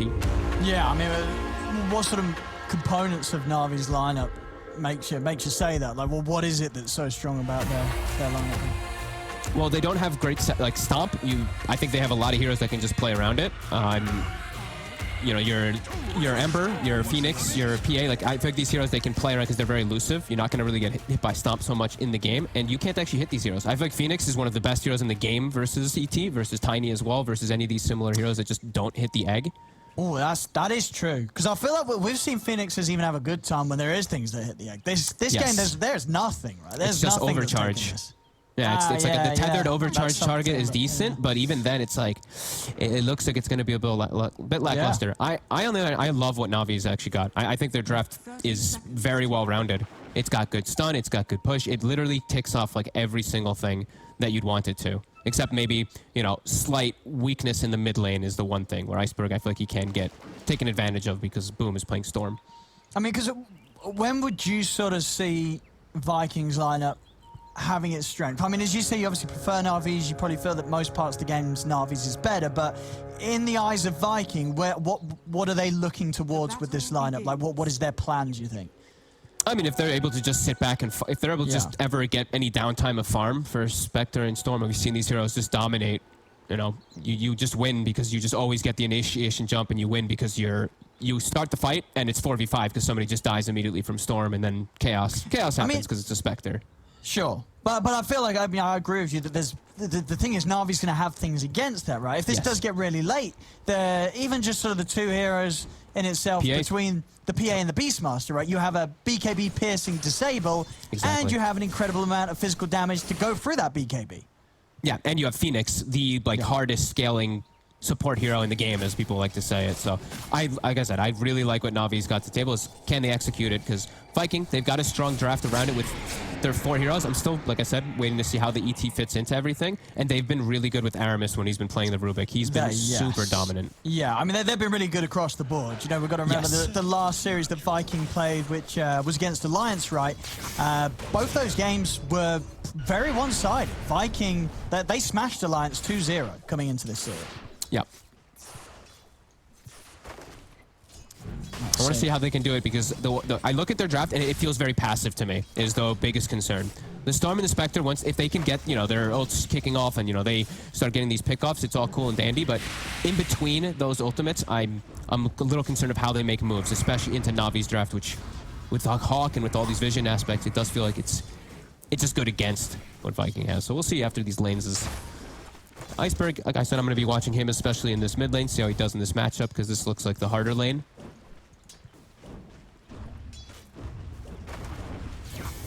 Yeah, I mean, I guess in these side lanes, where would you consider the biggest kill potential be early on? I mean, can this top lane ET Rubik do much in terms of getting kills, or you think that's just not really going to happen against these heroes? They can definitely get kills, especially if Always Want to Fly gets out of position, or Vtoon does. I want to see Vtoon get his passive at level 3, though. Yeah. I think I've seen this actually a lot of times versus ET lanes, is you get this, and then the ET harassment or any of these physical right-clicking cores, you just can't hit him back. You never win the trade. And then I guess sort of down on the bottom side of things, Na'Vi's lineup, General and Roger with this Lina Beastmaster. Celery's got to be careful, right? Like, this IO could get taken out by these heroes. Once the levels start to kick in down here, the Beastmaster and Lina gets real strong. When you have your level 2 boar, you have 2 of them going, that's the big strength of Na'Vi down here. But Viking, I mean, we've seen this IO do so well, especially paired with Spectre. Just overcharge in combination with a dispersion. It's just insane. Yeah, I mean, in terms of actually stopping Shad from being able to CS, I say it's going to be hard. He's a little bit behind here, but I guess he's got the creep wave coming in, so not too far behind. The mid lane, where we are seeing Boom having He'll come out ahead. Yeah, quite about a full waves advantage against Iceberg right now in the Storm versus Ember. Yeah, just that one's just nature of the matchup. The Storms tend to come out decently ahead in that. Bottom. Or sorry, I said bottom, meant top. I'm so sorry. Just trying to throw JJ off. Just throwing JJ off a little bit. Bottom, top, mid, jungle, JJ. Aramis has to be careful up here. I think these lanes look pretty good for Na'Vi. I'm actually liking, except for that mid lane. Toby, and this is the other thing too, right? You're playing versus Phoenix, so you walk up to try to hit. Hey, you can't hit. You get spirited. You can't hit. He didn't get the point in the blur, which I'm a little disappointed to see, but wow, I mean, doesn't need it. The ET can't hit. You know what I mean? Yep. As long as if he trusts Always Want to Fly to hit the fire spirits, Vtoon doesn't care. Look at Celery actually TPing to mid to try to help Boom get the rune, and it'll spawn top. Boom's going to be very happy with that. Already having a good time in the lane, and now a haste rune. He's going to try for Iceberg. Straight in under the tower, they're going with the Vortex. He's got the change to verify Iceberg. He's not going to live, though. They get him. And now Roger. They might be able to get the 2 of them, Roger. getting very low, but they won't die for tower. So they're starting to take tower hits, and Boom already using all his bottle charges, so Roger will live, but a very nice haste rune to be found. So Boom's lane going from good to great with that kill. Overcharge is such an insane ability, honestly. 80 attack speed is just absurd this early on. You see the Storm just like popping off because of it. Yeah, especially on a Storm, right? Yeah. Shad Bottom gets slowed down a tiny bit because of those boars when Celery does leave him, but I mean, it's these Spectres. We see them do just fine, especially because Roger was laning away. Wait, what happened? What happened mid? Am I blind? Wait, what do you mean what happened mid? Why is Ice Beam? Did I miss-see something? No, what do you mean? I mean, where's his TP? I think he must have just TP'd and cancelled it after he spawned or something, right? I'm not sure. No, I 80 must have missed seconds, something. no. Yeah, he walked from base. I think he TP'd and cancelled it. No, but the time it would have taken him longer. No, I think I think he probably did TP out and then accidentally cancel it or something. I don't know. I must have missed something. Either way, he messed up. He messed up something because he came out really late to the lane. Boom is almost like level 6.5 now. I must have seen something wrong. No. I mean, I think the only explanation is Iceberg did mess up. He must have used his TP and cancelled it. Wow, because he was walking back to lane. He was absolutely walking back to lane. So yeah, more fortune for Boom. Nice Storm getting a very nice start. See if he gets lucky with the runes. More fortune for all of Viking really is. I feel like him in particular, he has to be the one who has this good start to make space, especially for that Spectre. I feel like we'll start getting slowed down from Navi's lineup, so I feel like that's really important for them to get this head start on him. And yeah, Iceberg, he's gonna have to work to recover. So maybe this is the thing that hurts Navi from actually being able to do those aggressive moves early on. I'm gonna sort of head back to sort of stick away from the lane a little bit. I mean, he knows that Boom +1 in this mid can definitely threaten him before he hits the 6. He's got it now. He's got it now. So can play safe with Remnants. Yep, he's always got the 1 point as well too in Searing Chain, so he can play around it. Boom, though, he's gonna threaten him every single time he walks up now here because of this advantage that he has. So Iceberg might just have to resort to jungling. See bottom, Shad. Gone on. Celery's going to come in with the tether. Shad, he's going to go down. Boom will come in with the counterplay. Zipping onto Roger. He's got a little bit more mana to close the gap. Coming with the vortex. Roger is able to hold his ground, get the light strike around. Roger's going to live, and Iceberg, he's made the reaction plays. Come in, and he's got a DD, so he's able to take down another. Yeah, the two of them going down. General picking up the double kill thanks to it all. And he was already having a very nice time down in the bottom lane, and 2 kills for him as well now. A really interesting item build too from General. I didn't really touch on it because I've never really seen that build top. Always want to fly. What? He's juking. Toby's trying to find. He's going to go for the TP out. Has Toby got the damage? 1. Oh, wasn't enough. Always want to fly, able to play out from the trees. What do I actually see? Okay, so interesting item build, I guess, from General. Is he going like armlet or something? All right, well, he's just going treads, and then he has this casual mask, gloves of haste. Okay, casual gloves. I don't know. He's just like I said, he went double bracer, which you usually don't see these Beastmasters do either. They usually just rush the Necro books, but this game is going something completely different. Well, maybe he's not going to go phase treads. I feel like we do sometimes see some of these players try the old double boots thing because they think it's good. I haven't seen that in a very long time, I'll be honest with you. I swear I saw someone do it the other day. Really? Maybe not the other day, maybe like the other month. Maybe the other year. Other year, maybe. Yeah. I don't think he'll go, whatever. I remember the days of, I remember back on the old Na'Vi, wasn't it? Do you remember when Crystallized, was it Crystallized? He did like the triple treads on Terrorblade. Or maybe it wasn't triple, maybe it was only double. Good God, that sounds so bad. Maybe it was like a bug phase of No, I remember it specifically. It was a tournament. I remember we were in Russia, and I can't remember what the tournament was, but yeah, he went like, it was at least double treads. Maybe it wasn't triple treads. But it was at least double treads on Terrorblade. So I'm seeing General, either way, he's having a great start to the game. It's not going to be this book, though, so I feel like that'll hurt him a little bit in just him pushing towers, which I thought that's what they were going to really focus on because of the Beastmaster pick, but it's going to make him individually a lot stronger just fighting. And I'm seeing they're slowing down the Spectre, but PA's not getting slowed down. He's feeling like a little bit of a better start here.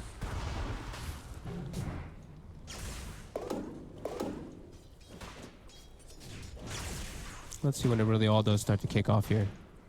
Yeah, I mean, as you said, though, what Viking are kind of cool with it not kicking off. Yeah, I think they want to be playing more of this passive style. They can react to TPs always with the Storm, but I feel like Navi's going to start punching pretty hard. Their heroes are... I feel like they're really strong to start really pressing the issue forward. And Vikings, like we said, I feel like there's a lot more greedy. Like this is really the window where Navi can start to take advantage. General is hanging around down bottom. He has the double mango, so they have the roar available. And Iceberg's going to start forcing the wave. So boom, he'll react to on top. He's going to go straight in with the zip. Catches always want to fly. By the rune and takes him out. Securing that bounty for himself. So boom. Continuing to use this good start. Nice and aggressively on the side lanes, not letting any sort of kills be passed away. They got to hit some towers though. Because that's the thing about when you're playing versus Beastmaster. You leave your bottom lane, tower dies almost instantly. So they do get a good kill, but can they hit this tower and start to actually bring it down? It's going to take them quite a while. They have the catapult wave at least, but... And they do have the overcharge, the Elder Titan here punching it. Okay. And he is going to just go for straight Aghanims this game. Okay. It changes your game, just like Synderen says, it changes the game a lot when you're playing with Aghanims for yourself. You're playing more about you're running in and hitting targets rather than playing on this defensive of counter-initiating.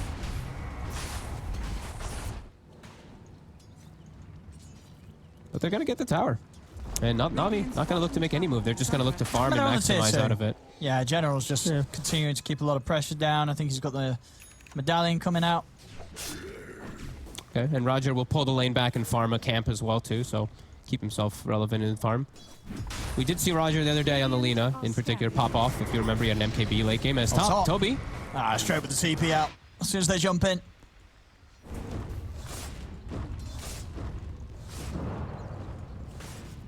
I mean, do you think, like at the moment for Viking, are they fine because Na'Vi isn't doing enough, or do you think Viking need to be a little aware of like some of these heroes? Like, is there anyone that they need to try and make a move on, you know, with heroes other than the Spectre while Shad does continue to farm?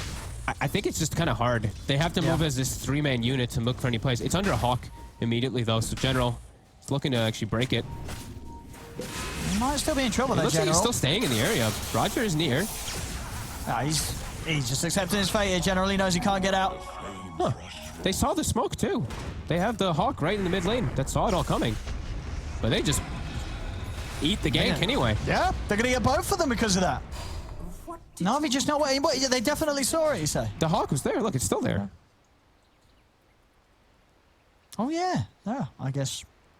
It looked like it caught the edge of the smoke right on the side of it there, but maybe it actually didn't catch it. I thought it did when I was looking. Maybe it was just on the outside. Maybe it's just on the edge of it because they stayed like they looked. They stayed I like mean, they're he breaking committed. General's like, I'm going to farm this camp. I do not care, and he did, and they both died. So. And that's Viking. I mean, this is big for Viking because they didn't have to use their haunts or like majority of that storm mana pool to really look for that kill. So they're fine. Navi looks like they're just going to play a little bit more of that farm game. As Iceberg, he's queuing up the Deso. So. Okay. A little more of a greedy stance, not really that playmaking. Yeah, I mean, well, down bottom, boom. This might just go and find another here. Roger, again, taken out. This is going to do very well for Boom's Orchid Fund. This is going to be a quick Orchid on the Storm. And yeah, it's an interesting decision. So, as you said, the Iceberg Ember getting the Deso. You have a PA on your team. Yeah. So that obviously means, I mean, Vichun, he's not going to get the Deso, right? Of course. No. You're absolutely not going to get 2 Desos. So it means Vichun can go for other items. But it does also mean that Vichun won't have the Deso. And it kind of does. You most of the time, you kind of want to play with a Deso, don't you, if you're PA? Yeah, I mean, it definitely feels weird. I don't know why he's going to be going for the Deso, really, on the Ember. It doesn't make sense to me with their draft. Yeah. Like when they have PA, it really just does not make sense. But yeah, I mean, I guess obviously the benefit of Iceberg getting is you're gonna have the Deso a lot quicker. Everyone, yeah, I mean, and I you're guess gonna have a lot so. quicker than going for the Battle Fury and the Deso, obviously on the PA. Okay, I mean, we'll see if he does opt to finish that one because it definitely just feels weird if he's gonna go for that. Always want to fly. He's dead. He's dead. There's a splitter out, and he's gone. And now Boom is making the move bottom. He has full mana. Let's see what he can zip on here. He's got the Sentry. And talk to me about this as well. So General going for this Medallion into Glimmercape build as opposed to sort of your regular, quick Necro books and Vlad's. Oh, it's actually on the mid lane. Boom. Nice, so going to be TP reactions. So but the reload. Oh, Celery got baited. He did. He thought they were going. I mean, they were until they weren't. Oh, no. Celery getting baited by his team. That's dead IO. To answer the book, I'll be totally honest, I don't know why he's not getting book, especially with the start he had. I felt like he could have just slammed. I felt like he could have just slammed through the whole game. Every single one of their heroes gets owned. You dispel Astral off of ET, like before he has Ags too most of the time. The mana burn is nice. I don't know. I mean, he's looking to do the super buff, like the buffs to buff up the PA, but I mean, book has a lot of merit. Unless people just stop buying book for a reason, and I don't know. But I saw it built the other day, and it looked pretty damn good, too. And now we have this game where we're just playing a little bit more of a farming passive game, and this is benefiting Viking. Yeah, this is amazing for Viking. He's getting so many kills in this early game. 4-1 and 2. With that Orchid reveal as he gets the catch on to always want to fly. This Storm is off to a very good time, and Shad's loving it. He's farming away. And Iceberg completely switched his build. He's just got a casual Mithril Hammer, and he's getting Yules now.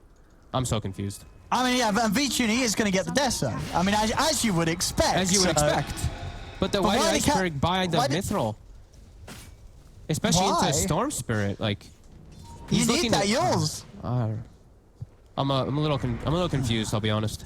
As I feel like Navi's just playing into Vikings' hands. They're not being active at all, and you're playing into Storm and Spectre. Well, like, sure, you have this great scaling, but I guess maybe they just really want to play the farm game rather than make plays.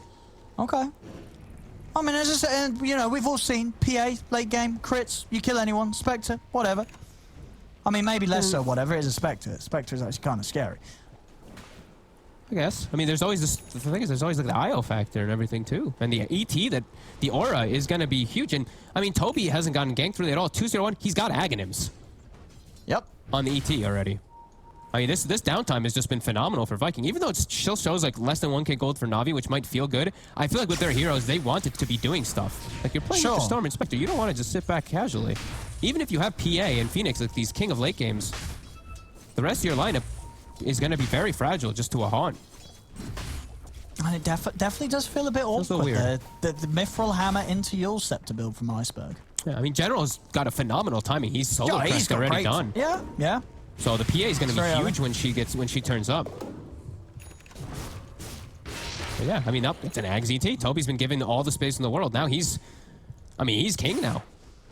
He's going to have this, and then into Phoenix, we were talking about how the Phoenix is good versus ET. He has such a fast Aghanims, like literally 10 minutes faster than you'd probably expect it, that now he can hit Ag probably. You're not going to get Fire Spirited slowed if you have the buff on you. I mean, top, we're going to have the smoke. They're going to see if they can catch Shad. There we go. Axe is out to spot him. They got the raw. Shad, he's not getting out of this. The long jump, though, boom. Boom is going to come in with a counterplay, and Toby's going to be brought over by Celery. They're running in onto V-Tune. Off the side, telekinesis to Roger. General and V-Tune trying to split, but the splitter from Toby's coming out. Won't catch V-Tune, but the Stomp does. See if they can move in on this. Boom. They got reload out, though. Yeah, it's just the two of them left. And now, Toby and Boom, they're trying to run. Boom. He's going to have the heals for Celery. Actually trying to hold his ground, but the light strikes out, and so is the crit. V-Tune, he's got to clean up a few more here. Celery, he's also dead as well. Okay, seems like the passive game worked really well for Na'Vi as Vikings just went in, tried to help out their Spectre, tried to bail him out, and get just completely outplayed in the fight. They showed up in a weird way to respond too. Like Boom zips across the whole map. Toby doesn't have Astral Spirit ready, and Na'Vi's all just prepared there. Disaster for Viking. And now V-Tune, he's going to be hitting some very quick timings. Those three kills that he's been involved in so far. This PA is gonna get to a point where, I mean, already we're just seeing the potential against these heroes. Any sort of stun on Boom and a couple of crits will take him out of the action. Yeah, I mean, it really does feel like, I guess the passive game for Na'Vi is it works out like that. Yeah. It's paying off so far. I mean, levels are great as well after that. For V-Tune, he's level 15. Closest on Viking is level 12. So this PA 3 levels ahead of anyone in the game. Yeah, on Viking side. It's really huge because that was Vikings' time to show up and win the fight, right? I think that was Mech on IO, Ags ET. They had like some immense timing, but they got caught and reacted poorly. Now Na'Vi, they have a, big lead here for Vtoon, level 16, and almost a BKB if he wants to show up to the next fight with a BKB, which is really good versus Viking. So Vtoon, see what he can find here. Easy D ward. The lift up onto Iceberg. They're going to try and go for this.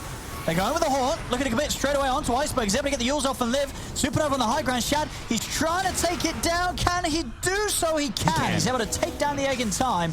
Roger, getting low. Quick sit back from Boom as he hasn't got further mana to move in. But they take down the egg. Viking can push on for the tier 1 tower. And they will get it here. So this time, the poke working out as they jump. Iceberg and force a fight. Shad's very close to his Manta now too. That'll be very big for him to protect himself versus Iceberg in particular. And also give them that Roche threat constantly. That's always the big thing about the Spectre Manta. So this PA is just so massive right now. Massive, yeah. Got extra Yules as well done on Lena, so 2 Yules now to play with Na'Vi. And going back to like early, like we did like Navi's team fight. Yeah, Navi's draft overall did feel very strong. So it's like it's still now it's getting back to that. Is Viking, can they, even though they had all that time to farm and they tried to make that move, Navi's draft is very strong when it's all coming together anyway. Well, even though there was a lot of like just sitting back, it felt like, but there's just they do have a strong draft anyway. Yeah, it's just, like you like the draft, you just didn't expect Na'Vi to sort of play it in the way that they are, right? Exactly. Yeah, I thought they'd be a little bit more, you know, pressing the issue forward on these towers, in particular with a Beastmaster. You know, they only hit the 1 tower bottom, didn't even go near mid. They've been just playing a lot more of the passive game. Yeah, I guess they believe in Vtoon. And I guess that's the way to do. There's no reason to doubt them on that. He's that far ahead of Shad still. 3K ahead of the Spectre. He is massive. Battle Fury BKB Deso, it's pretty much all complete. It's going to be out in a couple of minutes, that completed Desolator. This is, some of the fastest timings we've seen on a PA here. And I guess then we're going to see how Vikings draft really does kick in together versus all of Na'Vi, because Navi's going to hit this humongous timing. They're going to force a fight around Roche, and Viking, their draft, like we said, it's a bit tough to actually take those fights with their Tricore, with Storm, with Spectre, and with ET as their frontliner. And we said, you know, the ET with this build, it's played very differently.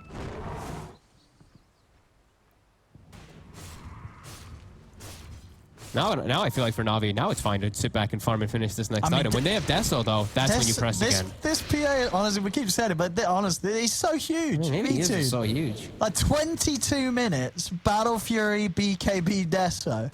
That's pretty unheard of. And level 18, you know what I mean? And he's level 18. It could really be like... This is insane. It could really be Vtoon like in the team, or somebody in the team just being like, hey guys, we win this game if I just farm. So I mean, maybe that could just be it. That's what it looks like. Yeah, he is... All right. Like he's going to kill everybody. He's going to kill everybody. They're going to go for Roche. Can they react? They have ET, one of the best heroes around the pit. They're doing it quick though with the solar. Look at this. They really are. It is just destroyed. They are going to scout it out. Stomp to set things up. Iceberg's just in? Yeah, he's ready to go. He's just going to jump in on Aramis, committing with the BKB, starting to play around with the 2 supports. The Hawk comes out. Chad's going to look for the backlines, jumps out of there. They get themselves on top of Always Wanna Fly, take out the Phoenix, but the Roar's down onto Aramis. Both him and Celery solos. The crits come in. Vtoon's able to take him out. Buybacks come back from the 2 supports off Viking. Jump over to the side. They're looking to take out Toby, but Toby's going to be saved by Celery. Comes in with the tether. Toby's going to be fine. Vtoon, though, the crits, they just continue to fly through as the storm goes down. It's going to be a third buyback from Viking. They're throwing everything into this team fight. Vtoon with the remainder of his BKB. He's going to TP out. Give some respect to his... He did actually TP all the way back to the base, which has left the rest of Na'Vi a little exposed. As now Always Wanna Fly goes down a second time. General's going to fall. I mean, I get it. He was scared of the buybacks from Viking, but he was still full HP, full mana, and he had a couple of seconds left on the BKB. Did he really need to TP all the way back to base? They're going to get the Roche out of it now, though, with those 3 buybacks. Well, Vtoon, he's going to look at them, and that's it. But yeah, why this sort of the panic move there from Vtoon? Did he need to panic that hard? I guess he felt like. I mean, he was very cut off from his team, but he's got a blink TP'd strike. so far back. He had BKB for like a few more seconds. It was first use incredibly long. It did feel just a little bit too, afraid. Yeah, especially when the he's storm super back, panicked. Something like the storm buyback full out spooked him. He immediately just disengaged, but that got his whole team killed. It absolutely did, and it lost them the rush. He TP'd back to base. We'll see it here again on the replay. I mean, all in all, this beginning looks phenomenal for Na'Vi. They're fighting. 3 buybacks coming out from Viking. I mean, Vichune's so strong. I don't know why he's that scared. He's that big right now in the PA. But yeah, deciding to vacate. And as you said, what was it? As soon as sort of the storm was back in, he just left. He just ditched. He was like, "See ya." His teammates. Yeah, really. My job is done. I got a triple kill. And then he left them. Yeah, and now Vikings got the Aegis. On Storm of all heroes as well, of course. Oh, Shad, though. Oh. He's completely isolated. He's going to have some backup coming in. They can't save him in time. And now Celery. Oh, he's going to... Oh, I don't know what he's going to do. He's going to watch and burn. So Na'Vi, they still punch back hard. I mean, yeah, Vichune's still massive. You know, he is still massive. He's still huge. Maybe just a bit of mercy, that's what it was. He was like, hey, I'm going to win this game anyway. I don't care. Maybe. They also made some pretty interesting, I guess you could say, some bad bad targeting inside of the fight too. They have to be careful. Like when his spirit's coming back in, they tried to jump him in the middle of that fight, and he had a 5-man spirit got onto him. So he had all the plus armor and the BKB effect on him, plus a tether that came in too to heal him. So just some... And now he just needs to watch their target priorities, but yeah, up at 6k gold lead and now killing the Spectre, and boom! He just zipped into the whole squad. And do they have chains up for him afterwards? They're gonna hunt to try to cause chaos. Vichune's around. Shad, he's gonna jump over towards Roger. Boom. He's gonna zip in aggressively to take out Always Wanna Fly. Also able to get the pullback onto General Vichune. Now going in over towards Boom, but Boom's able to dodge it out. Slide to the side. Shad stepping away. Vichune committed with the BKB, despite the rest of his team dead. Now this time around, the BKB TP makes a lot more sense. He's able to use that BKB to get back to safety. But another fight where Viking they're able to punch into Na'Vi, and they're getting the kills. Great haunt from Shad. It just causes chaos in the fight, because otherwise, Boom, very likely to just get stunned out of the Aegis and die, so they just force the fight. Yeah, Viking still coming in with these solid team fights, despite the strength that Na'Vi do have behind Vichune's PA. Yep. They did commit a lot up top right before that fight, right? To kill the IO. They had committed the egg as well as the Laguna earlier, so the fight was very awkward for Na'Vi to take naturally. Level 18 Storm, level 18 Spectre, they're both getting online here. Vitune's still at massive. Have they got any more smokes on Na'Vi? What sort of moves are we going to see? They've got their egg and everything available now, too. I think they should look for some type of play. Everything from Viking is down at the moment, so... Don't think they have a smoke, though. Doesn't look like it. Bloodstone done on Boom. He's farming. Radiant's middle tower. Vitune, the one leading the charge. They don't have a smoke, it looks like, but they're going to just use the blur and a hawk to give them the information. It was seen, going to be the one to look. Yeah, they're aware it's coming in. Underneath that ward in the river. Still, Aramis might be the one to die here. He's got a remnant down. Oh, that's true, actually, yeah. And he's got a glimmer. Yeah, he should be able to dodge any sort of search. And indeed he will. Vichune won't find him. Viking doing a good job of keeping themselves away from the PA. Trying to buy themselves time to have that haunt again. 25 seconds. Na'Vi trying to get the mid tower slowly with the boar. The solar crested boar, but it gets denied. And up top. Oh, they did find him. Aramis. Oh, what? Okay, he's still with them. And he's gone. Oh, baby, the old one shot from Vichune. I guess, did he sort of panic there, Aramis? It was like he forgot that he already had a remnant out. He could have just remnanted back to the previous one, right? Or... I don't know. Maybe they would have found him anyway. Not sure. I mean, his remnant was so far back, but I think they'd already scouted and cut all the trees or something. I'm not sure. I think he would have just... I think he big-brained it and big-brained himself instead of just getting away. I feel like that happens a lot of times. Well, another kill for V2. And we'll be able to finish off this top tier 1. There'll be no defense from Viking up here, still trying to make sure Shad's got spaces to farm in. And he's about half the way in on the Skadi. V-Tune, yeah, he's very close to having the Abyssal complete. He wants to get that done. Yeah, he's got a really good game ahead of him too, with all these buff ups that everyone's building. Vlad's on general soon, plus that solar, just everything to enable V-Tune. Viking ults are at the ready again. They're also going for their, solar crests and everything as well on the ET to buff up their Spectre. Hawk is out. Aramis actually nukes the Hawk down, so that tells them that they're smoked in this area. Always want to fly. Still going to go for the rune though. Straight on, always want to fly. They put the horn too. Shad's going to be able to move in. They take out always want to fly, and they've got the TP cancel on a Roger. Straight telekinesis and Viking making quick moves with the horn. Shad. They're looking for general too. The reload's in. Yeah, boom.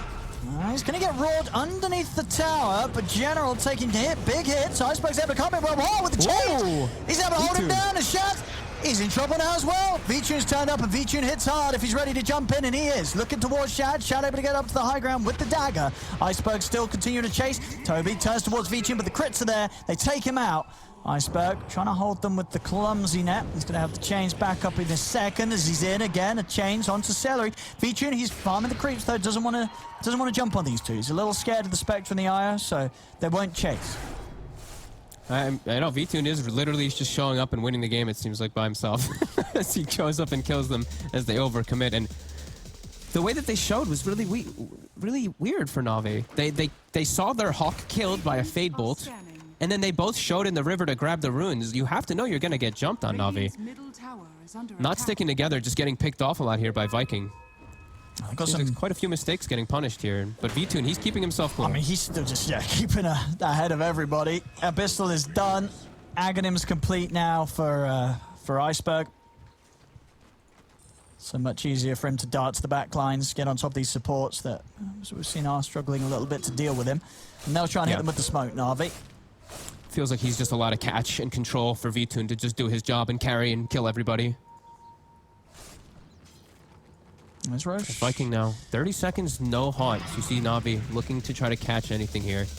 Very good at picking anybody off here when they have Roar, and now the new Abyssal Blade on V-Tune. Yeah, anybody they jump will die, I think. Even with the Tether Sword coming in. Yep. It's going to be far too much damage from this P8. Shad, he's going to be the one to walk up. Are they going to throw everything onto him, though? No, Vichu's going to look for the squishies. Gets the Rubik first. Straight away, buyback will come into play. Boom. He's going to look for always want to fly, but he's been used up. Roger, he's got the stun combo into the Roar Laguna Blade, but there's Celery coming in with the tether, coming in with the heals. It's not enough, though. Vichu turns over towards him, takes him out. Boom, dead for 70. Celery also gone out of the game, and they're going to continue to chase right up to the base. They're looking for Toby. The bash comes in from Vichu. It's a triple kill for him. He's over to Aramis. Ultra kill for Vichu. Shad, he's going to pop the horn, try and move in. They are backing away in Na'Vi. Even it's just the two of them, they're not going to push their luck any further. They still don't need to. Dies, buys back, dies again, and now we have a level 25 PA who was already pretty much one-shotting people. And now, I mean, you know what? Yeah? We're really seeing why Na'Vi wasn't getting aggressive in the early game. They just believed in this PA. They're like, Vichu's They believed in the draft and the PA. Yeah, he's going to carry it, and he really is. In a surprisingly safer way than you would maybe imagine or expect from Na'Vi. You know, seeing a lot of sort of reserved, well, let's not chase any further. Let's only, kill when we need to. And it's absolutely working. Yeah, Vichu 1203 hasn't died this game. And he's just consistently held himself about 5k ahead of Shad in all regards when it comes to farm. This PA is massive. Yep, and Roche respawns. It's scouted by the Phoenix Courier. V-Tune first is going to clear up a creep wave, but then they can look to back up and take it, because Haunt was used at the end of the fight. As we know, Shad did pop it, so they can't take this next fight either. There we go. In for the Roche, and this will be a free Aegis and cheese for Na'Vi. So now with that, I mean, they definitely are kitted up to try and push for the finishing blow. There's no question about it. Nice little bit. V-Tune taking the cheese and Iceberg taking the Aegis. God, it doesn't feel like V-Tune's dying anyway.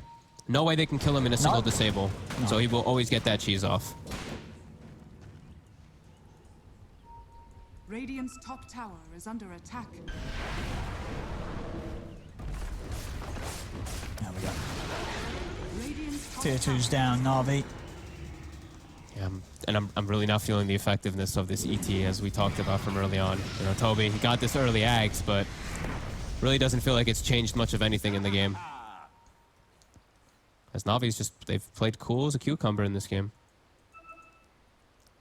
See, General, if there's any chance that he finds Boom. Boom hasn't got a TP for 20 seconds. Guess the odds that he checks in the trees are pretty low, though, so Boom should be fine. Oh, that's pretty big, though. You see that? They killed the courier with the full Scotty. That was with the point boost, at yeah, least, but that's no Scotty for 3 minutes. Oh, yeah, that's quite the postponing of an item that Shab would have otherwise had done. I mean, that... And he needs any item, really, it seems like, at this point. Any type of extra HP and ways to stick on targets, especially. Yeah, that's a further big hit here to Viking. Being without that Scotty for 3 extra minutes. Na'Vi, yeah, 18k ahead. Satanic done on V2. Oh, God. I mean, he's not dying. He is not dying. He's not dying. He is not dying. We've had games where you can look at a carry and say this guy's not going to die. I think we can look at V2 and say he's not going to die. No. I'm just looking at all these little daggers. Coup de grace, 15 damage on laying on the ground over here, you know. I think that's probably going to be the story of everything. You see these little ones sticking out? Yeah, look at them. Those are where he killed people. Those will continue. Viking, they tried to come out with that smoke, but nothing to be found down here. Do we have any reveal on the side of Na'Vi? Because that's the other thing that I was, you know, why I also like having book 3 a lot of the times is detection can sometimes start to be problems, you know, glimmers, etc. They'll have some dusts, but yeah, I'm just curious to see, you know, general, why he did this build. It's really cool. It's working. Oh, so it's it's been fine, absolutely been working. It's just sort of a different approach from Na'Vi with their lineup, and it's absolutely working. This way of playing the game has been very robust. Just a carry never dying. I mean, even Iceberg, you know, he's only died once this game. That's actually pretty huge. That's a pretty massive comeback for Iceberg after, you know, laning phase being such a disaster, and I believe he canceled that TP earlier. So yeah, everything has recovered for sure. And he went Mithril Hammer into Yules, you know, which was a bit of an awkward sort of slowing down of the Yules step. It didn't matter. He literally didn't die again after that one blunder in the mid lane. So very solid recovery. And really just overall, you know, from the start, like we did say, you know, Navi's draft, it felt really, really strong versus what they were up against. And even though Viking, they had some explosive times, this is what we're really seeing, the nitty gritty of it all in the last 15 minutes or so. There we go. Now it's just feeling so hard for them to ever look for any fights. And like you said, getting back into the zone. 2 minutes until that Scotty for Shad. Shad will come back up. And yeah, Na'Vi can just keep them all kind of trapped in their base here now at this point here. With Hawk, makes it so hard to play. They're set up around bottom though. Iceberg, he's inching forward for the wave. Oh! The trap is set. They don't really want to jump for him though. I guess they expect that maybe, and he does have the Aegis, of course. So, and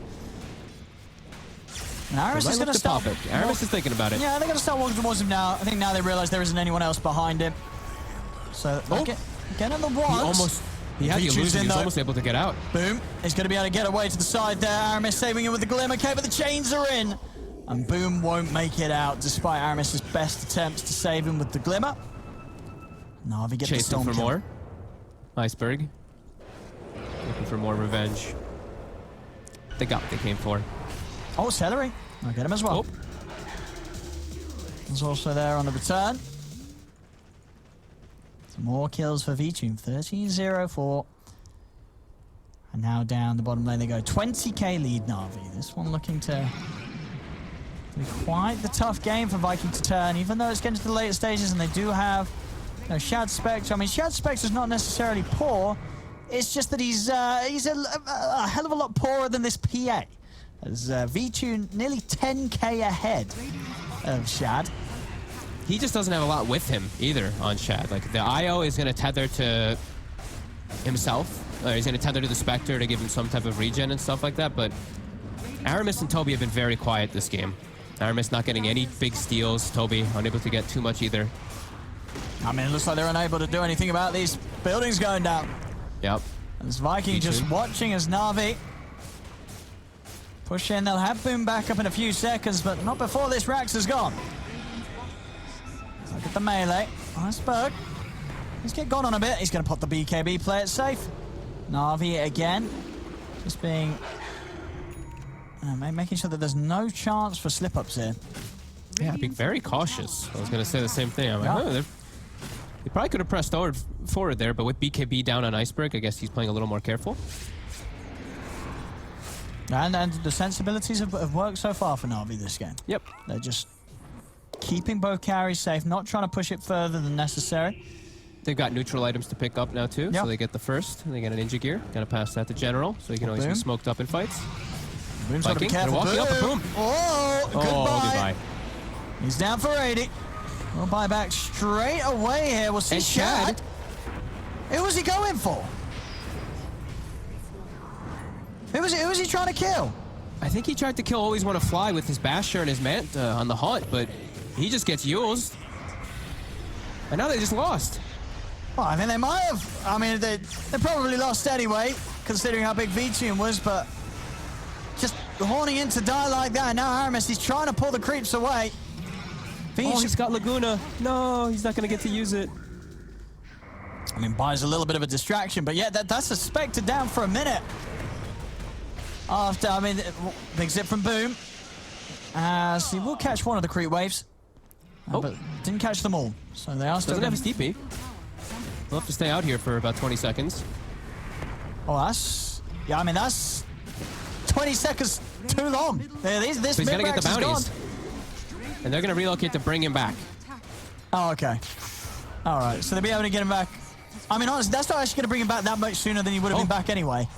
No, not much. Oh, and they actually glyphed the wave too, so he's not even cutting it entirely. And, no, and their base. And Toby's dead. They just dive in on Toby. They're going to get the tier 3. They're going to get the Parax. And V-Tune's in. And Toby's going to get forced to the side. They are able to save him. But V-Tune obviously able to easily jump straight back in with a Phantom Strike. Celery popping the Ghost here, but he's been changed. They zip out. Boom, trying to play around with them. Shad's going to be up in a second.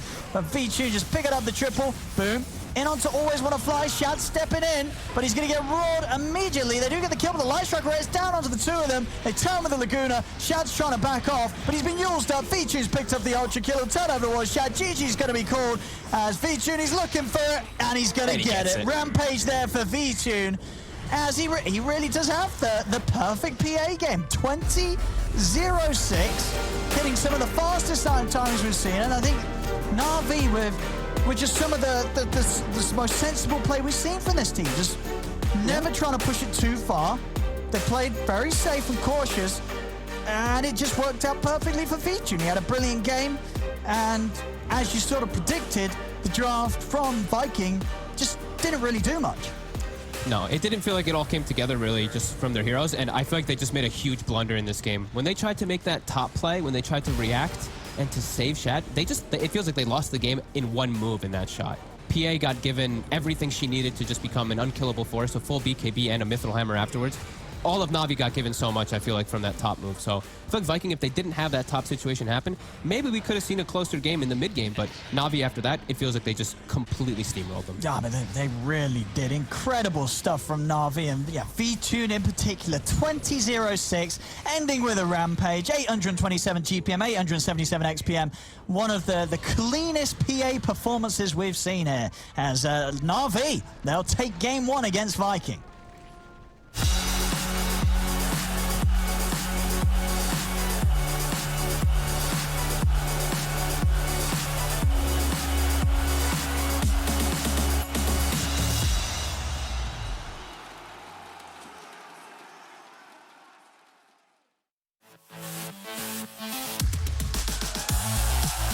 Are you the biggest Dota 2 fan? Then look out for the DHL Drop Quiz and show off your incredible Dota knowledge.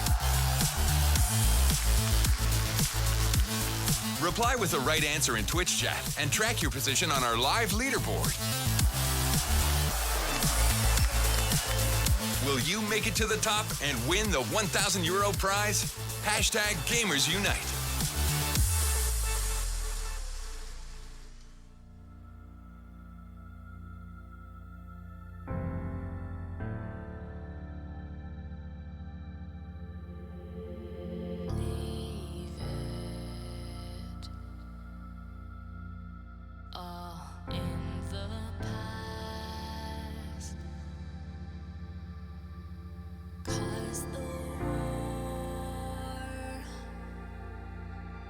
Isn't over yet.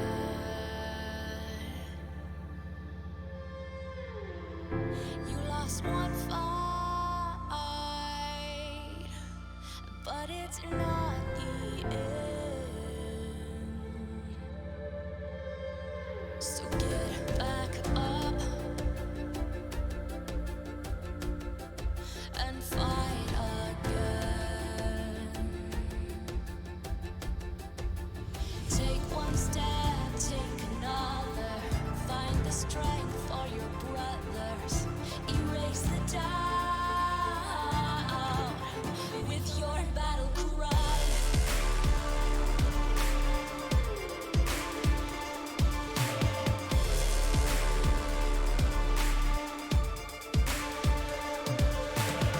You feel the earth move to the drum of steel boots. Banish the fear inside. You're strong enough that you don't have to hide. No, you don't have to hide. You're strong enough with your battle cry.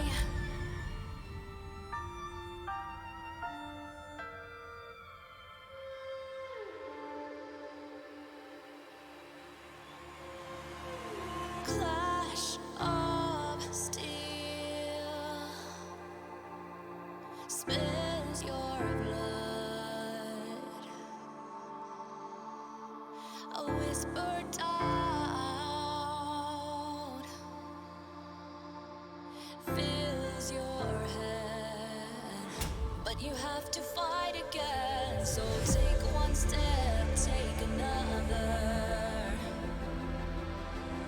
Find the strength for your brothers. Erase the doubt with your battle cry. With your battle cry. You feel the earth move to the drum of steel boots. Banish the fear inside. You're strong enough that you don't have to hide.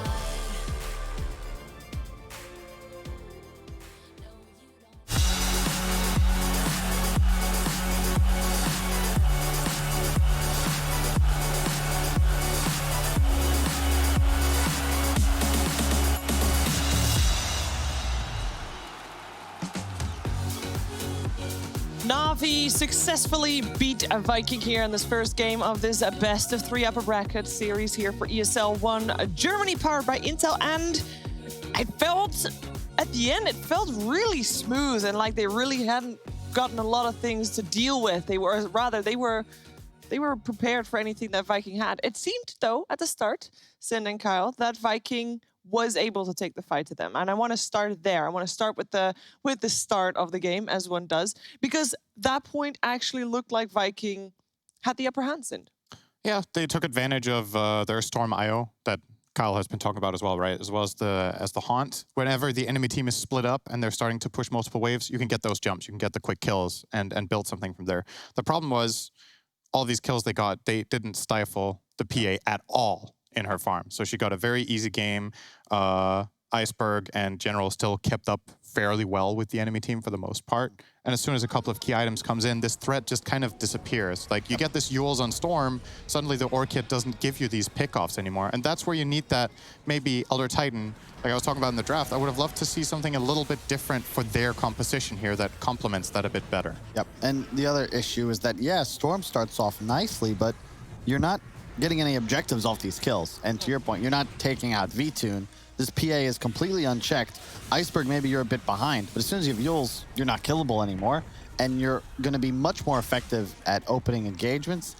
ET, as you said, really weird build. Ags, Medallion, Force Staff. It just kind of feels like this utility bot that isn't really good at anything for the team in this game. And everything's just riding on the Spectre, inevitably out-carrying. But you were saying backstage, you didn't like the defusal, I have to agree. Felt like his itemization just kind of put a cap on his damage output. Yeah. And then V-Tune's just unkillable and a PA, and he carries. Question. Yeah, go ahead. Answer. You've got the three cores on the side of Na'Vi. You got the PA, the Ember, and the Beastmaster. How do they, like, without thinking about strategies and whatnot, who got the better late game? Between these two teams? Between these two teams. Was it always going to be Na'Vi, or was it just to play in the itemization?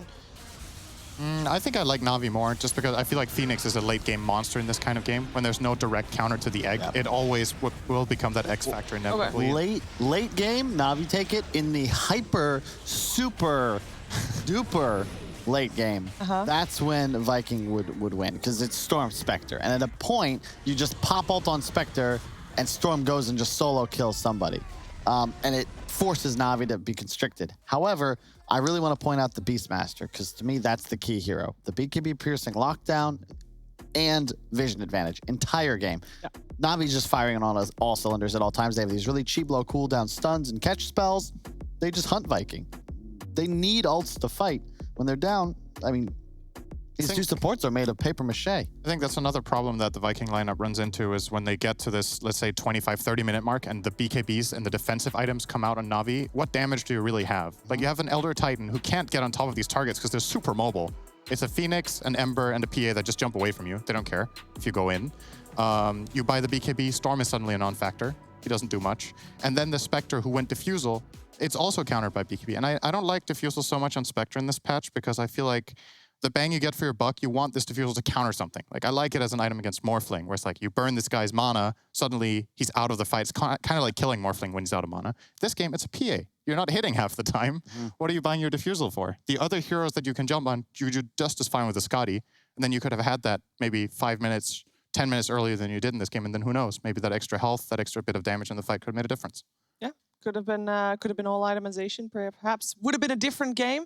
We will have a different game. Before we head to the break, before that different game, though, I do have something for you, because it is time for another DHL drop question. You know the drill. It's very simple. I'm going to mention the question, exclamation mark, DHL drop, and then A, B, C, or D. And the question is, in what year was Valve founded? Is that 1994, 1995, 1996, or 1997? Exclamation mark, DHL drop in the chat, and you will hear the answer after the break. We rise up from the dust and claim our throne. With the right CPU, you can turn any game from familiar to phenomenal. Unleash the potential in all your gaming with Intel 10th Gen processors. With its optimal balance of threads, cores, and frequency to deliver elite real-world performance, only Intel can bring Marvel's Avengers to life with in-game PC optimizations. Supercharge your Marvel's Avengers experience with Intel Core i5, i7, and i9 processors. What's your style?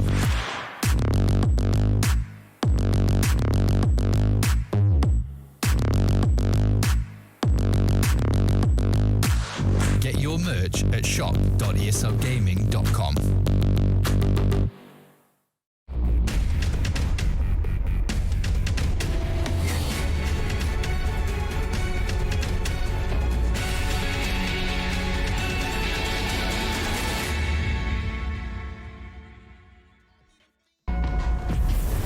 Multiple witnesses have reported mysterious shadow sightings all around the city.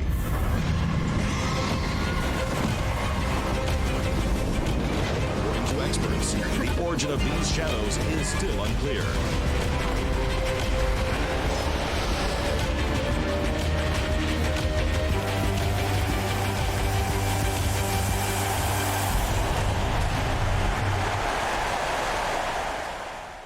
Your favorites will play soon. You hope for the win. Excited about the game. But something has changed. You start to doubt. Will they pull it off? Or will they drift away? You pull yourself together because you're sure they're revved up to win. You know they've prepared. They've picked the right course. And even when there's no chances, you believe they will win. GG Bet. Be excited. These feelings are waiting for you to come back.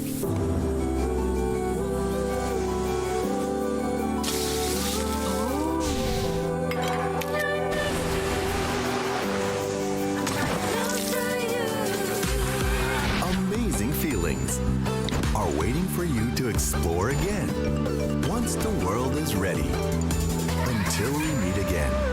Amazing Thailand.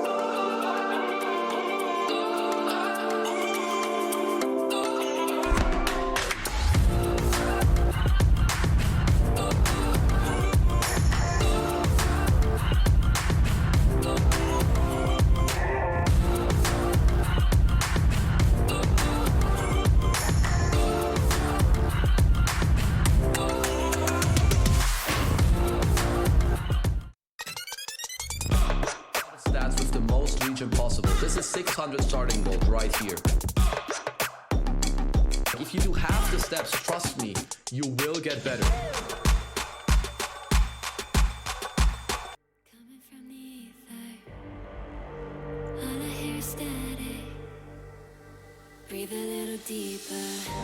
Fallen, broken, a million light years away from home. My eyes opened, and now I've come to claim life. Oh, never let it go. These wings carry me. Live this fantasy. Running through the fire, fire. Gonna let it burn. I am the Messiah. Gonna let it burn. Running through the fire, fire. Gonna let it burn. I'm the Messiah, Gonna let it burn. Gonna let it burn. Gonna let it burn. Gonna let it burn. Gonna let it burn. Found me in the darkness. Now they see me shining. ESL 1 Germany 2020 Online is brought to you by Intel, Mercedes-Benz, Mountain Dew Game Fuel, DHL, GG Bet, Corsair, Acer Predator, and Bitburger 0.0.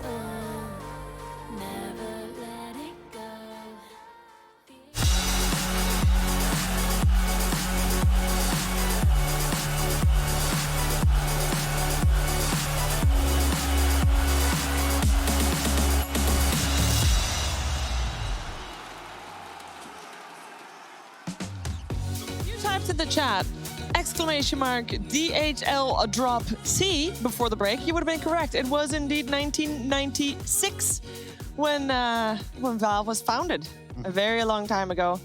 Still small indie company though. Don't worry, don't worry. That was the correct answer. There will of course be more questions throughout the show. So make sure you tune in for every single second of ESL 1 Germany because you don't want to miss that. You also don't want to miss the draft of game number 2 that is about to happen between Navi and Viking. I'm here with Sind and Kyle. We want to see some changes, or you just want to see the same thing but then better? Coming out from Viking in this case, as they are 1 game down. I think comparing to the first series, I think Vikings draft in that last game was the weakest we've seen from any team today. in my opinion, just in terms of overall cohesion with itself. Like, the Elder Titan felt out of place in that strategy from my perspective against what they were facing. So yeah, some draft changes would be nice. I think more ease of execution, really. Yeah. And I can't believe I'm saying that with a Storm Spectre lineup, because it's pretty straightforward. You haunt, you get vision, you jump someone, you fight. But the problem is when your entire lineup doesn't play that way. Yep. Like, I don't It's think just too many complicated heroes. You got to keep things simple. That's part of why I like Navi's lineup so much, because it's easy to read, it's easy to execute. You kind of know what your allies are going to be doing. Everybody understands the responsibilities. Storm and Spectre kind of enter fights unconventionally. ET is the same way. Both of your supports are sort of playing around the engagement. There's nobody that wants to walk in. Right. And that was what ET should have possibly been. And maybe that's the logic. Like, you get the axe, you throw the spirit out, it comes back to you, then you can run in. Yeah. It's like the amount of information you provide the enemy team before that happens is you need to show your Titan, the spirit needs to go through, it needs to come back, then you run in. In the meantime, your IO or your Ruby's just dead to PA. Like, it's actually just what happened every fight. So, would love a little bit more straightforwardness with that. And I think a lot of their components from their draft and what they picked was, it's good heroes in this patch. It's not like they're completely lost with their draft or anything. Like we talked about, we like going top down with like blaming the draft last. Yeah. I definitely think there were some plays that could have been better in that game, but it's also just easier to see the flaws and how it's hard to find those good moves because it just seems inherently challenging to execute that lineup unless you're like playing at an absolute A level. And Sin just used a lot of big words, Chief, so I'm going to have to say that what he's saying makes a lot of sense. Yes. Yeah, it did actually make a lot of sense. Shiva understood it. Yes. You just pretend. That's the difference. There's also a Lifestealer coming out for Vikings. So in case you're wanting to have more ease of execution, meta heroes, I think Lifestealer fits the bill there. Venge Drow, however.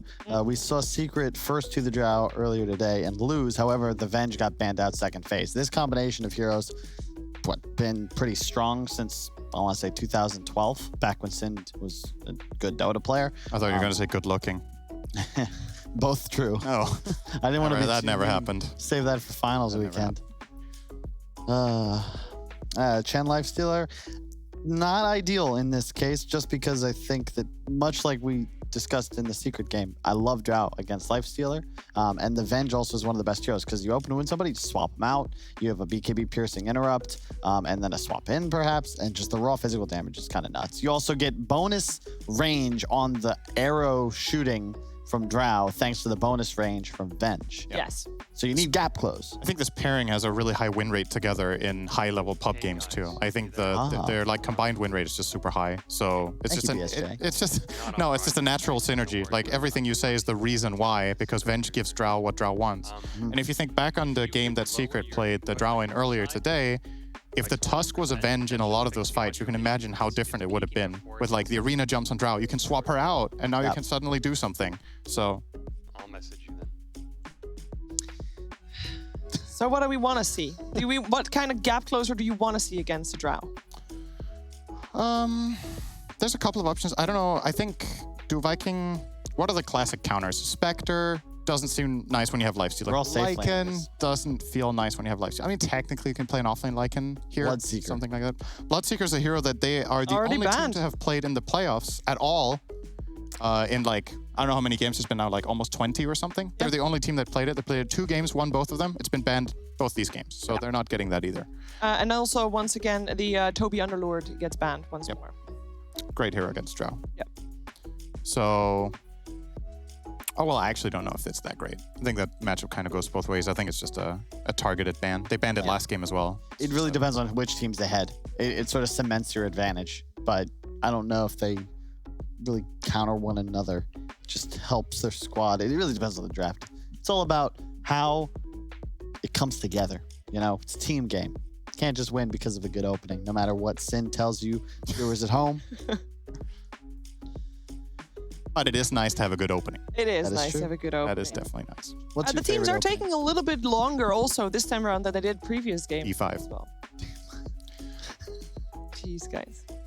Little less. I was going in a different direction, but I like D5. E4. Yeah. Okay. Also decent. Don't A3. That's bad. All right, let's talk a different type of chess. The draft that is also sort of a chess board here for the teams, because we are having both of these squads taking a lot of time in this phase. We have seen them take a lot of time in the bans on the side of Viking, and now Navi is taking a lot of time into their bonus time thinking about this third pick that they are going to do, and they'll end up going for the Tusk themselves again. They go for the same as what we saw Secret do earlier, but this time, as you said, with Avenge. Yep. More BKB piercing interrupts, pretty good against the Chen. And it's nice to have area control against hero like Lifestealer. Sure, you can't actively stun him, but a well-placed Ice Shards can negate the rage, and it just buys space. Yep. You want peel. You got your Drow, you got your Venge.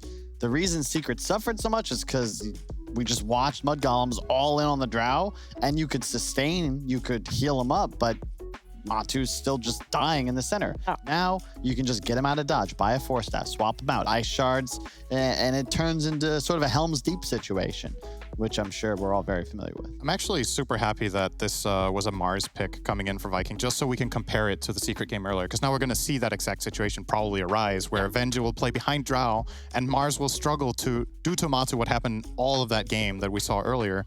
They're going to pick Death Prophet in combination here. A lot of physical damage against the Lifestealer, which is nice. It's a good hero to have a save with. They already have that Venge. Yep. So looking pretty solid. And it will seemingly be laning against an Ember, which is a great lane matchup for DP. Amazing. That is, you're really happy with This that. is such a value silence as well. You'll also true. constantly have heal targets, whether it's the buffed up Chen creeps or the Mars. Yep. It's just really nice synergy, and it's similar to the Necro we saw from Secret with their Drow, but I actually like DP a bit more because you utilize the auras a little better because you're more focused on right clicks, and I think you scale easier. It's easier to play around this DP, and you have just natural tower pressure, which Drow lineup always kind of wants. You want Drow not to be your sole source of tower DPS. It's possible that the logic from Viking is that they wanted a mid hero that gets Vessel. And they're like, okay, what can we get that buys Vessel against this DP? And then you're maybe going to take that sacrifice of the lane is hard. I just think in this team versus team matchup, I would always be skeptical about putting Boom in an unfavorable matchup against Iceberg. Iceberg is a boss in lane. Yeah. Yep. He's always been, it's kind of like, there's been this time, I would say he's been getting better at it. His mid-game decision-making to me has been questionable for a very long time. He's kind of like the European CTY. You remember, like, what were they calling him? The 6-minute king? Game? Yeah. Or 6-minute god or whatever. He would just win every laning stage, and then he would do something silly in the mid-game and throw away his advantage. Iceberg's been getting better at that. So you give him that dominant lane mid matchup, he's gonna beat this Ember. He's gonna crush him. I think so. What if it's an Ember 4, though? Because otherwise you're last picking your 4 position here. And I'm looking at something like perhaps even a Sniper, which obviously can be tough. You get swapped in, you're certainly going to die. But it is one of the best heroes against both Drow and DP. Does Aramis play Ember 4? I have no idea. I think he does. I'm not really sold. I don't know if they can do enough in that lane. Like, okay, Mars you don't want Ember it just mid, sounds right. That's the problem I have here is that going mid just doesn't feel good. But why did you pick it at all then? If you don't want to put it mid at all, you know your matchup and you don't want to put it there, and you're forcing it, you're shoehorning into a position 4 where you're laning together with Mars, I feel like you're just giving that lane up. You're like, here you go, have a free lane. I don't know. I mean, it's not really that black and white, but I just think the Venge Drow will have a way too easy time there. How about you go Ember mid and you have arrows coming in? Yeah. Is that enough to help the lane? Absolutely. If you might have to go for a slightly different skill build on Ember. Usually mid players like to go 0-3-2 or 0-2-3, but you have to get at least 1 in chains to set up arrows. It's nice here because you have that kill threat now. And if you didn't have something that could threaten a kill on DP, this is going to be an impossible lane. Whereas now you get that first open. If Ember gets a little bit of a level advantage, suddenly it's like, oh damn, Vikings everywhere around this map. And their hero composition now is much more suited to skirmishes and making plays. They need to at least survive the laning phase and then fight Na'Vi before they reach their structures, which they can certainly do. And then I also really love the Mirana Invis, but yeah, it makes sense. You don't want to die middle, so now you just swap it up. Maybe you put the DK there, Death Prophet moves to offlane. Good DP offlane, yeah. Yes, they have a general playing Death Prophet in this game, so that will be the case. Should be a great lane matchup against Chen Lifestealer. You have the Spirit Siphon always available for the Chen creeps coming in with a lot of health. Like you said earlier, it matters in the laning stage too. And you're supported by probably a Tusk. Get you out of problems against Lifestealer. Yep, no, I think nice. Na'Vi seems a step ahead in the draft. And I like them they again. played yesterday, I liked it. In addition, they're keeping their core players on the same responsibility. General, once again, is going to be playing this off laner that's got tower pressure and just kind of wants to bully his lane. Iceberg's on somebody that can make plays, and then V-Tune can go off, play the hard carry, and try to take his team to W. So if Viking was going to win this game, they would have to play fast and aggressive.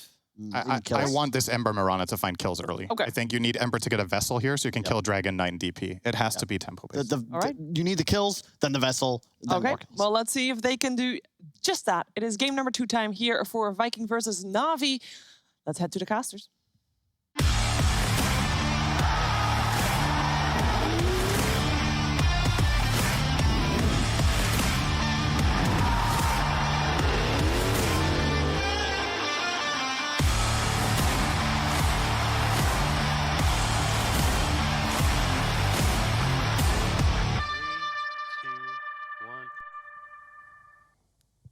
Game 2, ladies and gentlemen, of Na'Vi versus Viking. And Fogged, game 1, you weren't really a huge fan of Vikings draft, and it did indeed end up not really working out for them.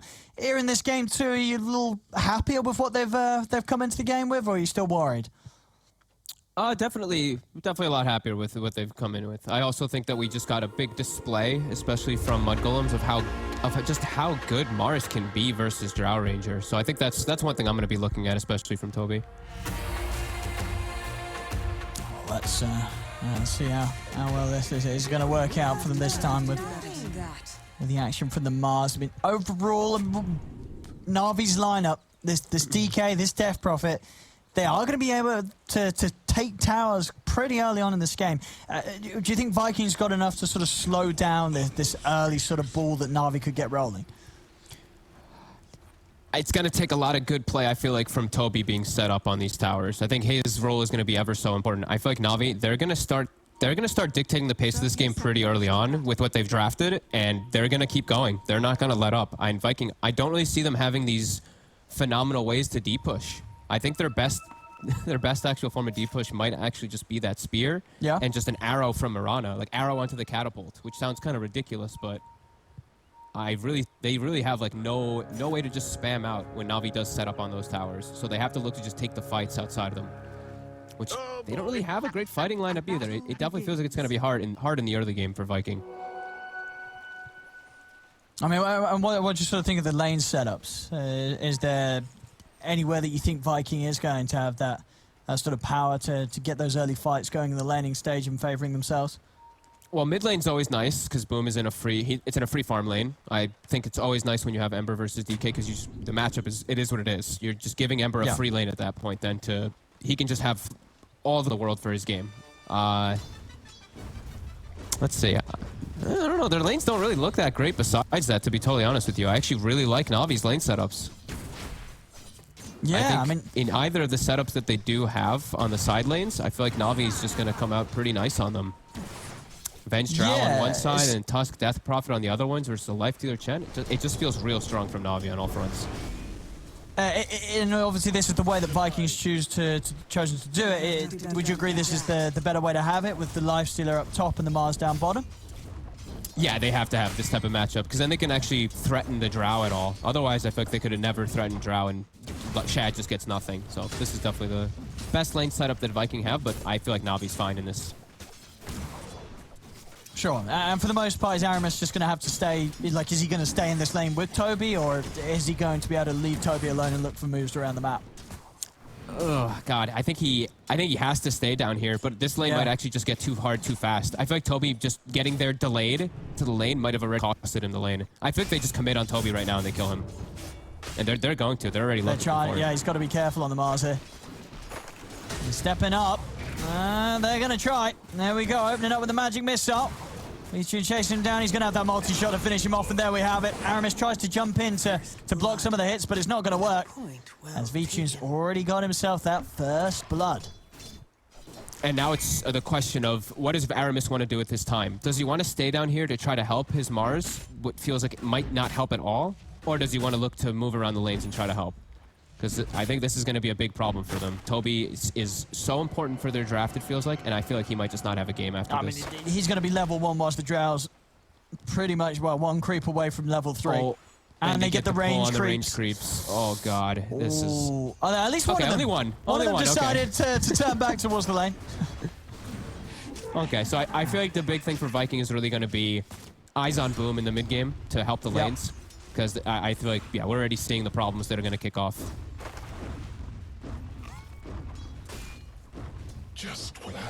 Yeah, without a doubt, this bottom lane is.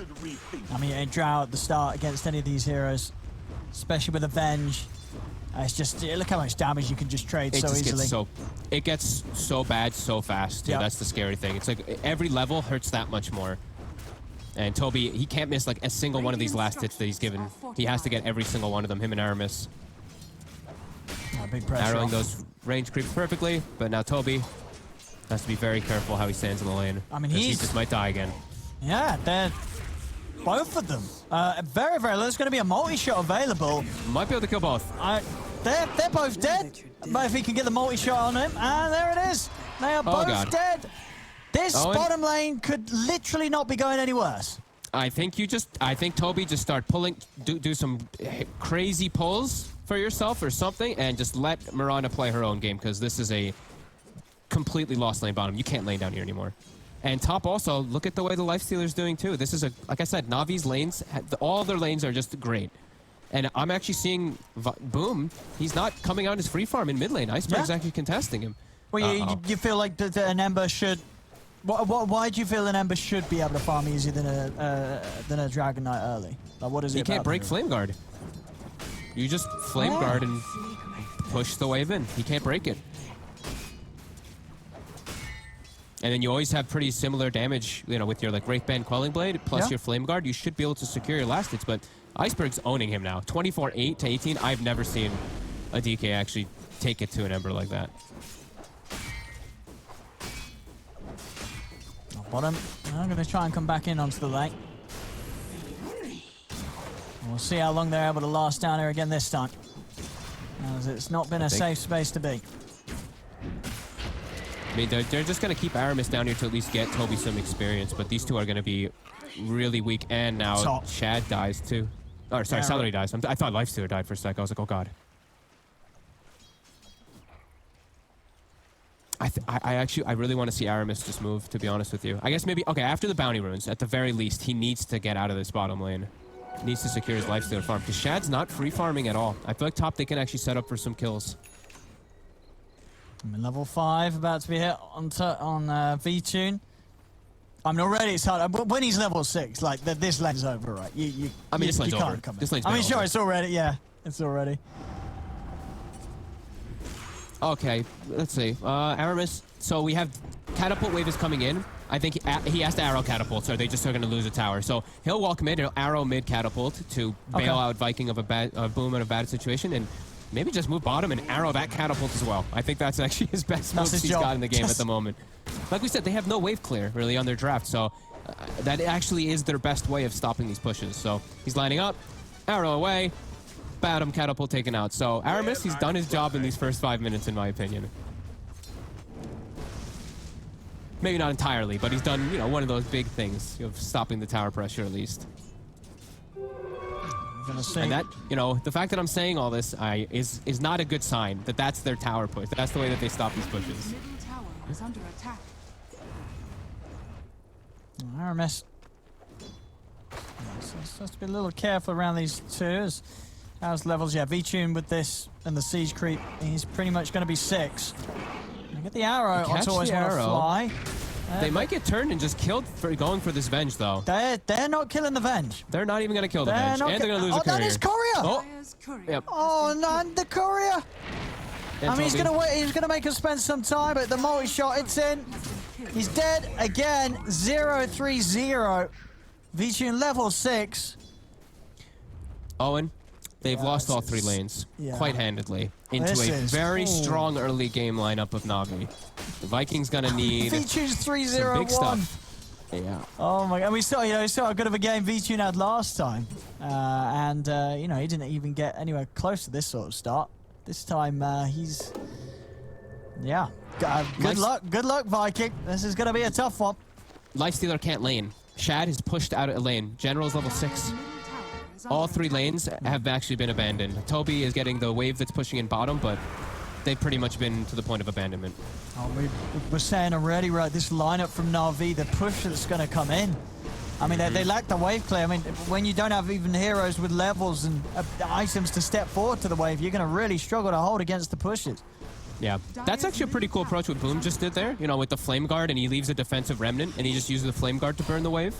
That can actually be one of the better ways for them to defend versus these pushes. But the push is going to come on all fronts. Look, V-Tune's hitting bottom. They're hitting mid with the DK, and they're also going to start hitting top with General. He pops the ult. All 3 towers getting sieged. How can Viking react? They can't. Seller has to TP out of this top lane. Yeah, to TP all the way back to base. There's a DD rune in the river. Boom. He's going to be able to grab that for himself. They have to pick a lane here to defend. You can't split your resources across all 3 on the side of Viking. They have to try to capitalize and punish at least one of them here. Otherwise, this game is gonna get impossible very quickly. General. It's going to get going on. They've got the arrow. They've got it. There we go. General was playing extremely aggressive there with the exorcism. Going behind the tower into the whole army of Celery. Okay. The slow and the damage from the lightning creep.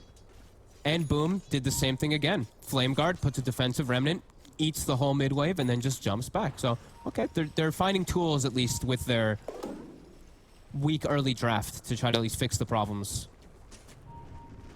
But there's a lot of problems, as we said. Everything is kind of just hitting them at all fronts at all at the same time. Roger set up around bottom. Toby. If he gets spotted, he's just instantly dead. They've got him. He's trapped in the shards. And there's nothing he can do here. Another death.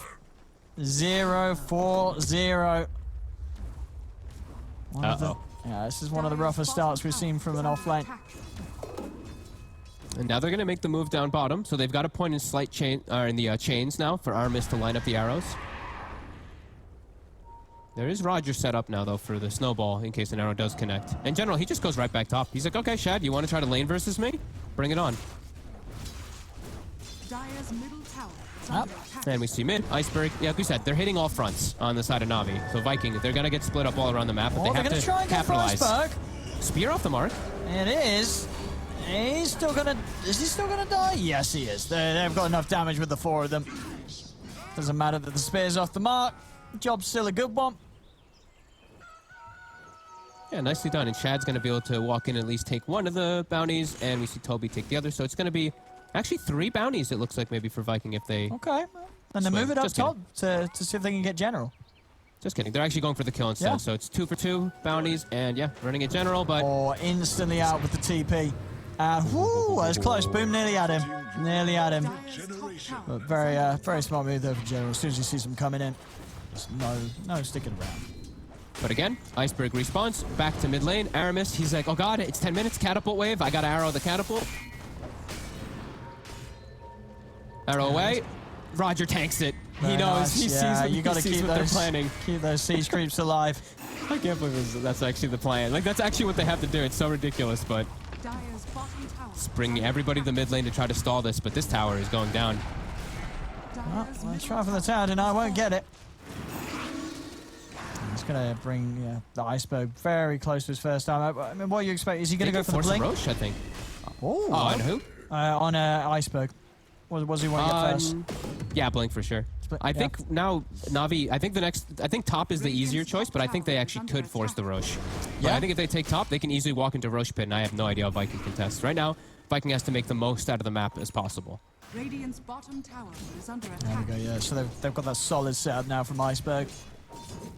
They can get in with a... I mean, this blink stun's going to set up for a lot down the lines. Just having that blink stun initiation against the lifestealer and the Ember into the silence from the DP. Yeah. And I mean, they're looking to push themselves, but Navi's responding. Viking can't take this fight here. Structures are fortified. That's what Iceberg's looking for. He's going to try with the stun onto Boom, but Boom's able to dodge it. Nice dodge. He's in away. general, he's just going to push top faster than the entirety of Viking pressures the mid lane. But at least bottom, we do see Viking, they're getting that trade. You know, like we said, they need to get a lot out of the map here in this early to try to take advantage of Na'Vi. They're going to smoke and see if they can get something still with this dragon form. Doing a wraparound. Oh. They're going to jump on. They want a bigger target. They don't want Celery. They want to try to catch the Ember. Oh, they might have to just settle for him. Yeah, they just settle.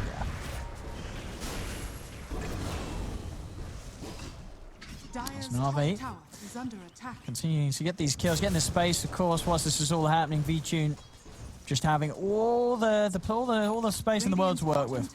As it's another game where he's already 2k pretty much ahead of Shad, and no signs of slowing down. And he's going to have his item timings at such a ridiculous pace. Like, the fact that he already had Tread's Dragonlance at 10 minutes was insane. He's almost got the Hurricane Pike finished on top.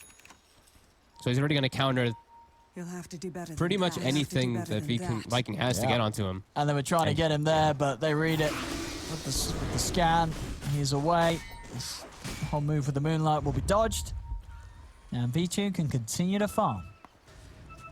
And Na'Vi, they're looking for the fight again. I feel like they can always look for the fight on the side of Na'Vi versus Viking. They get the catch on the mid. It's down to Iceberg getting him with the jump stun.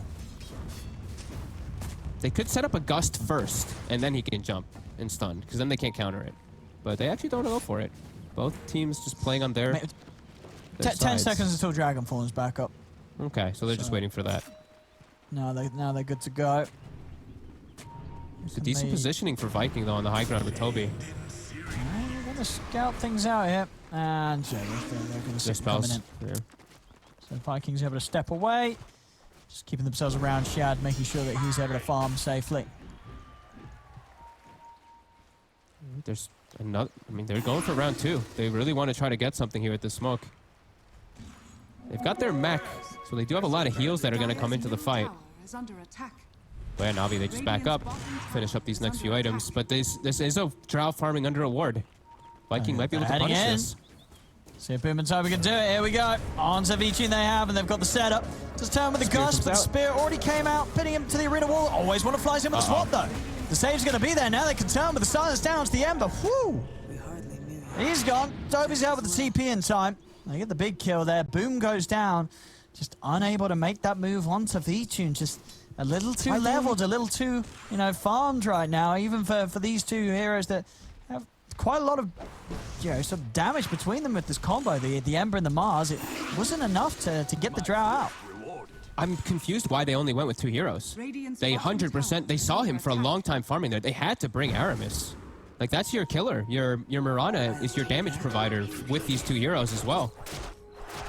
I'm very confused why they tried to go for that with just 2 heroes when you know how farmed V-Tune is. Yeah, you're not killing him that easy. No, really they had to set up with a 3rd hero. They have to have the Miranda. They have to have Aramis at pretty much every one of those kills because his damage is necessary. They need everybody at this point because of how far behind they are. This Starfall, or the Starstorm, is actually their highest damage nuke compared to the Spear. Maybe he's just busy thinking about siege creeps. I mean, maybe. That's what his job is. Aramis is on the siege creep watch. They're Moonlight Shadowing in, but it's under an Obs and a Sentry. Na'Vi, instantly port to react. Ready, Celery. Taking quite a bit of a hit here, and Celery's going to get left to back it. No one else is going to stick around. They'll let Celery go. Already the chase going to begin. General looking for Aramis. Aramis is away. As the rest of Viking will be able to split and get out. God, so just nothing done about this Drow, V-Tune. Yeah. He's massive. I don't know what they're going to do about this Drow, because so far they don't seem to show that they've got anything for it. And it's not even just a Drow is the thing. It's, it's General as well who's farming the same as your Lifestealer from the off lane, and he may have just found Aramis now. Oh, silence off the mark. Yeah, a little off with the timing, but Roger. He's there. It works out better. Makes him use the leap charges. Sure. And now looking for another one, Shad. Getting pushed off of the wave as soon as he is able to finally show. And yeah, this game feeling just so damn hard for Viking to really do anything. They need like 3-4 heroes to make any move. To really just to kill any of these cores. The cores are just too tanky. Yeah. And look at this from Na'Vi. They can set up for kills with just 2. They've got the Gust. And have they got the damage? Not quite. Boom. Whoa. He's out with another remnant. And he will live. That was close. Looking a little panics there, but he's away. V-Tune though. We're doing level 12. Yash just coming down out. Bottom. And they got the jump. And they got the damage. Yep. Toby down Na'Vi with again. with this advantage, they can make the plays with 2 on Na'Vi. They can actually threaten kills because Viking's so weak. They need 3-4 heroes to be looking to make these plays. They're trying to chase it for the Venge. They got a good spot is up top. still around. They're running in on this.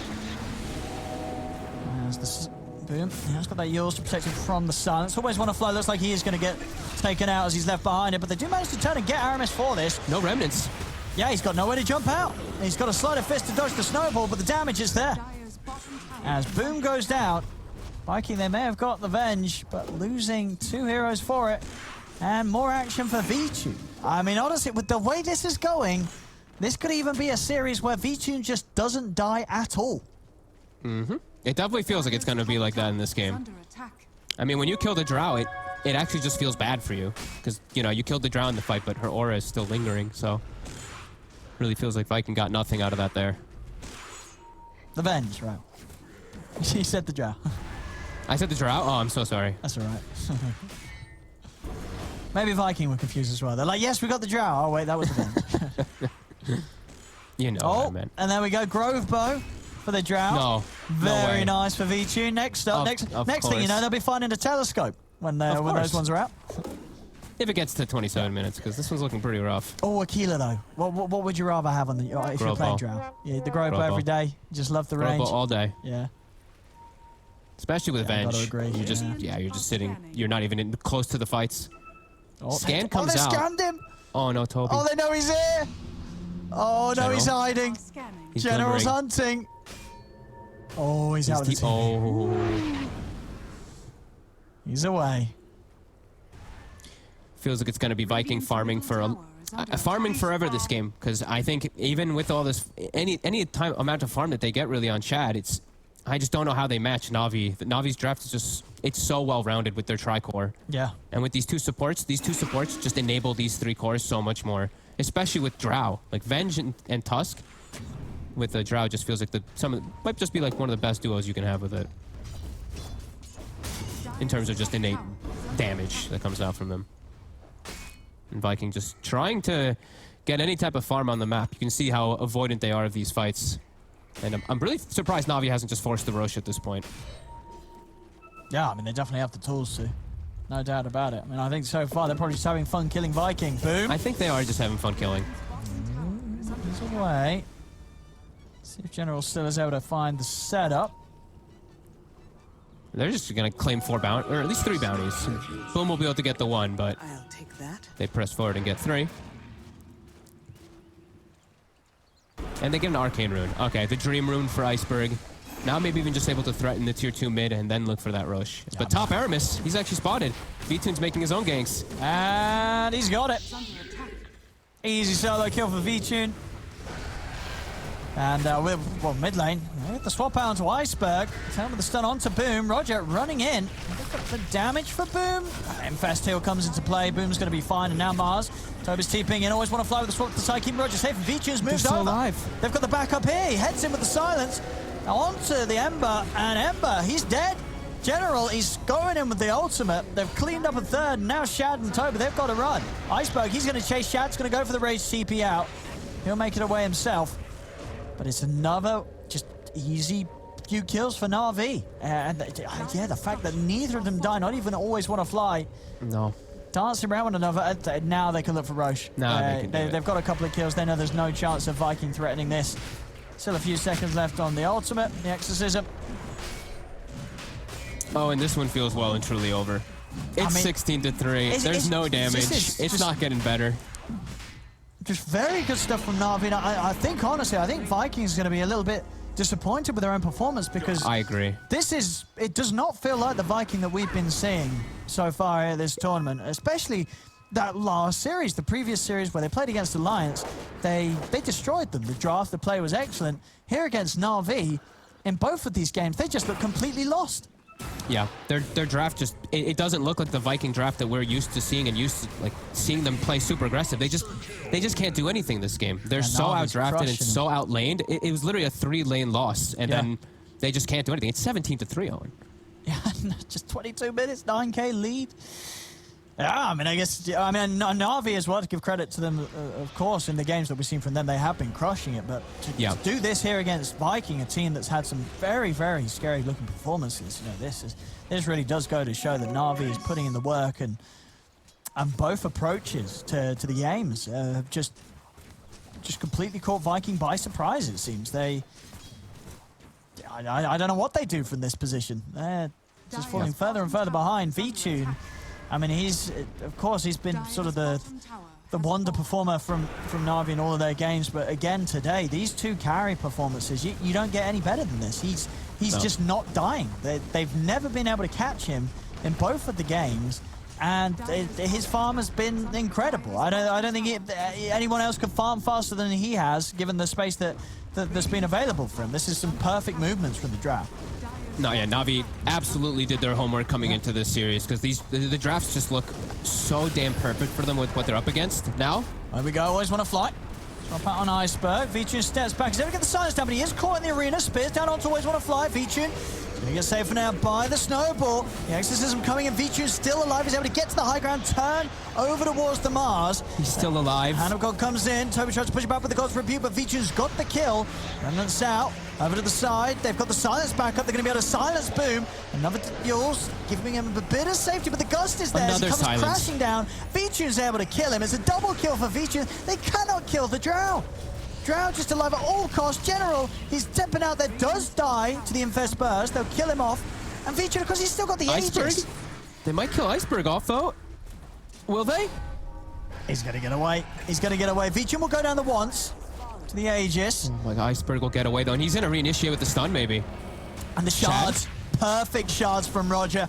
Trapping Shad in. The toggle? Oh, he has got that toggle. And again, he's trying to toggle his way out of this, but they've got the damage. Vtune, he's dying underneath the tower here. He needs to get out of this. The creep's beating onto him. He's going to be able to step away. He's still not dying. Oh the my God. army of the Chen is trying to kill Vtune. It almost killed them all. I mean, they're all so low. Vtune's got a TP out, and he's away.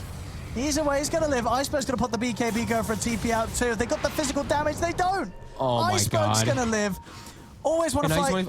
He'll die. He has to die. He always wants to die. 100% die. There's no question about it. Always want to fly. Does die. But the rest of them are out. Vtune is now 12-0-6. I can't believe how long it took them to kill him. I thought he was going to die initially because the arrow also connected Iceberg at the same time. The fight actually wasn't looking bad for Viking, but then they just couldn't kill Vtune. General comes in, swoops over. Oh, my. Now Viking trying to punch back. They have their Mars ult available. Can't quite catch anything. I mean, they held though. I mean, it was. They did hold. It was tough to hold, but they did. They did, but you know, now this Drow level 19. Yeah. I mean, Shad, he's not too far behind in levels. He's level 17 himself. There's just so many counters. There's just the silences, the stuns, the BKB piercing disables. Oh, they just jump Boom. They just jump in. This Dragon Tail into the puncher from Rogers, just more than enough time for Vtune to just take him down. But Aramis just arrowed the catapult. He got the catapult. He slowed down the mid push. He's been doing his job. He's used Aramis. We've lost count of the number of catapults he's killed. But I'm sure it's a phenomenal number, a brilliant number. He's killed all the catapults.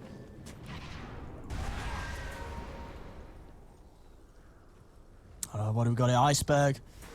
Full AC. Full AC, a few hundred gold off. And Vtune, that's going to be the full Scardian, a couple of creep camps. 26 minutes in. Yeah, they're massive. They're going to complete these items and keep Viking in their base, as it really does feel like Viking does not have a whole lot left in the tank. They're going to try to smoke, catch off guard here. Iceberg, his ult is going to be going down. See if they can actually punch back. But all in the area. You know, General, he still has his ult. They do have everybody else at the ready too. And Iceberg is still strong even without his. See what he's got here. It's been silenced for Toby. He's able to get the arena down. Just get the spear onto General. Iceberg moves in with the BKB. Always want to fly, will fall. Over to the side there. Vtune is just getting all the space in the world to start doing the damage. They do slow him down a little bit with the Yules. Stops a bit of the damage coming straight out. But Roger's in with the chase. They got the punch up into the Gust. Another onto silence. Boom. Boom's out. It's another kill for Vtune. It's just, he just doesn't stop. He just doesn't stop. He's 15-0-6. They cannot kill him. He's killing everybody. I mean, this, you know, we've had some impressive games today. You know, Mud Golems against Secret, and now Na'Vi here against Viking. They're just crushing them. They're absolutely crushing them. And Vtune is just having an incredible time. As this game's over. This game is over. It's been over. I mean, it's been over for a very, very long time. And there we go. GG and Na'Vi. I mean, my goodness, they couldn't have done this whole series any cleaner. They really couldn't. Vincere, he was 20-0-6 in game 1. He was 16-0-8 in game 2. You know it's rough when it's been a whole series, and for Viking, they never killed the carry. They could not kill the carry fault. No, Na'Vi came, I think this draft, especially this one, was just, it really felt impossible. Like, lane started, and we looked and we're like, I don't know how Viking actually does well in any of the lanes. I mean, mid, Ember could have done well, but Iceberg actually did incredible in the lane. And then, yeah, I feel like the whole lineup kicks in together. Na'Vi's every single hero synergizes perfectly. Yeah. Vikings just, especially with what they're up against, just can't do anything. And of course, for as excellent as Vincere's play was, it was team around him, just making sure that he never died. The saves from the supports and everything, they were always able to hold fights in a way that Viking couldn't get to the draft. Yeah, it was very, very good coordination, very good team play coming out for Na'Vi, and they came prepared, and you could tell they looked a lot better today than Viking. Viking, it didn't even look like the same team that we were used to. Viking just looked totally out of it. Absolutely. Both of these games, just not a chance from Viking, as Na'Vi excellently doing it here with this 2-0 against Viking, and all in all, I think a very exciting day here in Dota 2. We've seen Mud Golems push it to the top against Secret, and then Na'Vi just continuing another step in their chapter as this current squad, where they are just bringing out some flawless performances. As there we go, ladies and gentlemen, Na'Vi take the series 2-0 against Viking.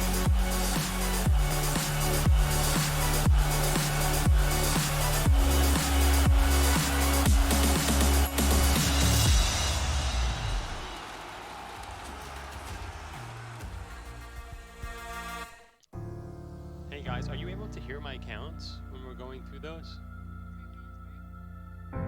Yeah? Hey, sorry. Yeah, you're not really able to hear me very loud, are you? I think we have to, I don't know how we can adjust that. Oh, yeah. Oh, Jesus. And that explains it.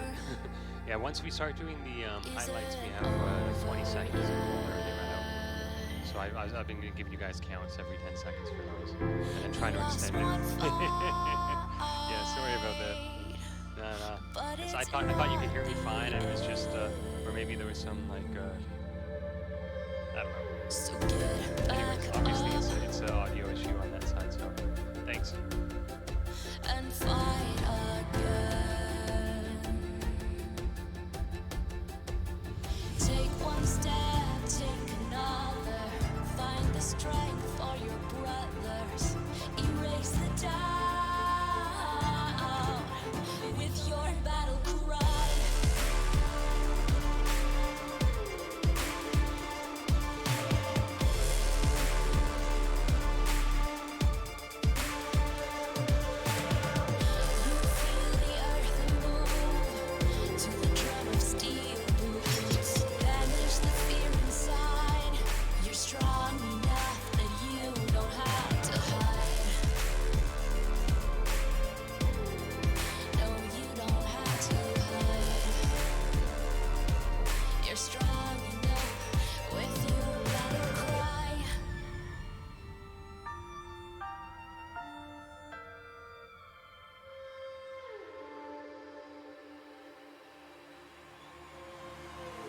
Clash of steel spills your blood. A whisper out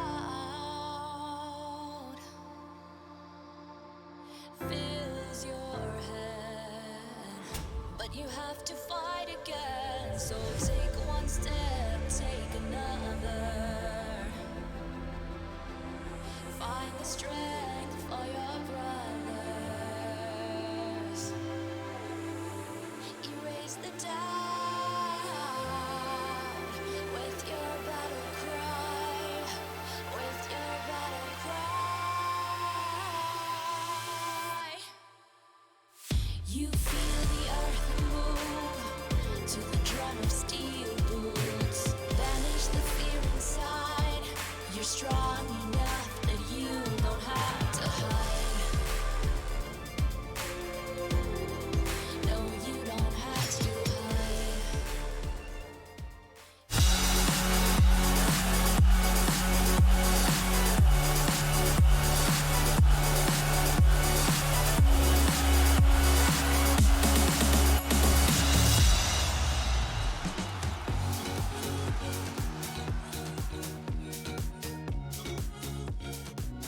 very smooth performance here by Na'Vi as they make it to the top 3 here at ESL 1 Germany. They 2-0 Viking and they make it look easy. Like they didn't even have to break a sweat. It was just a walk in the park. Here we're Sind and Kyle breaking this game, this series down. Sind, we thought the draft was already better, but did we think it was going to be this much better? No, I didn't think they were going to get destroyed this hard, but I just think a lot of it comes back to what happens in the first 5 minutes. And unfortunately, there's games like this where a tragedy happens in one lane and you feel like you don't really have the pieces to move it around. That bottom lane went absolutely terribly for Viking. Yes. If you have a Mars and a Mirana, both are kind of tempo-based heroes. If they both have a bad start, there's just so much ground to cover, and they don't have the right heroes to make up that space for them. It's the danger of that sort of lane, because you need kills to win your lane, and you're going to go for them. But if you mess up and feed a couple times, it's over. But you're laning against the Vengeful Spirit in a drought. It's gonna be difficult. You knew it was gonna be difficult, and we actually have got the person that was playing the Vengeful Spirit with us right now. Always want to fly. Hello, good evening. Hello, good evening. Nice Hey, to see you. congratulations! First of all, Thank you. good to see you. I'm very curious because obviously you've been in the scene for a long time. Always want to fly. You've also with the new sponsor pickup with Na'Vi now backing you guys up. You did really good in your previous tournament, made it top 4. Now you're guaranteed top 3 here already. What do you feel like clicks really well with your current squad? We just, I don't know how to explain.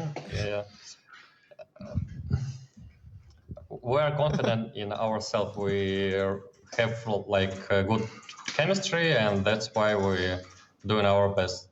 I think that's the point. Yeah, we can game. see that that chemistry working out really well. I'm here together with Kyle and Synerin. They also have some questions for you.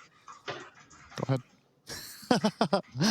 Hey, I'm curious. You guys have definitely turned it up since you joined Na'Vi. What's it like being part of this big organization? I mean, I've seen you around in Kyiv. You're part of like the esports team of Ukraine. How's it feel to represent the colors?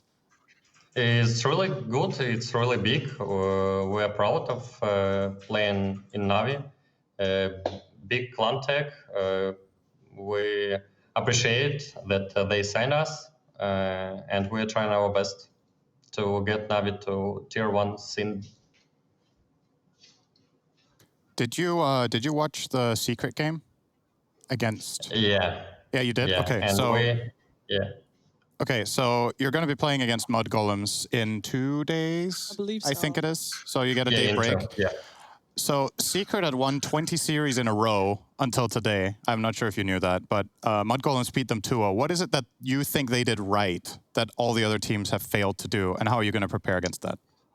They outdraft them so hard. So we were watching picks, and we said it will be 2-0.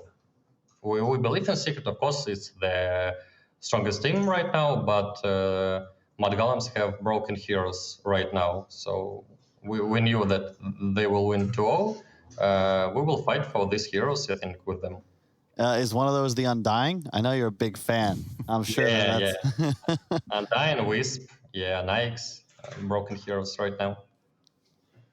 I'm looking forward to seeing you play. Then I do have one question about series you just played, because especially this second game, you guys made it look so easy. Like it wasn't even a contest. Do you guys feel like that was going to be the game already from the start, from the get-go? Was the draft done? And you're like, okay, you know what, guys, we won this. Just chill and do our thing. Or Yeah. That's was right. it the same for game number 1 then? No, game number 1 was really nervous. I didn't play Phoenix for a long time, so I didn't feel so confident on this hero. But in the second game, we knew that Mirana will place that ward. I will deward it, take some gold extra for one more tango, and we will raid bottom lane as we raid them. We like new.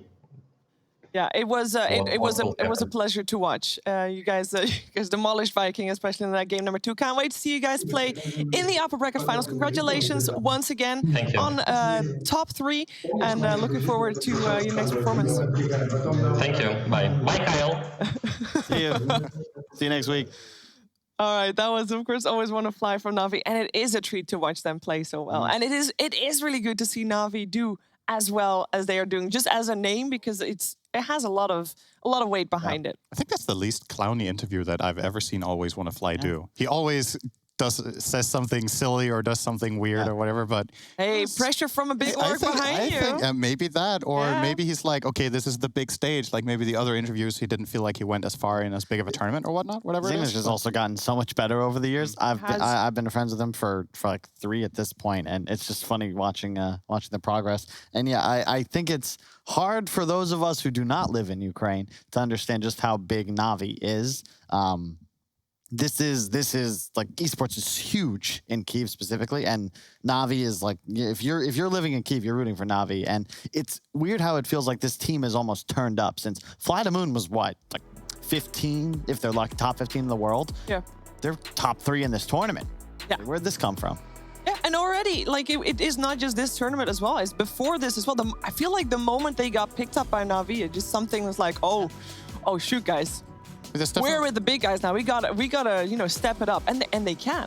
And they've done it on LAN as well before, right? Not the exact same roster, but I believe they got that 3rd place at Epicenter, where they definitely should have made the finals. To be honest, they really threw away a game in that series. I think they could have 2-0'd if I'm not mistaken, or maybe it was 2-1. They could have. They played against VP. There's some crazy. I think they played against VP, and they were so far ahead, and they messed up. They definitely could have made that finals. I might be getting confused. I have visuals of VP, like a solo, like Oracle ulting off a Ravage from his Luna, like mid Ravage. Like he got it off the Luna before it hit him. Some wild stuff. My memory from that is Iceberg walking on stage. He's a former boxer, in case people don't know. He walked on that stage like he was about to enter a boxing match. That's hype for me too. So I love Iceberg. He's a bit of a clown, as you could see from the interview, but he's definitely he's a good dude. He's been friends with like the tier 1 Russian scene for some time, and I think he's been like that next guy up for a while.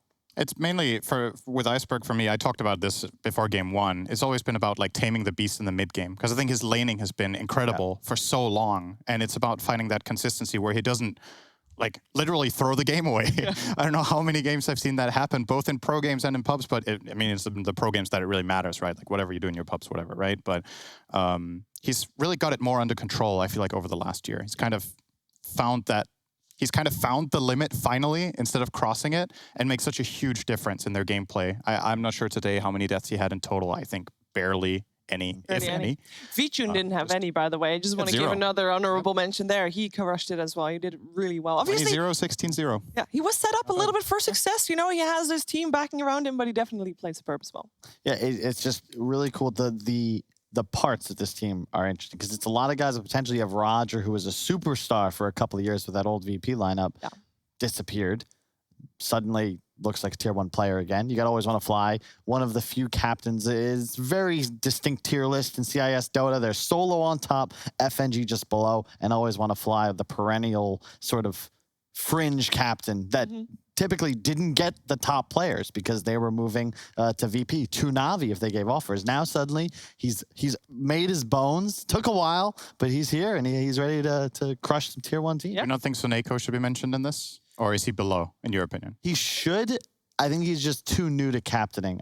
Whereas, like, these 3 guys are legacy in my book. Like, they've been captains of teams with no breaks, with no nothing for literally years. Right. I think minimum of 4 between those guys. Although FNG, he did spend like 6 months as talent, but I mean, at least he went back and found success. Let's take a look at where we are at after today's games. We had 2 upper bracket matches played, and surprise, surprise, Team Secret lost 0-2 against Mod Golems. So Mod Golems moved through to the upper bracket finals, and they will meet Na'Vi, who we also just saw 2-0 their opponent in a Viking. And Mod Golems, Fana, captain of the Mod Golems, he's like, you know what? My former squad alliance, I got a present for you. Here's Team Secret in the lower bracket alliance. Enjoy. I mean, that's... When did Fatsa become Texan? I can't do a German accent. That was like the furthest from a German accent I have ever heard. I got a present for you. Dutch and German are like the same language. You should ask Fana to do British impressions sometimes. He's really good at that. Oh, man. That would be... I've wanted to do a Dota talent show for so long. What? How do you one get that ever from says yes. accents to? I thought you were going to say nobody has any talent. That too. Let's take Why do you think we get hired, man? Low bar. You're the only ones in close vicinity that were available. So let's take a look at what's happening tomorrow, by the way, because we are not done yet. We have still got 6 teams remaining, and it's way too many. It's way too many. So we're going to have some elimination matches tomorrow, because that's what we like to see. We're going to start off with Viking versus Team Liquid and Alliance versus Team Secret. Both of these matchups haven't happened yet in the tournament so far. I'm very excited for it because I feel like all the teams have been performing a little different from what we were expecting them to. So, I wouldn't say that. Liquid, they lose in the upper bracket. They go to the lower bracket. They win. I expect they continue to win, as the prophecy foretold. Okay. Has that been happening in general? Since it's just what Liquid does, man. Since TI3, Bulba, and TC. Yeah, but normally they also TI7, get eliminated Pro and Co. around this time. Yeah, that's what I was thinking. This is generally where the train ends. Oh, yeah, they're top 6. As long as they're top 6. That's But they're top 6, So. and so is Viking. So it's like one of those two. By the way, do you hear that? they're playing us off. That's the cue. That We've seen the Oscars, though. We can just keep talking if we want to. I don't think it works that way. They actually could shut us off. So I want to end this proper, you know. It's day number 1. You save a little bit for the rest. So thank you so much for joining us today. We will have a fantastic day of Dota 2 tomorrow again on ESL 1 Germany. We'll see you then.